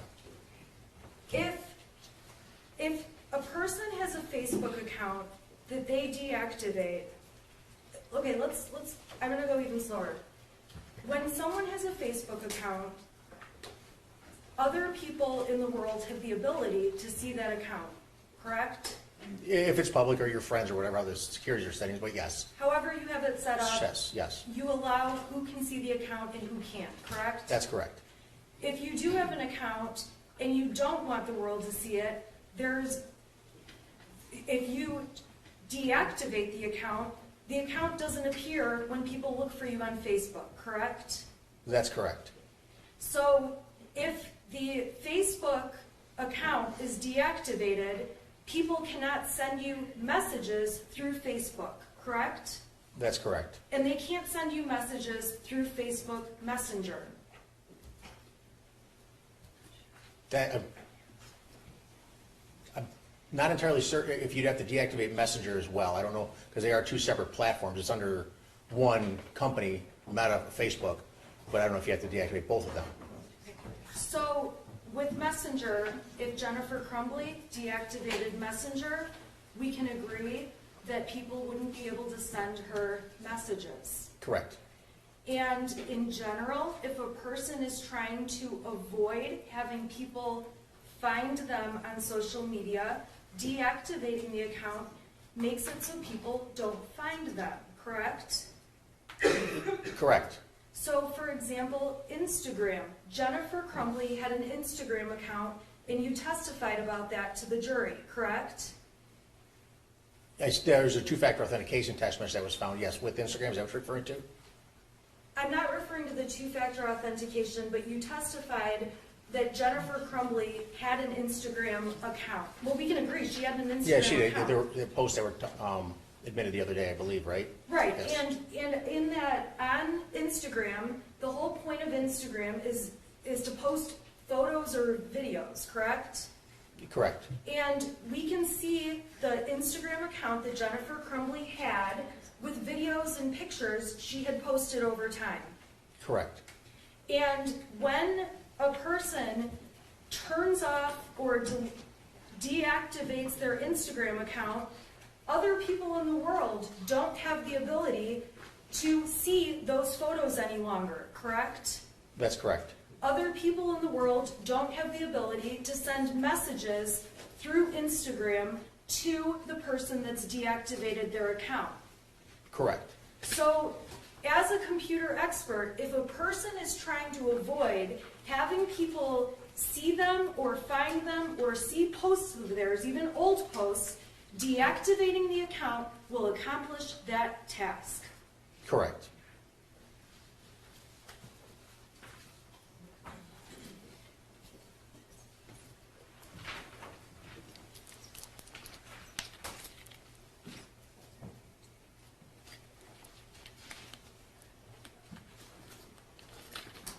On that Instagram account, you are able to tell from the data that you received other accounts that Jennifer Crumbley followed.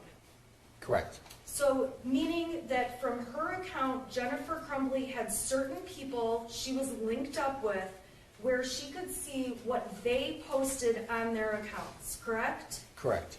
And on the flip side, people she was friends with on Instagram or connected to could see what she posted. That's correct.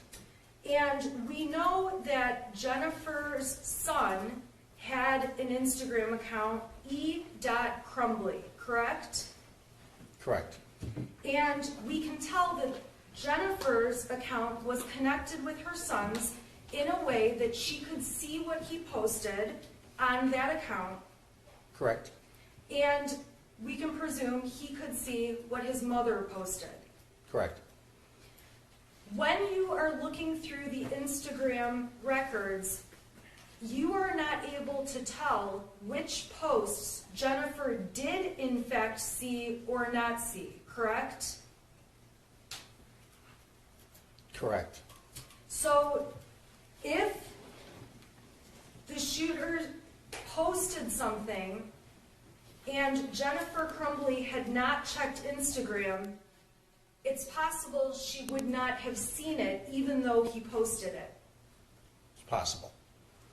If he posted it and she looked at Instagram and looked at his account, or looked at his profile, is that what it's called?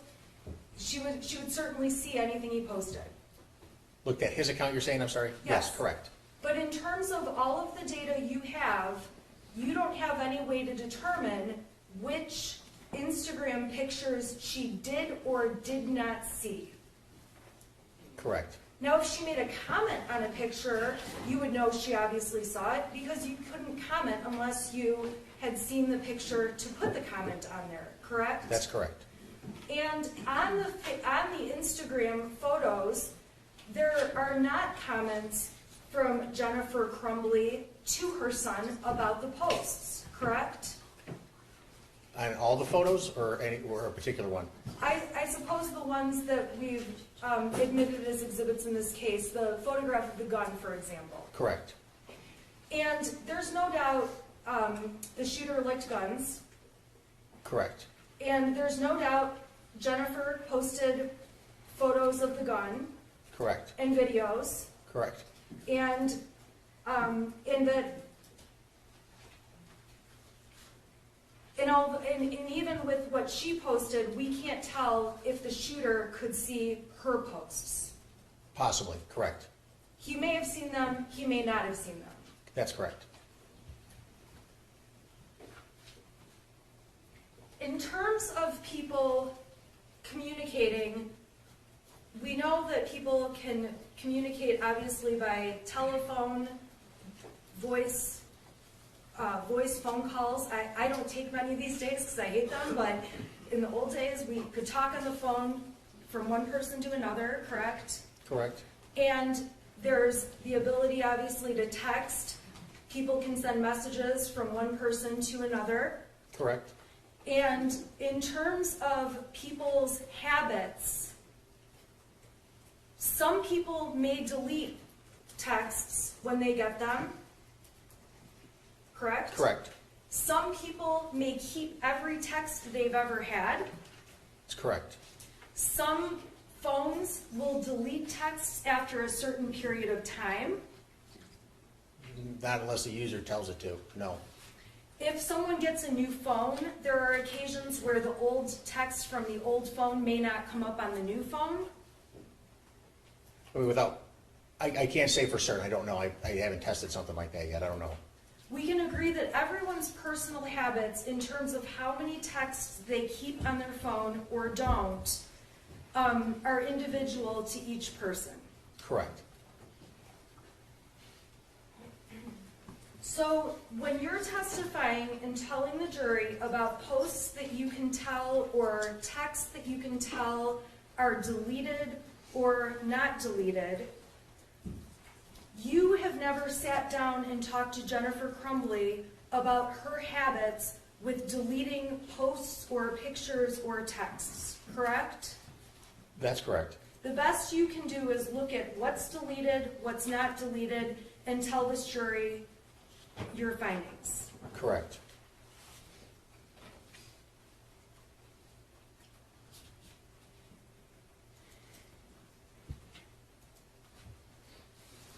I want to go to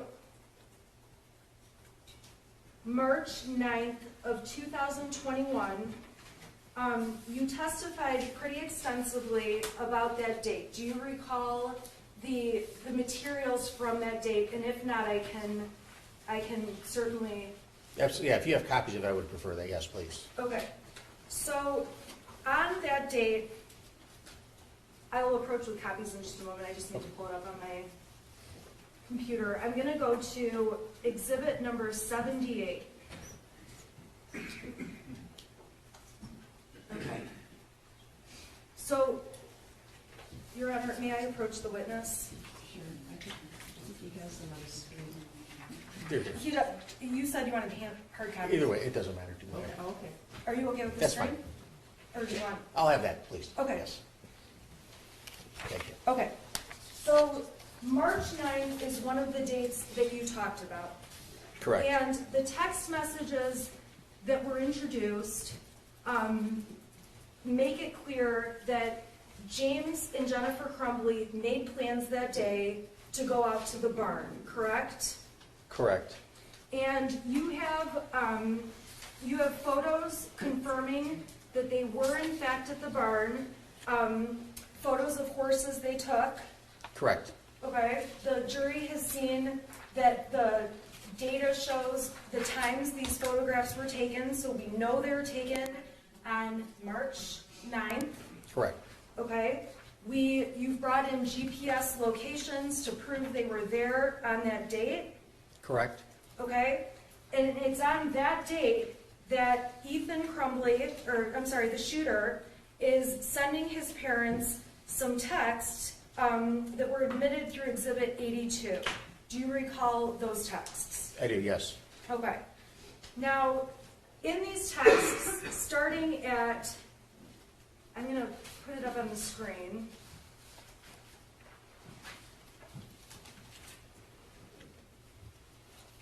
This has been admitted as Exhibit 82.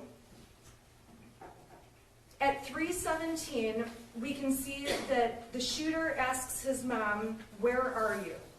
Correct. And I'm sorry, I have that one in my hand. Do you want me to trade with you? I should be fine with this. Okay. Thank you. I think council misspoke. I'm sorry, Jennifer, I'm so sorry. Jennifer Crumbley asked the shooter, "Are you home now?" At 3:17. Where are you? Yes. Is that what I'm you're? sorry, where are you? Yes. Okay. And the shooter responded, it looks like 4 hours later, saying, "Can you get home now?" And then proceeded to send some other texts about, "There is someone else in the house, I think," and it goes on from there, correct? Correct. Now, in between the time of 3:17 and 7:50, okay, we can agree there's a couple hours of a gap. That's correct. You don't know if Jennifer Crumbley and the shooter had phone conversations or discussions over those couple of hours, If we looked at the call logs on their phones, we could possibly find that out. okay? If we looked at the call logs and the phone calls were to and from cell phones, we would be able to tell that, correct? If they, yes. Correct. Okay, but if, let's say Jennifer Crumbley called from her office phone, it would not show up the same as if she called from her own cell phone. Well, the number would be different, correct. Okay, and when you and law enforcement went through looking for phone calls, there are not, you provided over several call records, but not call records for example, Jennifer Crumbley's office with Ethan Crumbley.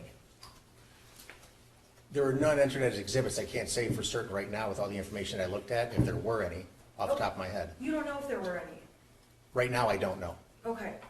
And you also don't know that day, on the 8th, you know that they're planning to be at the barn. James and Jennifer make plans to go to the barn that Correct. day after work. Correct. Okay? Between the time they make these plans and the time the shooter texts, "Can you get home now?" you don't know if Jennifer Crumbley or James Crumbley has physically been with the shooter. Right, no, I do not. From that chat thread right there, I do not know that. You don't know the discussions on that day that may have taken place in between the shooter and his parents.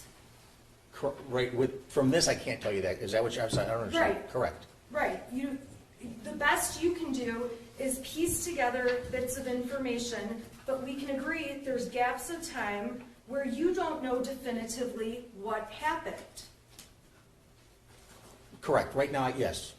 We can agree there are any number of things that could have happened between 3:17 and 7:50 there would not be evidence to show you what exactly happened, correct? If there is none there, you mean? Is that what you're saying? Right. Correct. And the only people who would know if they can even remember the day years ago would be the people who were present. So Mrs. Crumbley and the shooter, correct? Correct. They would be the only people who truly know what they spoke about or didn't speak about on that day. Correct. So when you see these texts, and I understand you find them alarming, I imagine that the texts, and please correct me if I'm wrong, that you find alarming are the texts about there is someone in the house, I think, someone walked into the bathroom and flushed the toilet and left the light on. I thought it was you, but when I came in, no one was home. There is no one in the house, though. Those are some of the texts that you found to be problematic, correct? In the fact that there's no response in between any of those, yes. Okay. We can agree there's no response, but you don't know if, okay, we can agree there's no response by text between Mrs. Crumbley and the shooter, correct? Correct. But you also have no way to tell when you see text messages like this, at what time Mrs. Crumbley read those texts.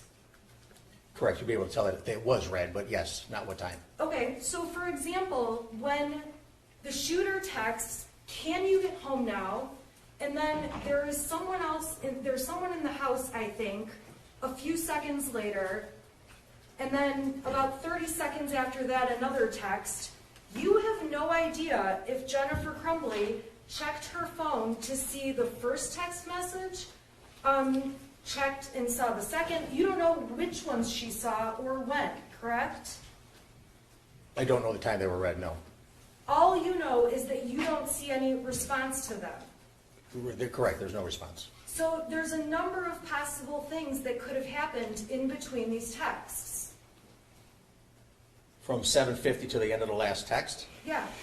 she could have texted back, you mean, or called? She could have, well, she didn't text back, we agree with that, right? Correct, yes. Okay. When I say there's a number of things that could have happened, I mean, she could have read the text and thought this is garbage or he's joking and just set the phone down, correct? She could have. Okay? She could have not seen the texts because she was busy doing something. Correct. She could have been, we know she's at the horse ranch. Are you aware of how strong Jennifer Crumbley's cell signal is out at the farm, at the barn, where the horses are kept? I have no idea about that, no, I do not. Okay? If her cell signal doesn't work out where the barn is, it's possible these texts are not getting to her until she gets to a place where data uploads into the phone, correct? That's correct. So while we see these texts being sent, we cannot conclude that Jennifer Crumbley is reading these as they are coming to her. Fair to say? I mean, that's the time that they were sent, the 7:50 and 14 seconds, and then 17 seconds and 39 seconds. That's when they were actually sent, and they were received on the other end. That's marked at that time. Otherwise, it would have come in at a later time. Okay, but my point is you don't know when she saw them, when Mrs. Crumbley actually read them. No, but they would have been on the phone at that time. If the phone had a signal and was able to get text, they'd be on the phone at that time, correct? It would have been at a later time, at the time that they came in. Okay, but if the signal wasn't working, she might not have been able to see those texts until she got to a point where the signal came in. Correct. Okay, there's times where you're in an area, people can be in an area with their cell phone, and the signal is bad, and texts are coming into them, but their phone shows nothing. That's a possibility, correct? That's correct. And then when the person gets to a spot with better cell phone signal, all of a sudden, all the texts they missed over whatever period of time the phone wasn't working will flood into the phone, correct? That's correct. And just because they come into the phone at that time, they were still sent possibly hours before. No, without testing, I can't say for certain. You don't know. I can't say for certain without testing, correct. Okay, so the text messages that were sent about someone being in the house, someone walking into the bathroom, you don't know any of the responses that, or even the thoughts Jennifer Crumbley had when she did in fact read those messages. I don't know if she would have called back if that was alarming to her. Is that what you're saying, or? I guess what I'm saying is, so these messages are coming in, and even when she does see them, let's say if she sees them as they're coming in, you don't know what she's thinking about these.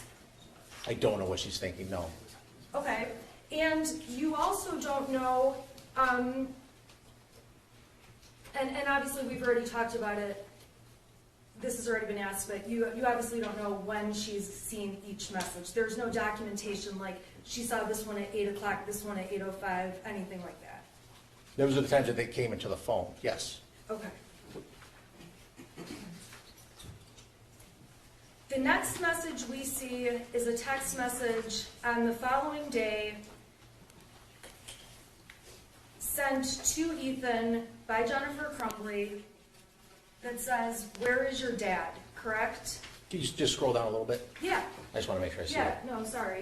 You know, I feel like maybe I should give the jury a break. You're not close, right? I'm not even close. I think the witness could probably use the break as well. Okay.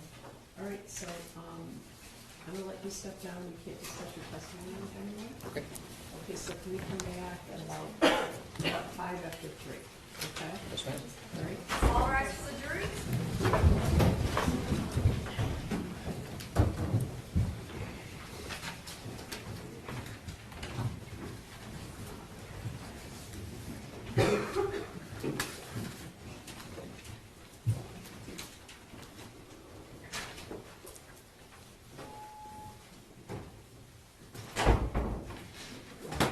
Seated. You know, some of the questions are becoming repetitive, so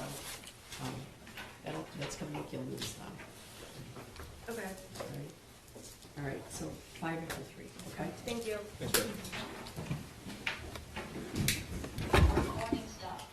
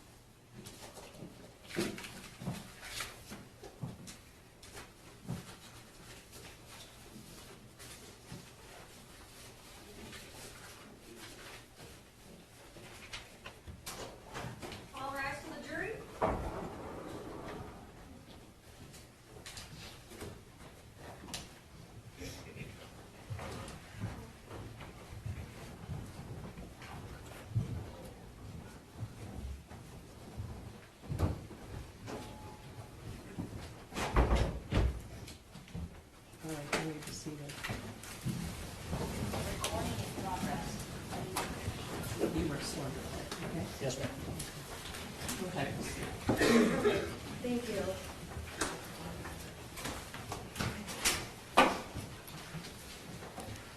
This is not on.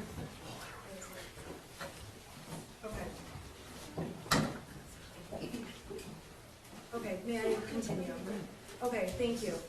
All right, so we've been sitting here going over March 9th, 2021. There was also some messages from March 8th, so the day before that you testified about. Do you recall those messages? I do. Okay. Do you recall, do you need to see those messages, or are you able to answer questions without seeing I'd like to them? see him not, yes, please. Okay, so these are going to be, let's see here. This is Exhibit 84.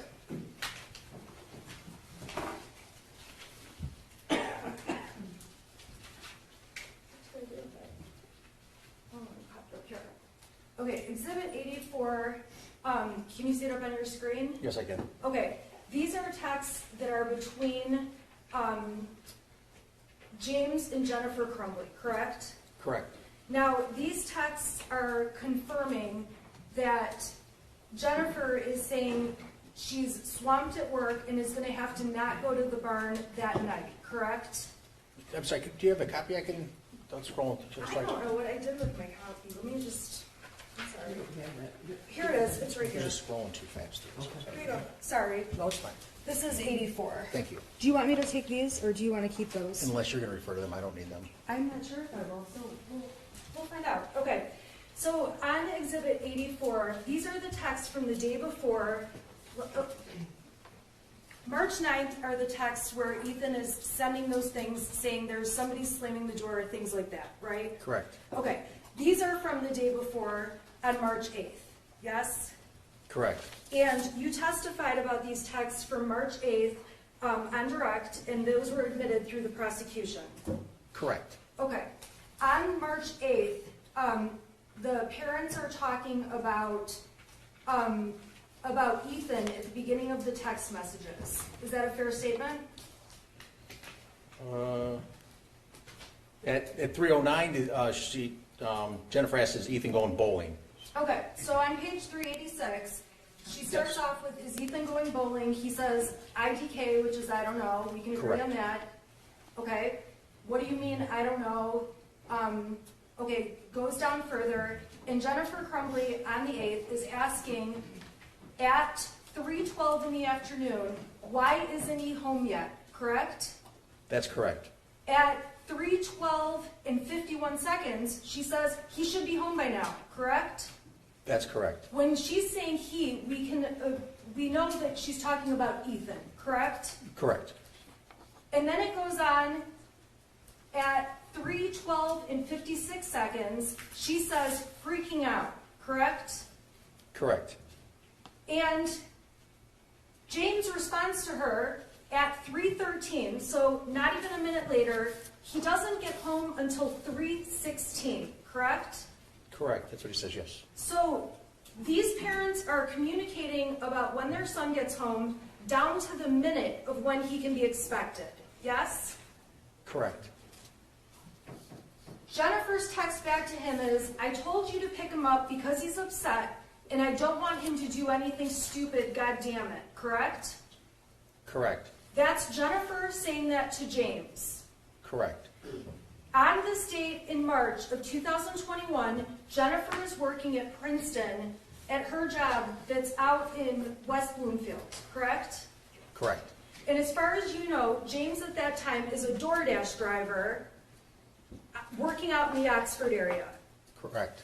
And at that time, James was in between jobs, and if you don't know, please tell me, in between jobs and door dashing on the side as he was waiting for another job to come along, correct? I do recall text message about trying to be in interviews or something like that between them, yes. Okay, and in all fairness, if I ask you something you don't know, just let me know. Absolutely. Okay, I'm just trying to speed it up a little. Okay, so Jennifer's yelling at James, I don't want him to do anything stupid, goddammit. When she says that, it's fair to say you don't know what she means by I don't want him to do anything stupid, correct? I have no idea, correct. Okay, and James's response is, dude, chill, he is fine, and I'm trying to fucking work, correct? Correct. And Jennifer's texting back again, not even a minute later, does he have his phone? Yes? Yes. And James texts back right away, he won't answer while he's walking, I'll let you know the minute he walks in, correct? Correct. And Jennifer, within a minute of that, is sending another text. I'm serious, freaking out. Is he home yet? Those are the next two texts in succession, correct? Correct. It would appear from these text messages that Jennifer is voicing concern over Ethan. In this one thread, yes. Okay, Correct. and again, we're guessing if she's concerned about him, correct? The language makes her like she's excited. I would say yes. Okay, so the next day, when she's not responding to Ethan's text, again, we've gone over this ad nauseum. We don't know why she's not responding or what's going on in her head or if she's getting the messages, correct? I don't know, yes. You would agree with me in the text messages between Jennifer and James, and I'm sorry, they communicate way more by Facebook Messenger, correct? Yes, they did. Okay, and if I were to say that this is the printed out stack of Facebook messages between James and Jennifer, would that surprise you? I don't, there were a lot of them, I can tell you that, I don't know what it would look like printed out yet. If you say that, I believe you. Okay, approximately how many messages do you recall reviewing between them? Thousands? Yes, thousands. Okay, and in the messages, you read every one of these messages, correct? Correct. And when you were putting together information for the prosecution and for this investigation, you went through and found the evidence that's obviously brought into this trial. I'm sorry, I don't understand. Give me the question The again. evidence that's been admitted, these texts are texts you found when you read the whole thing. Correct. Okay? And obviously, if there were texts between Jennifer and James that said something like, I think Ethan's psychotic, you would have brought that in to this court, correct? Just like the text we had where she said she was worried he was depressed, yes. Okay, so, and I'm going to get to the text about him being depressed later, but if you saw something in these text messages, like, I think our son is a serious threat, you would have brought that in here to show this jury.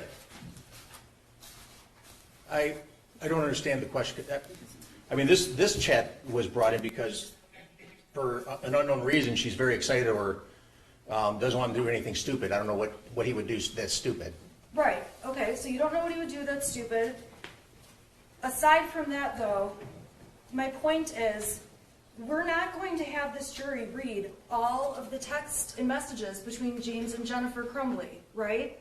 Correct. And in prepping for a trial, you bring in the ones that show the point you're trying to make, correct? Correct. So to do that, you read through all of them.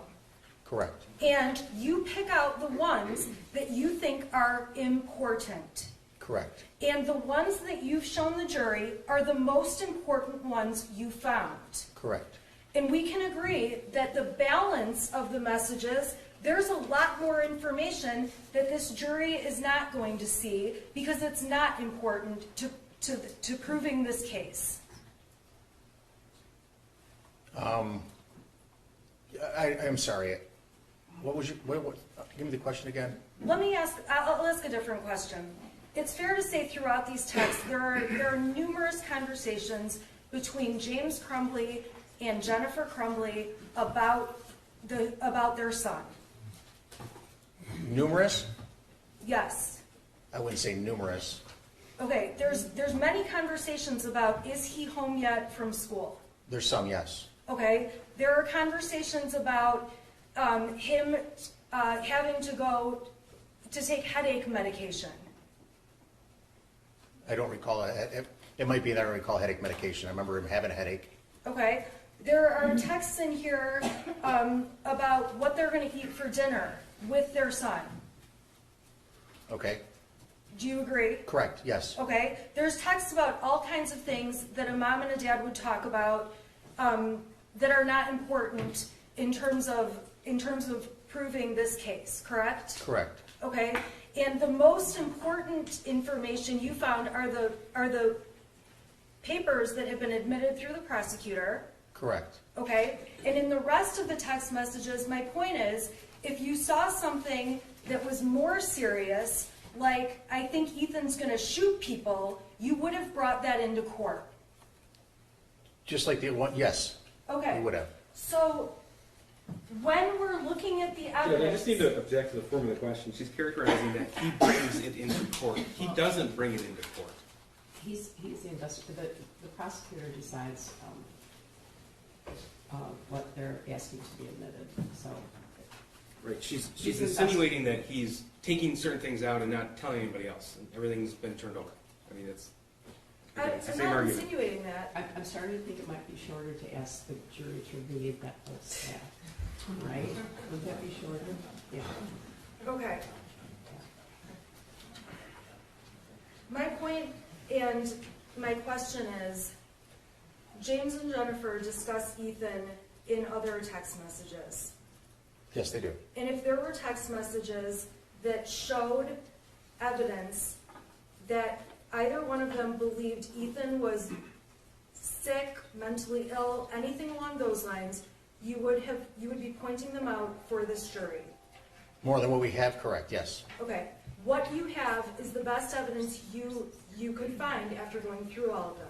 That, like was said, that I turn over to the prosecution, yes. Okay, and that's true too of the messages between Ethan and his friend, correct? Not- In terms of the evidence you brought in, is the most important evidence you thought that was relevant to this case, correct? Not entirely, Same no. objection, it's, the witness doesn't bring in evidence what he thinks is relevant. He's already testified, his job is to take the data, he extracts it from devices, and he passes along all the information. The prosecutor decides. Thank you. I Okay, mean, it's a technicality, they work together, but the prosecutor's the one who decides what might be relevant and what might be admissible. okay.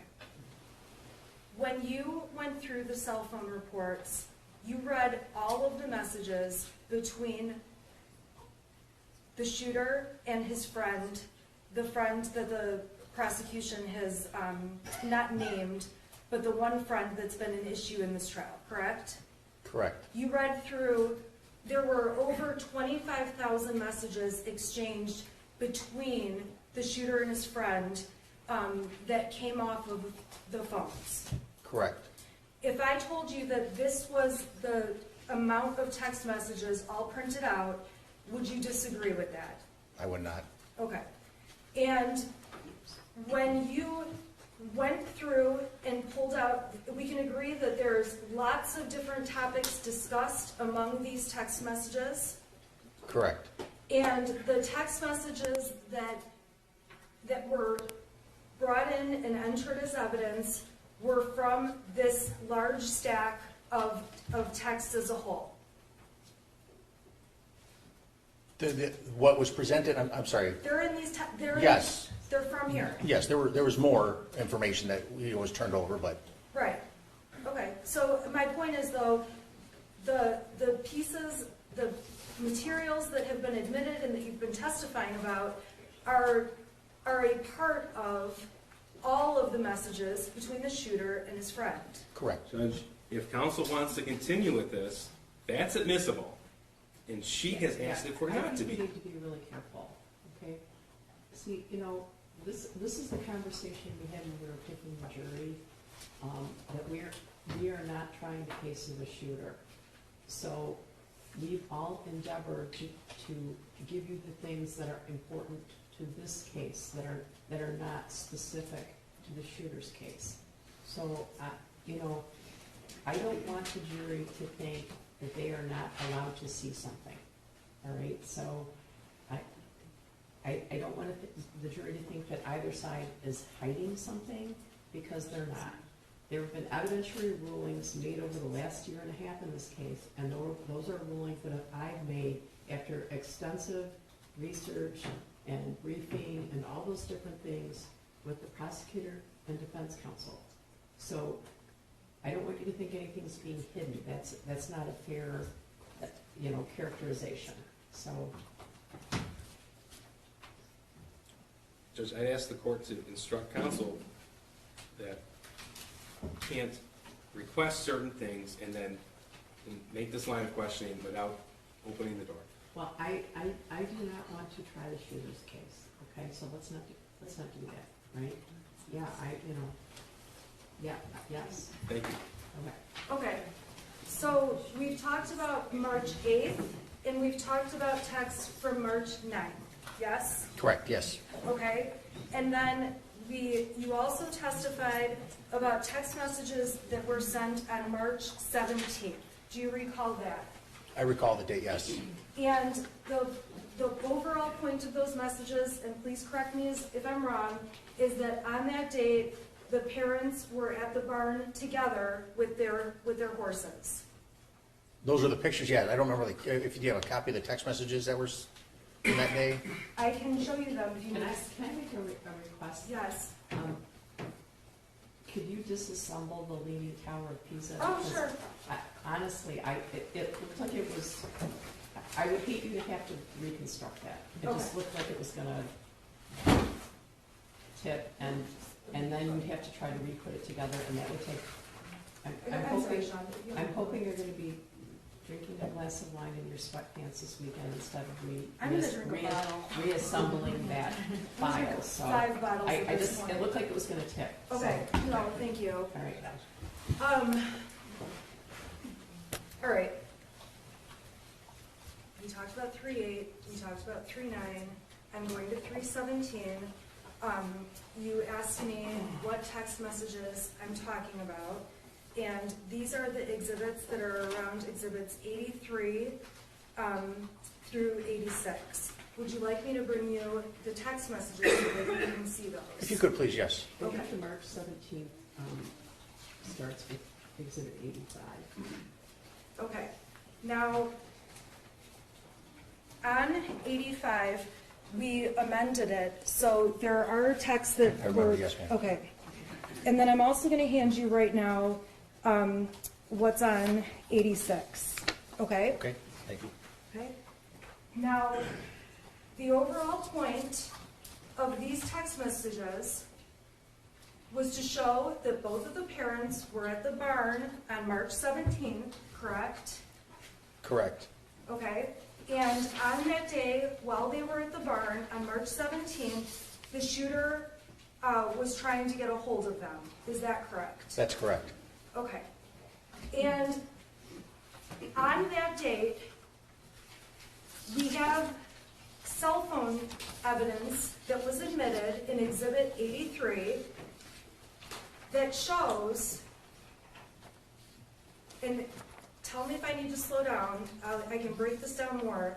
An hour after the shooter was texting Jennifer Crumbley, she called him and had a phone conversation within an hour, correct? Correct. And that phone conversation lasted less than a minute, Correct. I remember that. and you have no idea what was said during that phone conversation. No, I do not. You have no idea what happened after Jennifer left the barn that day, or James left the barn. No, I do not. You have no knowledge that the family, whether they were together that night or not, correct? Correct. You've done the best you can do to put together the information with materials you have. Correct. Okay, so we've talked about March 17th. Now I want to talk about March 20th. I'm sorry, the 19th and the 20th. On March 19th, there were text messages that were introduced, and tell me if you need them, they're exhibits 95 through 100, where there's a discussion about Ethan waking up and seeming hungover. Do you recall those? I do, yes. Would you like me to give you those? I just like having a copy in my Yeah, hand or that's- on the screen, either way. Thank you. Yeah, absolutely. Okay, so here's exhibit, this is 95. And I'm gonna put 95 up on the screen, so now we're talking about March. Can you, Sean, can you please?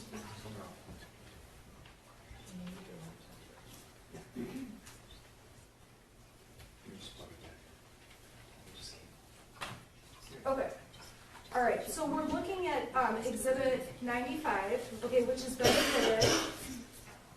And this is from March 18th, correct? 1995? Okay, exhibit 95 is from March 18th. It's, You know what? It goes over multiple days. Okay, may I please approach with 96 also? Sure. Okay, there's two that are in order and they both contain multiple days, correct? correct. Okay, so I'm sorry, this is a little bit confusing because we've got two different dates on two different exhibits. Okay, so I'm gonna go to 96 first. These texts actually come before 95. On this date, these are the texts where Ethan says, I just finished picking up the room. I cleaned until shelves or clothes started flying off the shelf. This stuff only happens when I'm home alone, correct? Correct. Okay, and I am totally off. I am so sorry. March 17th. I need to be on exhibit 85. 85. 85 is, it says is the thread from March 17th, 2020. Yes, and 85 is one that I cannot display because it's been redacted. So I'm asking if the prosecution can please put 85 up on the screen. Can you put rejected 85 on the screen? I kind of just need a minute, Judge.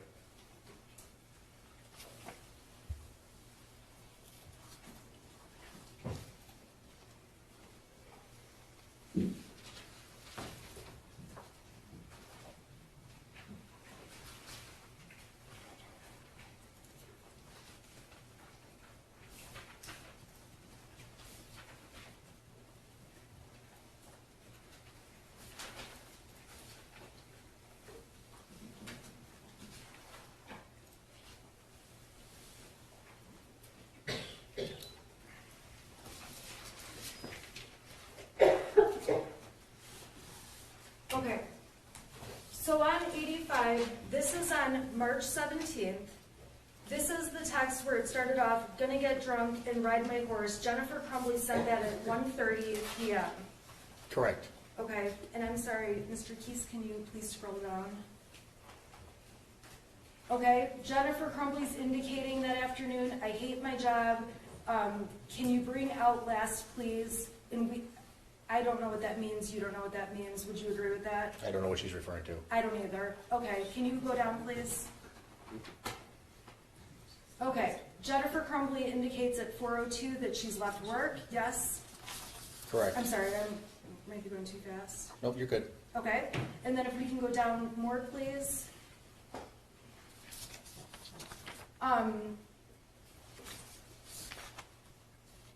That jumped exhibits. That's the end. Oh, I'm sorry, so 85, can you go to the end of 85? Because it jumped to 86.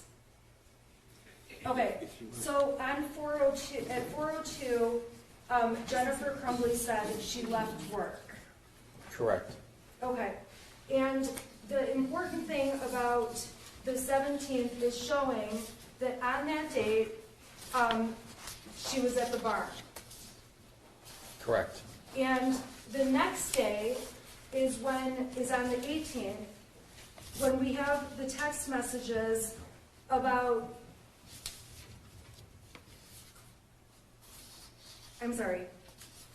March 19th, exhibit 95. Do you have 95 in your hand? I do not. It would be easier probably to submit the whole thing and go page numbers, but obviously, we're not gonna do that. I'm just having a difficult time with these pages. Do you have exhibit 95? I do not. I have 96.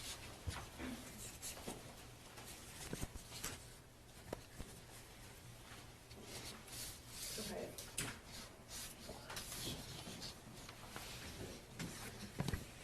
I am so sorry that this is a mess. Okay. On March 19th, I've got it up on the screen. This is when Jennifer Crumbley and James Crumbley are talking about Ethan acting like, or seeming like he was way hungover that day, correct? Correct. And it appears from the text that Jennifer is asking if he's okay. She says, "How is he?" Correct. Okay. Why is this doing this now? I am gonna kill myself. Okay. Okay. So he woke up acting like he had way too much to drink last night, complaining about a headache. That's what James said back to Jennifer, correct? Correct. And, okay, Your Honor, I need like a minute, and I'm so sorry. Now I've got exhibits that are doubled on the page, and I'm having a really tough time with the exhibits. I apologize to the jury. Can I please have a minute? Okay, well, I'm probably not gonna excuse them because, are Can you you able help to me do, get this are you back? able to do it while they're here? 'Cause- Yeah, I'm trying to just Because get it next time I done. excuse them, I'm gonna send them home. I was hoping to finish this witness. I have this task completion thing. So, I like to. You know what, we can just leave it 2 pages on the screen. So right now it's got on 440, page 441 is on the left, 442 is on the right. Okay, so starting with 441, this is where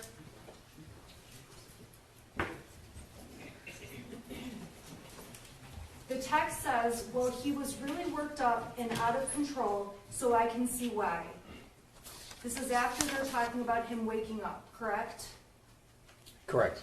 And Jennifer Crumbley texts, all I know is he needs to eat, go to work hard, not complain, and he can get his stuff back, correct? Correct. And James ends up saying that Ethan asked, why was I in your room last night? Correct. And Jennifer ultimately says she gave him a melatonin pill, or a melatonin tablet. Correct. And James says to her, I thought you gave him a Xanax last night. Correct. And it's evident from this that Ethan, or the shooter, their son, slept in their bed that night. Correct. And it appears that on March 19th, as the parents are talking, there was some kind of argument or something happened with their son the night before. Correct. And we don't know anything about what happened the night before on March 18th that preceded this whole conversation. Correct.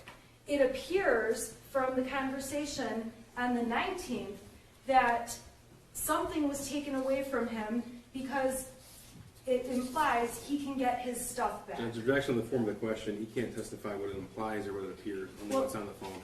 I'm sorry, I'll restate that. The text explicitly says if he does these things, he can get his stuff back. Correct. Okay.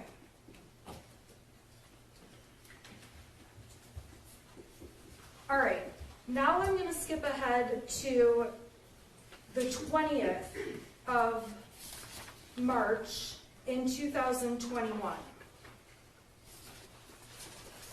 On the 20th, we admitted exhibits 97 through 100. The 96 are text messages dated March 20th.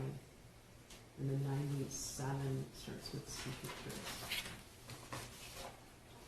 Okay, so 96 are the text messages that are up on the screen. Do you see those? Yes, I do. I have Okay, them. and it's on the 20th that the shooter is saying things like, I cleaned up and clothes started flying off the shelf. He's making other claims that something is happening that's not normal, correct? I would say yes. Okay, he's making claims that things happen when he's home alone and trying to make his mother think things are flying off the shelf. That's what he said, yes. Okay. And you don't see any response from Jennifer Crumbley that day. Correct. And you showed the jury, we introduced and admitted all of the exhibits to show on that day she was at the barn again, correct? Correct. Now, you don't know what they talked about before or after she got home from the barn? Correct. All we know are that we have these couple of text messages making it sound like something is flying around in the house from Again, her Judge, son. I don't know how often I can say this. Objection in the form of the question. He can testify to what he found on the device. Yeah, he doesn't know beyond that, right? Okay, I He apologize. wasn't there. Okay, and so on the 20th, Mrs. Crumbley is obviously at the barn. So we've talked now about March 8th, March 9th, the 17th, 19th, and 20th, correct? Correct. So we can agree that from the 8th through the 20th, we're talking about a period in time that's about 12 days long. Correct. And we've seen bits of the 8th, the 9th, 17th, 19th, and 20th. Correct. Okay. In April 4th are the dates of the texts between the shooter and his friend, correct? There was a lot of text messages, I would assume, I believe they texted on that day. Okay. And I believe it is Exhibit 101. Okay. I have 101 on the screen. Do you recall these? Correct, yes, I do. Okay. Now, these texts on April 4th are between, we agree that they are between the shooter and his friend. That's correct. This is not a group chat where Mrs. Crumbley is on it. That's correct. There is no evidence that these texts were ever forwarded to Jennifer Crumbley. Correct. There is no evidence to show that Jennifer Crumbley ever saw these text messages. Correct. For example, there isn't a text like, oh my gosh, you should see what our son sent to his friend today. There's nothing along those lines, correct? Well, not in this group, are you talking about this chat still? I'm just saying in general, if you found evidence that Jennifer Crumbley saw these texts, that would be important. If she saw it, I would say yes. Okay, and we don't have anything to show she saw them. Not that was on the phone, no. So, on this text thread between the shooter and his friend, he talks about how he hears people talking and he sees someone in the distance, correct? That's correct. There's no response from his friend. Correct. We don't know if his friend saw those texts and didn't respond, or if his friend didn't see those texts and the shooter just kept texting, right? They came in rapid order, so yeah, they were one after another, correct. Okay, so this is around, so 11:56, and then we go down 11:57, says, it's at the point that I'm asking to go to the doctor. Okay, that's one of the texts that you testified about, correct? Correct. There are not any texts where the shooter is saying anything to his mom and dad about, I want to go to the doctor. Correct. While the shooter is saying this to his friend, we don't have any evidence that it's true whether the shooter really wanted to go to a doctor or not, correct? I mean, he said it a couple times, and they talked about everything. And all the times that he talked about it, this jury is seeing. You've brought that in. Well, you haven't brought that in. I'm sorry. I keep misstating that. The evidence in this case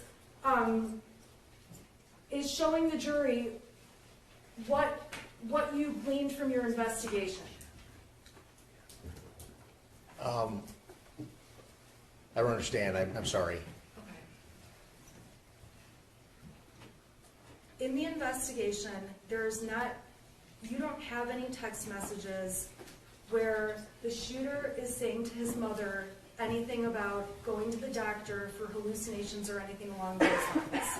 That's correct. Okay, if that did exist, the jury would be seeing that. That would have been turned over to the prosecution, yes. Okay, so in this case, when the shooter says, it's at the point I'm asking to go to the doctor, my mom left when I told her, again, you have no idea if Mrs. Crumbley ever saw these texts between the shooter and his friend. Correct. And we can agree, we don't have any more context than just this text thread that exists between these two. Judge, again,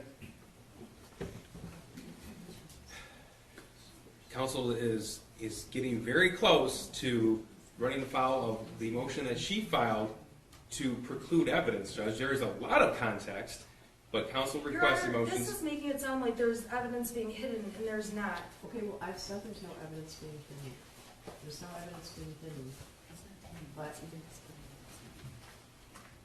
okay, so I ask the next question. Okay. You're not aware of any communication between the shooter and his mother? No, Asking. correct. Okay. And when the shooter texts his friend, I was thinking of calling 911 so I could go to the hospital and text, I need help. There are no 911 calls, correct? Correct. There are no text messages to Mr. or Mrs. Crumbley saying those same types of things. Correct. And when he says, I am going to ask my parents to go to the doctor tomorrow or Tuesday again, we obviously don't know if that's true. Correct. And when he says, but this time I am going to tell them about the voices, okay, that's the next text, right? Correct. Yes. Okay. In his words, he did not send that information to his mom and dad as far as you can see from his messages with them. Correct. So when we're talking about this whole text thread, where at the end he says, like, I am mentally and physically dying, you also don't have any evidence that the friend who received these showed them to the shooter's mom, correct? Correct. There's no evidence that his friend did anything with these text messages beyond the fact that they exist. Correct. We don't know if... Judge, we just need to clarify. There's thousands and thousands of text messages. She needs to be more specific. Is she asking to comment on the 20,000 page text thread? Is she asking to comment on certain days? It isn't fair to the witness who reviewed all this information. Okay, well, is there any evidence that the friend shared anything with the parents? Not that I know of. Okay, thank you.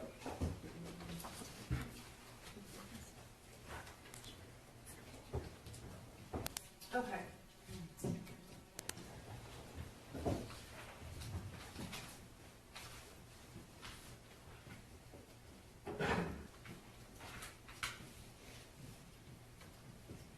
Now, on April 29th, okay, so we've talked now about April 4th and 5th, the text between the shooter and his friend. Okay, we just finished that, correct? Correct. Okay, now I want to go to April 29th, and this is exhibit number 104. You testified about a text thread that went between Jennifer Crumbley and the shooter's friend's mother, correct? Yes, ma'am. Now, in this text thread,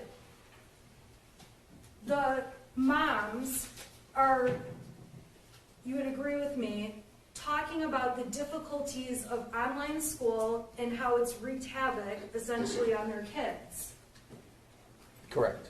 Okay? And they start off by talking because Jennifer is telling the friend's mother that Ethan is not going to bowling, correct? Correct. And she says he's been acting kind of depressed. I don't know what's going on, correct? Correct. And she says, I'm not sure if there's something bothering him at school. He doesn't really feel good. I can't get anything out of him, correct? Correct. She doesn't say anything in here like he's seeing things, he's hallucinating, I'm noticing that he's paranoid, correct? Correct. She uses the word, he appears to be somewhat depressed. Depressed is the word she uses. Correct. In terms of the word depressed, that could have meanings. Objection, speculation. Okay, he's not gonna explain what being depressed means. Well, that was actually my exact question, was just, you can't explain what it means. That was my question. It means different things to different people, different professions. Right? You answered my question. That was my question. Thank you. Okay. I'm sorry, may I continue? Yes. Okay. So then they're talking about how the shooter and his friend are happy when they're together, and Mrs. Crumbley was concerned, based on these text messages, that there had been something going on between the shooter and his friend, but it's clear that's not an issue, correct? Correct. So these text messages, Mrs. Crumbley is, you would agree with me that overall, she is indicating an interest in figuring out what's wrong with her son. She's pointing out things that she's aware of. Okay? And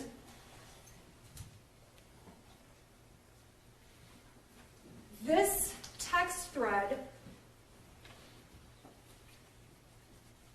there are more texts between Jennifer Crumbley and the friend's mother, correct? Correct.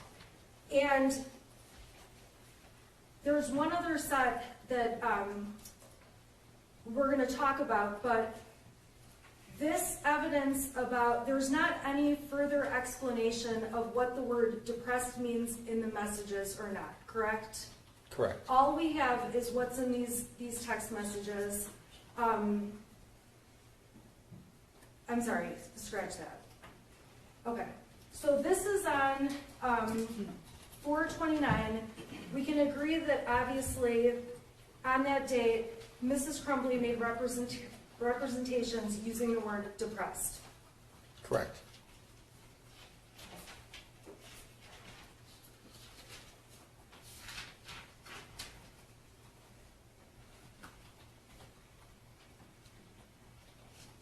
The next set of text messages with the shooter's friend's mother were admitted as Exhibit 105, and we can agree these are months and months later, in October of 2021, correct? That's correct. So this jury is seeing texts from April 29th and then October 31st. That's correct. On October 31st, there is discussion between Jennifer and the shooter's friend's mother about the decision they had to make to send the friend away, correct? There wasn't discussion. She didn't reply back till the 4th of November, but Jennifer texted her or sent a message to her. Okay, send a message to her asking how they're doing, saying you're thinking about them. Correct. Okay, and the friend's mom writes back talking about how hard it is. I appreciate you checking on our family, those kind of things, correct? Correct. And in these texts, Jennifer mentions, I know Ethan misses him, meaning his friend, correct? Correct. And she's asking just how things are going for the friend who's away. Correct. Okay. Now, at the end of these text messages, there's a few texts from December of 2021, correct? Correct. Now, those text messages are not about anything related to the shooter being sad or depressed, correct? Those text messages are after the shooting has taken place, correct? Correct. And those text messages, there's not many, we're only talking about a couple. The friend's mother asks if Ethan is safe on November 30th, correct? Correct. So on the day of the shooting, when the friend's mother asks at 3:47, is Ethan home safe? It would be fair, and if you don't know the answer, you can tell me, it would be fair to assume she's asking, is he safe from the shooting? He can't answer that question, and these are Facebook messages, not text. Yeah, he doesn't know. Okay. So Jennifer Crumbley says, I'm sure you've seen the news, and ultimately says, I'm sick to my stomach, correct? Correct. And she mentions to the friend's mother that they're getting threats all over social media, which is something we talked about earlier, correct? Correct. And she also says that they're staying in a hotel because the news is camped out at their house. Correct. Yes? Yes.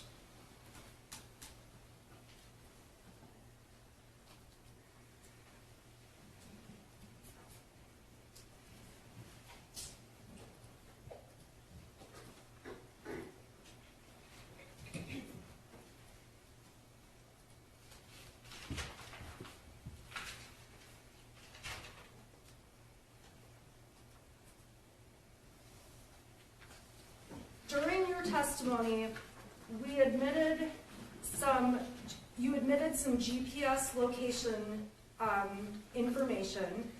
Yes. And if you need to see the exhibits, let me know, but I think these will be simple questions. When you provided the jury evidence that James was at the gun store on the 26th, we can agree Jennifer was not at the store when the gun was purchased, correct? Correct. And when that day, there was a video on the 26th that the shooter made of him holding the gun. It's a short video that was admitted as Exhibit 417. Do you recall that little video? Yes, I do. And in that little video, we can't see who else is around while the shooter is filming himself with holding the Sig Sauer gun. In the video, correct. And we don't know, obviously, who was present in the home or in the room even with him. Correct. That was the day the gun was bought, Correct. and the shooter took that video himself, as far as we can tell. It was on his phone, yes. It was on his phone. And he, and it was a video that he sent to, it was I'm sorry, let me back up. There were also photographs taken that day of the gun, Correct. the day they purchased it. Correct. Jennifer Crumbley actually posted a photo that was taken of the gun. After they went to the gun range? No, the day before, on Friday, the day the gun was bought. And if you don't recall, you can just, I believe it came in through the witness before you, and so if you don't know, you can just let me know. Yeah, I don't know. Okay, thank you. So the gun was purchased on the 26th, and the next day is Saturday the 27th, correct? Correct. On the 27th, we know that James Crumbley was door dashing that day. Correct. That's the day that the shooter and his mother went to the gun range. Correct. That is the day where there was posts about a mother-son experience at the range, in terms of shooting the gun, going to shoot the gun. I remember those, yes. Okay. Now, there is not any information about where the gun was stored or placed in the Crumbley's home overnight between the 26th and the 27th. Judge, I'm going to object. These exhibits weren't introduced to this witness. It's inappropriate to ask this witness of those questions.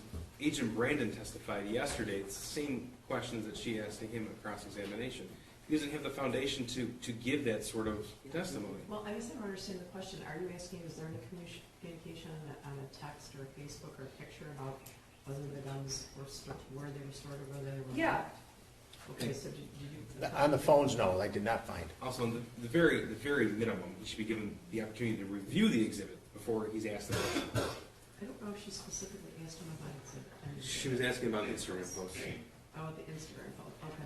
All right, there's no Instagram posts about storage or being locked up or anything like that. Not that I saw, no ma'am. Okay, You so. don't see any locked guns on Instagram. Locked guns, no. And the evidence that you showed us from the 27th, there's not any information about who put the gun in the vehicle that drove the gun to the target, to the shooting range, correct? I don't know anything about that.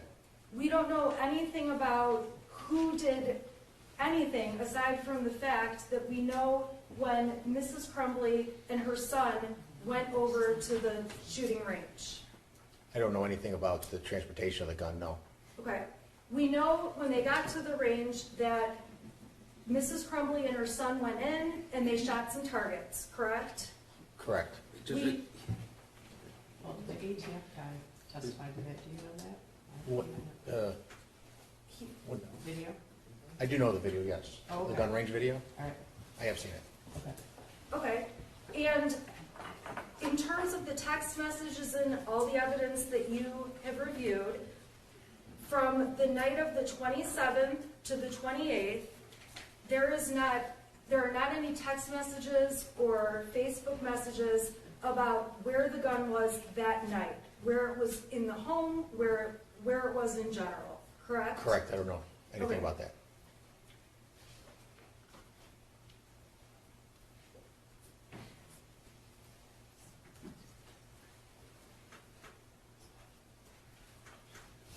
In these same days that the Crumbleys, that Mr. Crumbley bought the gun and Mom and the shooter went to the shooting range, from the evidence that you've talked about in front of the jury, it's clear one of their horses has some kind of an issue, a health issue going on, correct? Correct. So as the evidence is unfolding about what's happening on those days in terms of what the parents were doing, there's also talk about medication for the horse and things along those lines.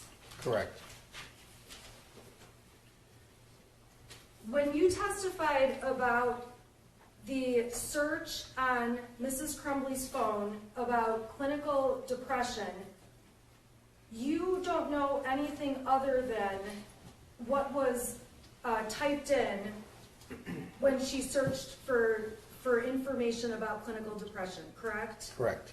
You don't know if that was her looking up information for herself. Correct. You don't know if that's looking for information about the shooter, Correct. or if it's looking up information about some other person. That's correct.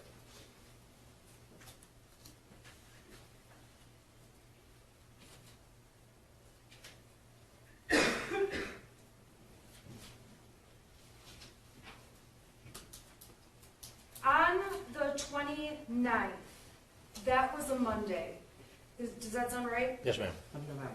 Of November. And yes. I'm sorry, of November. Yes. Okay.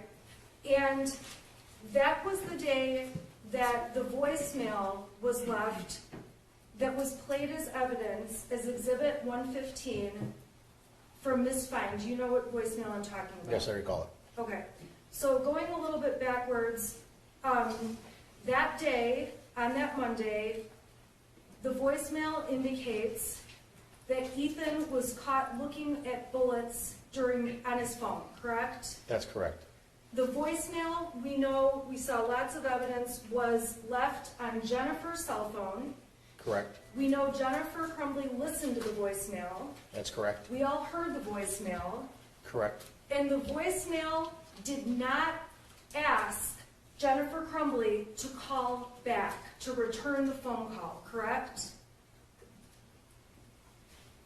I don't believe so. That message indicated that Ethan was not in any trouble, but the teacher wanted, or Ms. Fine wanted to make Mrs. Crumbley aware that Judge, they the had a exhibit discussion. speaks for itself. He can't interpret the exhibit. Yeah, that's the best evidence of what was said, right? Okay. You can have all the exhibits, so you can listen to it again. Thank you. Yeah. The conversation, in that conversation, there is talk about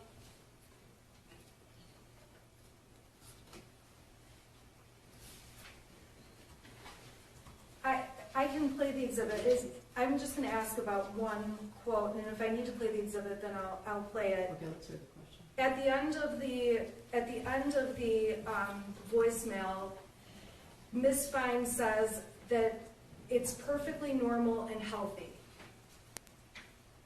I can't remember what she was referring to when she said that, but I do remember those words. Okay. The tone of that conversation was not one that, well, I'm sorry. The content of that conversation did not ask Mrs. Crumbley to come over to the school or anything along those lines, correct? Correct. And then we did see evidence that you testified about showing that Mrs. Crumbley asked her son about that voicemail, correct? Correct. And her text to him was evidence we saw as Exhibit 117, where she writes to her son, seriously, bullets, correct? Correct. And we saw the exchange in Exhibit 117. The shooter writes back to her, I'm in no trouble. Correct. Judge, counsel has to show the witness the exhibits I can do that. I'm sorry. in the entire exhibit. Okay, we'll do the whole thing.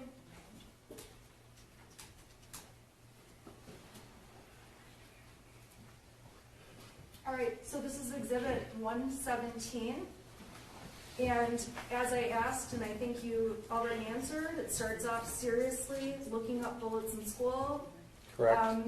And the Jennifer's son responds, I already went to the office for that. He admits he was. We can agree that's the content of this conversation, correct? Was that he went to the office for that? That's the last thing you said. He says that I already went to the office for that.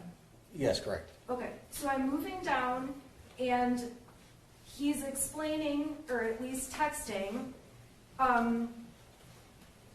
what he was looking up and saying it's because he was curious. Correct. In his words, on page 199, he says, completely harmless. Correct. And based on the voicemail that we heard from Ms. Fine, it sounded like... Objection sounded like... Okay, I apologize. I'll move on.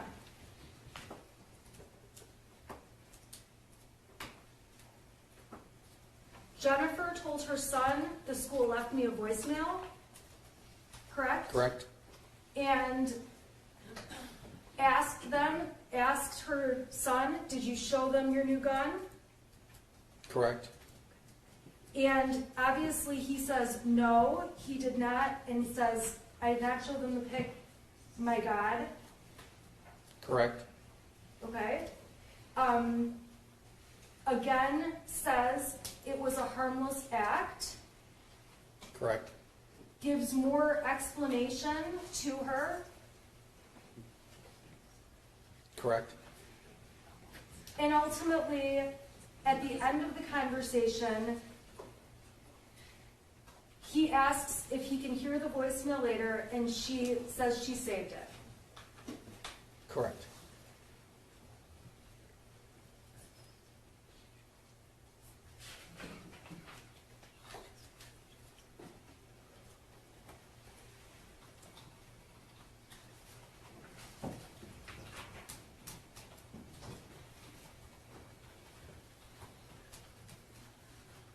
After that, there's conversation that was admitted in Exhibit 118.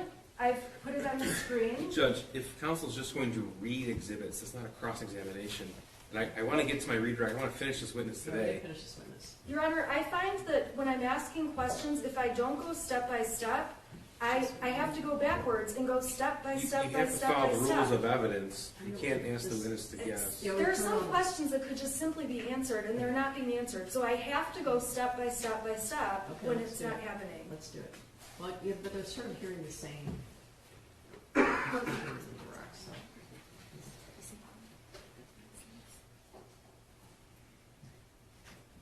The evidence that was admitted as Exhibit 118 shows there was a conversation between James and Jennifer Crumbley about the issue with the bullets at school. Correct.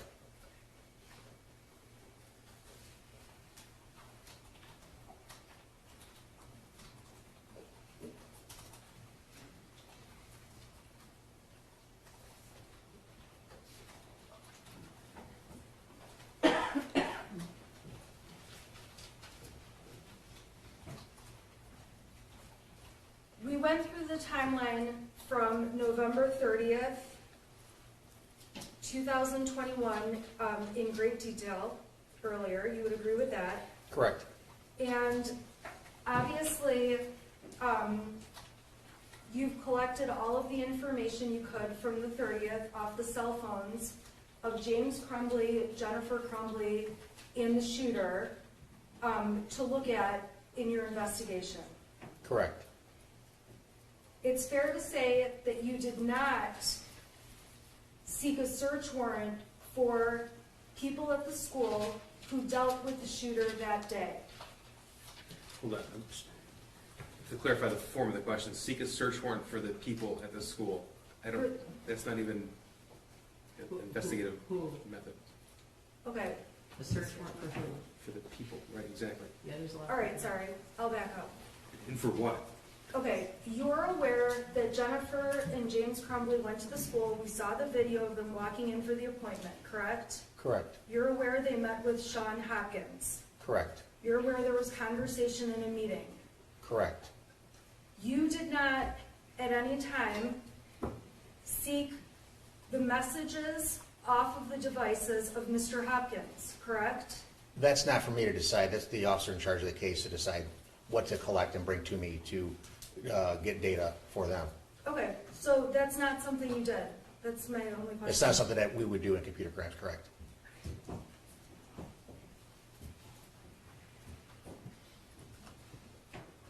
Now, when the text was sent at 9:31, the first thing that Mrs. Crumbley, that we can tell she received that morning that was of alarm, was the altered math sheet that the shooter had written on, correct? Could you pull it up real quick just so I could see? Sure. So that was Exhibit 123. Correct, okay. Okay, so Exhibit 123, now, when we say altered math sheet, the shooter initially wrote things on a math paper that was introduced as a different exhibit. It was introduced as Exhibit 74. And I'll open that up. So I've got Exhibit 74 on the right, and we can agree that was initially what the shooter wrote on his math paper. Correct. And after writing all the writings on Exhibit 74, he added to the math paper and added the things that we see on Exhibit 123. Correct. Now, the first thing that Mrs. Crumbley receives is Exhibit 123, which is the altered drawing, correct? Correct. And in terms of what's on the drawing, it speaks for itself, but it has things like, I love my life so much, harmless act, we're all friends here. It has a bunch of writings like that on there. The jury can see what's on there. It speaks for itself, fair to say? It does, yes. Okay. And when Mrs. Crumbley got that, we know that she immediately, because we have the timestamps, sent Mr. Crumbley a message to let him know that something was going on. Correct. And in the text messages, or Facebook messages, which were admitted as Exhibit 125, and I'll put it up,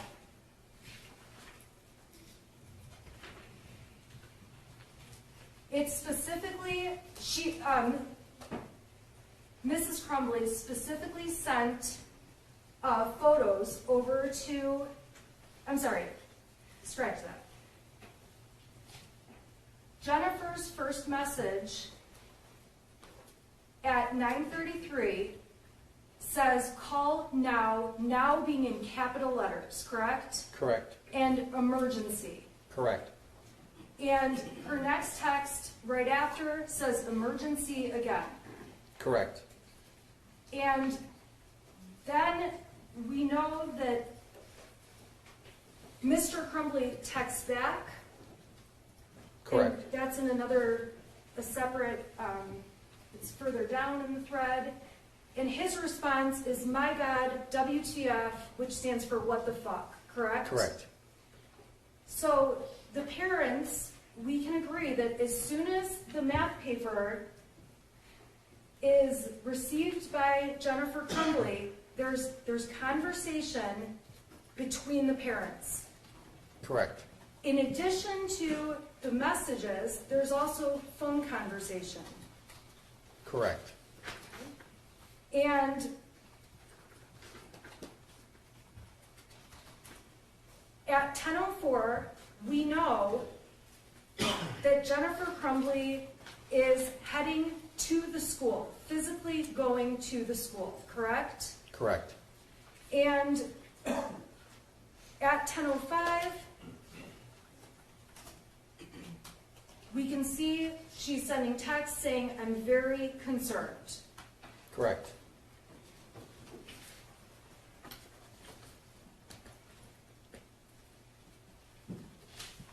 We know, obviously, they get to the school and have a meeting with the counselor. Correct. And we know that that meeting only lasted 12 minutes long. That was your testimony. Correct. We don't have any kind of record or recording of that meeting in the counselor's office. Not that I've made aware of, no. Correct.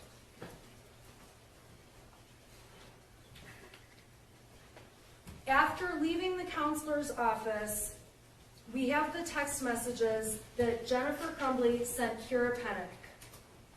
Correct. Okay? We have text messages that Jennifer Crumbley sent Andy Smith, which were introduced and admitted. Correct. And it's fair to say that Jennifer Crumbley is telling at least those people about what's going on with her son, or that she's dealing with something. Correct. Now, we know Jennifer Crumbley goes back to work. We saw the exhibit showing her re-entering back at her office. Correct. Okay? And we know that at some point, there's obviously a notice out that was admitted. The Oxford High School has there's an alarm of an active shooter, correct? Yes, correct. Upon hearing that, we saw all of the evidence about Mr. and Mrs. Crumbley heading back to the school, correct? Correct.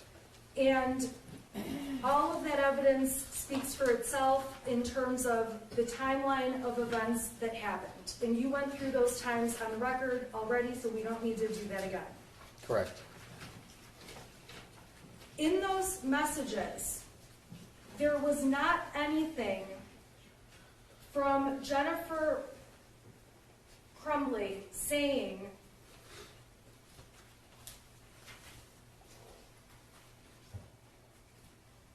anything along the lines of, "I think Ethan might shoot people today." Just to the form of the question, anything along the lines? Okay, I'll rephrase. Jennifer Crumbley, the text messages that we have are the extent of the text messages. You've provided everything from November 30th. Everything we've gone through, there's not more text messages that this jury's not seen. Is that a fair statement? On November 30th. On November 30th. Correct. Okay. And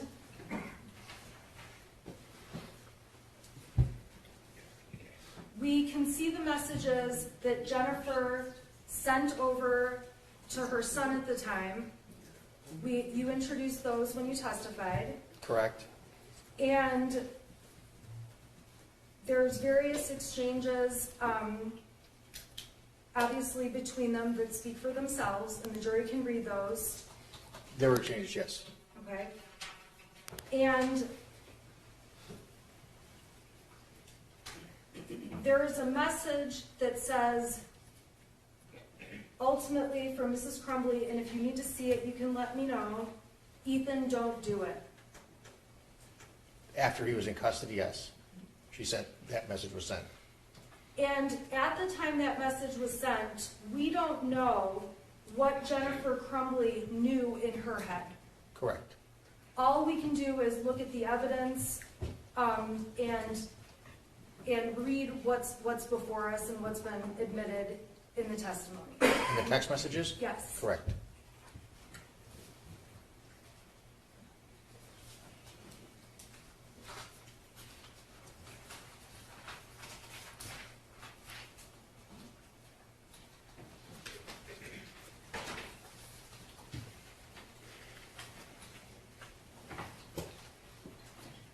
You testified about alarm images in exhibits 149 and 150. Do you recall that?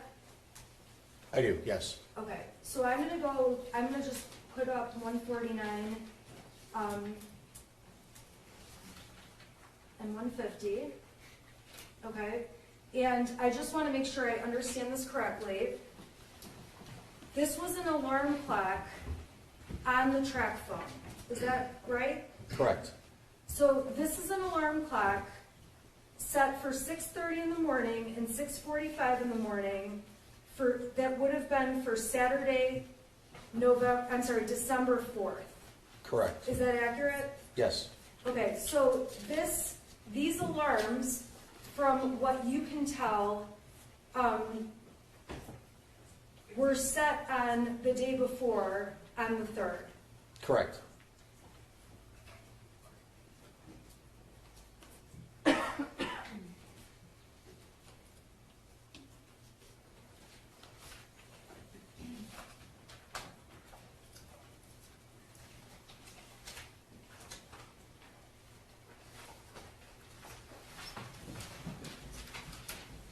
Okay, and then again, there was some testimony, and I believe we've mostly covered this.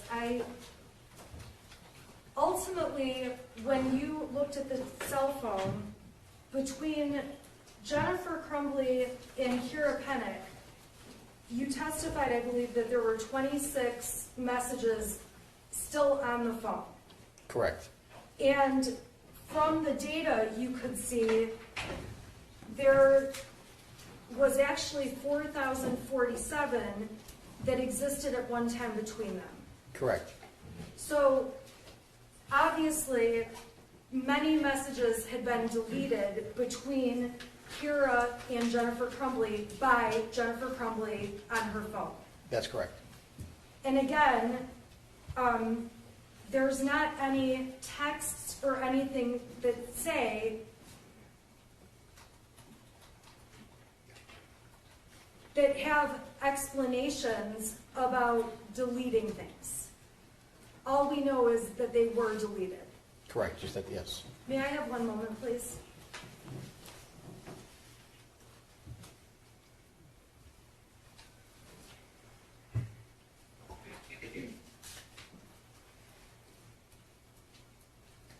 So there's also, I just have one point of clarification and then I'm done, promise.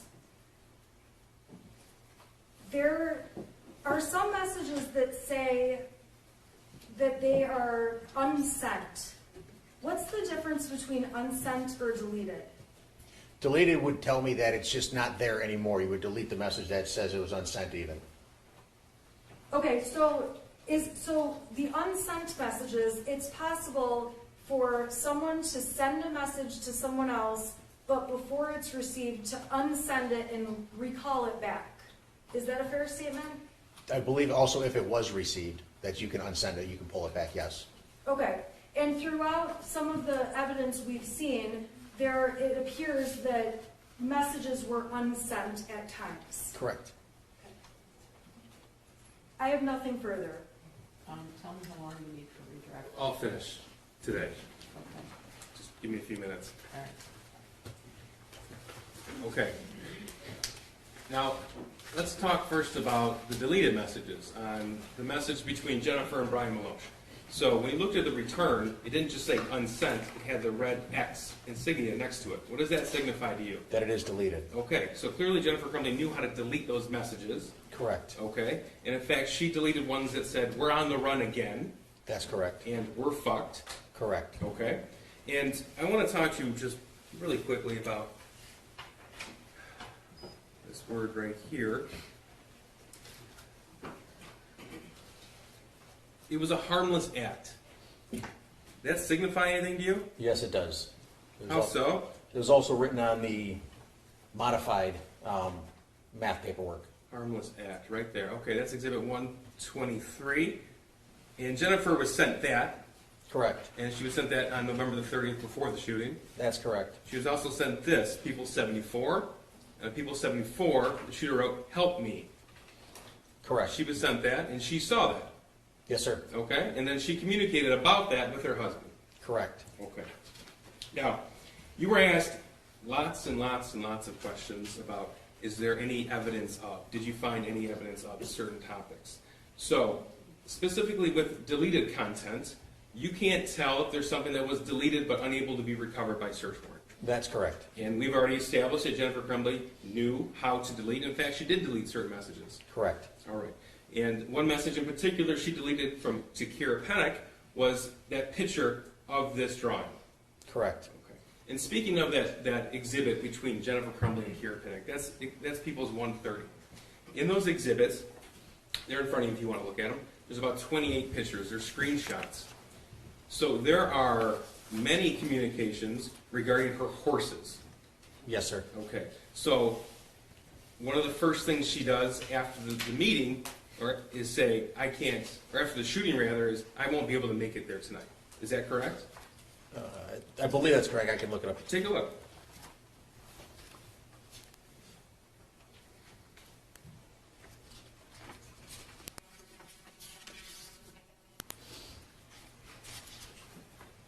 And tell us the time that came into.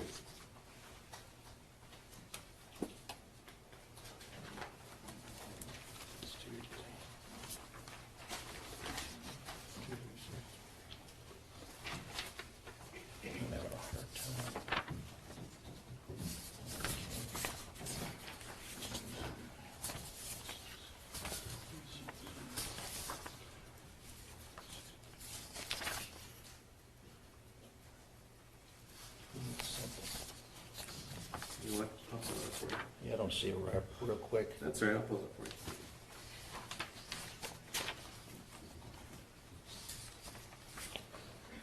"2:36 p.m. Kira, I won't be there tonight." Okay, it's on the screen. Okay. That's part of Exhibit 130. And that is, the shooting ended at 1 p.m., so that's an hour and 36 minutes after he was taken into custody. Correct. I see it now. Yes. That's 6 minutes after she arrived home from the substation, after she was brought there, Correct. and that's the last time she saw her son. Correct. 6 minutes after. Okay. So you were asked about a lot of questions about this Facebook chat here, including a particular message where Jennifer says, "I wish there had been some kind of warnings." Correct. Okay. Remember that? but she sent this to Kira, and this is the picture where he said, help me, with the picture of, or he wrote, help me, with the picture of the firearm. Correct. Okay, and she deleted that, though. She later on deleted that particular text that she sent to Kira. Correct. Now, you were asked a lot of questions about this big stack of these messages between James and Jennifer Crumbley. Do you remember those questions from council? Yes, sir. Okay. And you were asked if there were certain messages about any message that Jennifer had about my son's going to shoot up the school, things like that. I remember that, yes. Okay. You have had a chance to review some of those messages, or all of those messages. Yes. Okay. And was there anything in the messages indicating they were going to take him to see a therapist? No, there was not. Anything in there indicating they were worried and they wanted to take him to see a psychiatrist? No, there was not. Was there any time they tried to set up any mental health counseling? No. In the phone logs or text messages from the period after the school meeting until the shooting, were there any indications that they researched any mental health professionals? No, there was not. Did they call any counseling offices? No, they were. No, Did they they did call not. any psychiatrists? No. I'd like you just referring to that message, and Judge, for the record, again, I'd like to omit the entire thread that is Exhibit 423. That's the entire Facebook thread between James and Jennifer Crumbley. I'd like to have that available for the jury if they want to look at that. Your Honor, I would have no objection to that as long as we redact the things that this court's already deemed inadmissible. Okay. That would be fine. Okay, I don't recall specifically what those are, but if there's already been a ruling and things have been redacted, then I would like those taken out. Certainly, Okay. certainly. Sir, if you could, referring to that, what would be Exhibit 423, contrast for the jury, please, the amount of time and messages between James and Jennifer Crumbley regarding their horses with their messages regarding their son. Your Honor, I would object. There needs to be a foundation that he can even determine this or has data to support this. Sure. Did you look at the messages? I looked at the message, yes. Okay. Are you able to contrast the amount of time and messages between James and Jennifer Crumbley regarding their horses Your versus Honor, their I son? would object. This is misleading and speculative, and It's- there's been lots of talk about things that have been deleted, that we don't have all the messages, so I would object, Your Honor. Judge, for the record, the point is that counsel asked, is there any evidence of when Okay. this witness has already testified to things are deleted, and he's going to testify what's actually on thread. Okay, I'm eating your dust a little bit here. Okay, first of all, you want 423 text messages between, Facebook messages.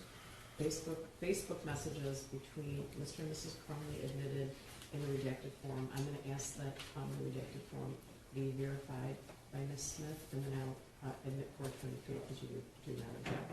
Thank you. Okay, you want him to ask him, he's going to be estimating, obviously. I'm asking for an estimation. And, Your Honor, I was not allowed to ask his interpretation of topics or words that were in there, and so for the prosecutor to ask this question, that's asking him to interpret how often they're talking about various topics. That's the same kind of question I was asking, and I was prohibited from asking. Well, So- you asked him to interpret something that someone said or what they thought, which I- you can't do. I also asked questions about, in those text messages, there was nothing about, I believe our son could be a shooter. And that was objected to, and he wasn't able No, to. he answered. There were other questions along the same lines where I was not able to talk about No, the he top. answered that there were no communications like that. He answered that. If you had another example, he reviewed all of these the text messages. He also said some were deleted. He looked at the Facebook, right? 423 is going to be admitted, so it can be argued later. I will withdraw my objection. Okay. Could you contrast for us the amount of messages between James and Jennifer Crumbley regarding their horses with the messages regarding their son? I would say there was a vast majority of just discussing their horses and putting ointments on their legs and getting the vets to see them. If I had to put a number on it, it'd be upwards of 75–80% of the conversation. Over what period of time, if you know? With that volume right there. Oh, okay. When does that start and when does it end? It's early in 2021. Early 2020. Okay. All right. Thank you. Now, what about the percentage of time expressing concern over their sons? Up Your until Honor, I object, this is speculation, and there's no way he doesn't have data on this.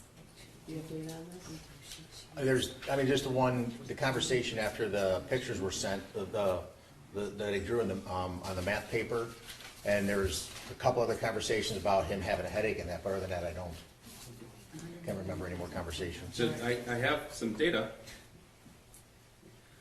You're gonna make us listen to data? No, on well, Friday this at- is just the one question. Search of his name. Does this sound right to you that, Your Honor, I object to leading this witness into this. If he has data, he can testify about it. If he doesn't have data, this is Judge, inappropriate. people are entitled to lean That's into not the a legal question. okay. If you were to put a name search, because it's a PDF, right? So you can do a name search. Correct. And if you were to do a name search of their son, you could find how many times their son was mentioned, That's correct. okay? And if you were to do a name search of either their horses' names or horses, you could find how many times that was mentioned, That's correct. okay? Your Honor, this is going so far beyond the scope of, No, it's not. This is, you asked about this. You asked about this. Okay. Yeah. Okay. Would it surprise you that it's thousands and thousands and thousands different? It would not at all. Thank you. Now, you, sir, were asked a lot of questions about March 9th, March 8th, March 17th, March 19th, and March 20th. It's that area spring of 2021 that we talked about where the defendant's son was text messaging his mother and where James and Jennifer were at. Correct. Yeah, Okay. I remember, yes. So you were asked specifically, are you able to tell if Jennifer Crumbley saw those messages coming? You remember those questions? Yes, I remember those questions. Okay. I want to make clear that all of that information, all that evidence that was admitted on those days came from Jennifer Crumbley's original phone. Correct. Okay. So, if she wouldn't have received it because either her phone was off or no service, it wouldn't have had the same timestamps that we see in here. Correct. Okay. So, the timestamp of 6:03 on her phone, the exhibit, that means that's the time that actually got to her phone. Correct. Okay. And let me ask you something, sir. I don't think you need to be an expert to identify this, but when you take a picture, do you have to open your phone? I mean, you have to access you have to take the picture, yes. Right. Do you have to look at your phone? Not necessarily, you just push the button on the You have to side. hold it up and push a button. Correct. Okay. And so when we have pictures on Jennifer's phone from the exact same time that her son is sending her text messages, what does that tell you? That she would have seen them. Right. Now you were asked about the alarm sent on December the 4th of 2021, and it was up on the screen. It's an exhibit. I remember. It was set for 6:30 a.m. and 6:45 a.m. on December the 4th, 2021. Correct. Okay, and it said when it was set. It said from 7 hours and 30 minutes from now. Correct. So then we can tell that she actually set that alarm at around 11 p.m. on Friday, December the 3rd. That's correct. Were you aware that Detroit police were actually on scene at that date and time, at that specific time, at the location where she was found? Your Honor, I object in terms, If he knows, if he knows. I would, at that, Oh, yeah, what is the objection? well, the objection is lack of foundation about whether he knows. Well, you can tell us. Well, he can tell us if he knows. I don't know. I was not aware when Detroit police was, Okay. You were aware that they were on scene that evening? yes, I was. Yes, I am. You were also asked about what counsel referred to as threats and her, Jennifer Crumbley, receiving threats. You remember those questions? Yes. Okay. And you didn't just review the Facebook messages between Jennifer Crumbley and Kira Pennock. You also reviewed other Facebook messages, other chats. Is that right? That's correct. Okay. And including the chat where she was communicating with a neighbor of hers on East Street, and James and Jennifer Crumbley met her at the Red Naps in Oxford the night of the shooting to exchange pet food. I remember that. Okay. Now, how close is the Red Naps to her home? It's just down the road. It's right in downtown Oxford, Yep, right? correct. Like a block away. Correct.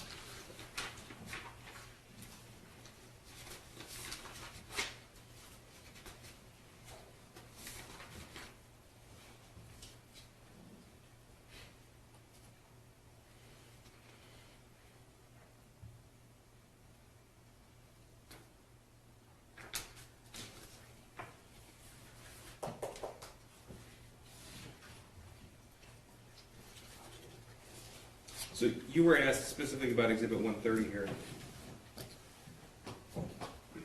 If Jennifer Crumbley expressed some sort of concern over what her son did,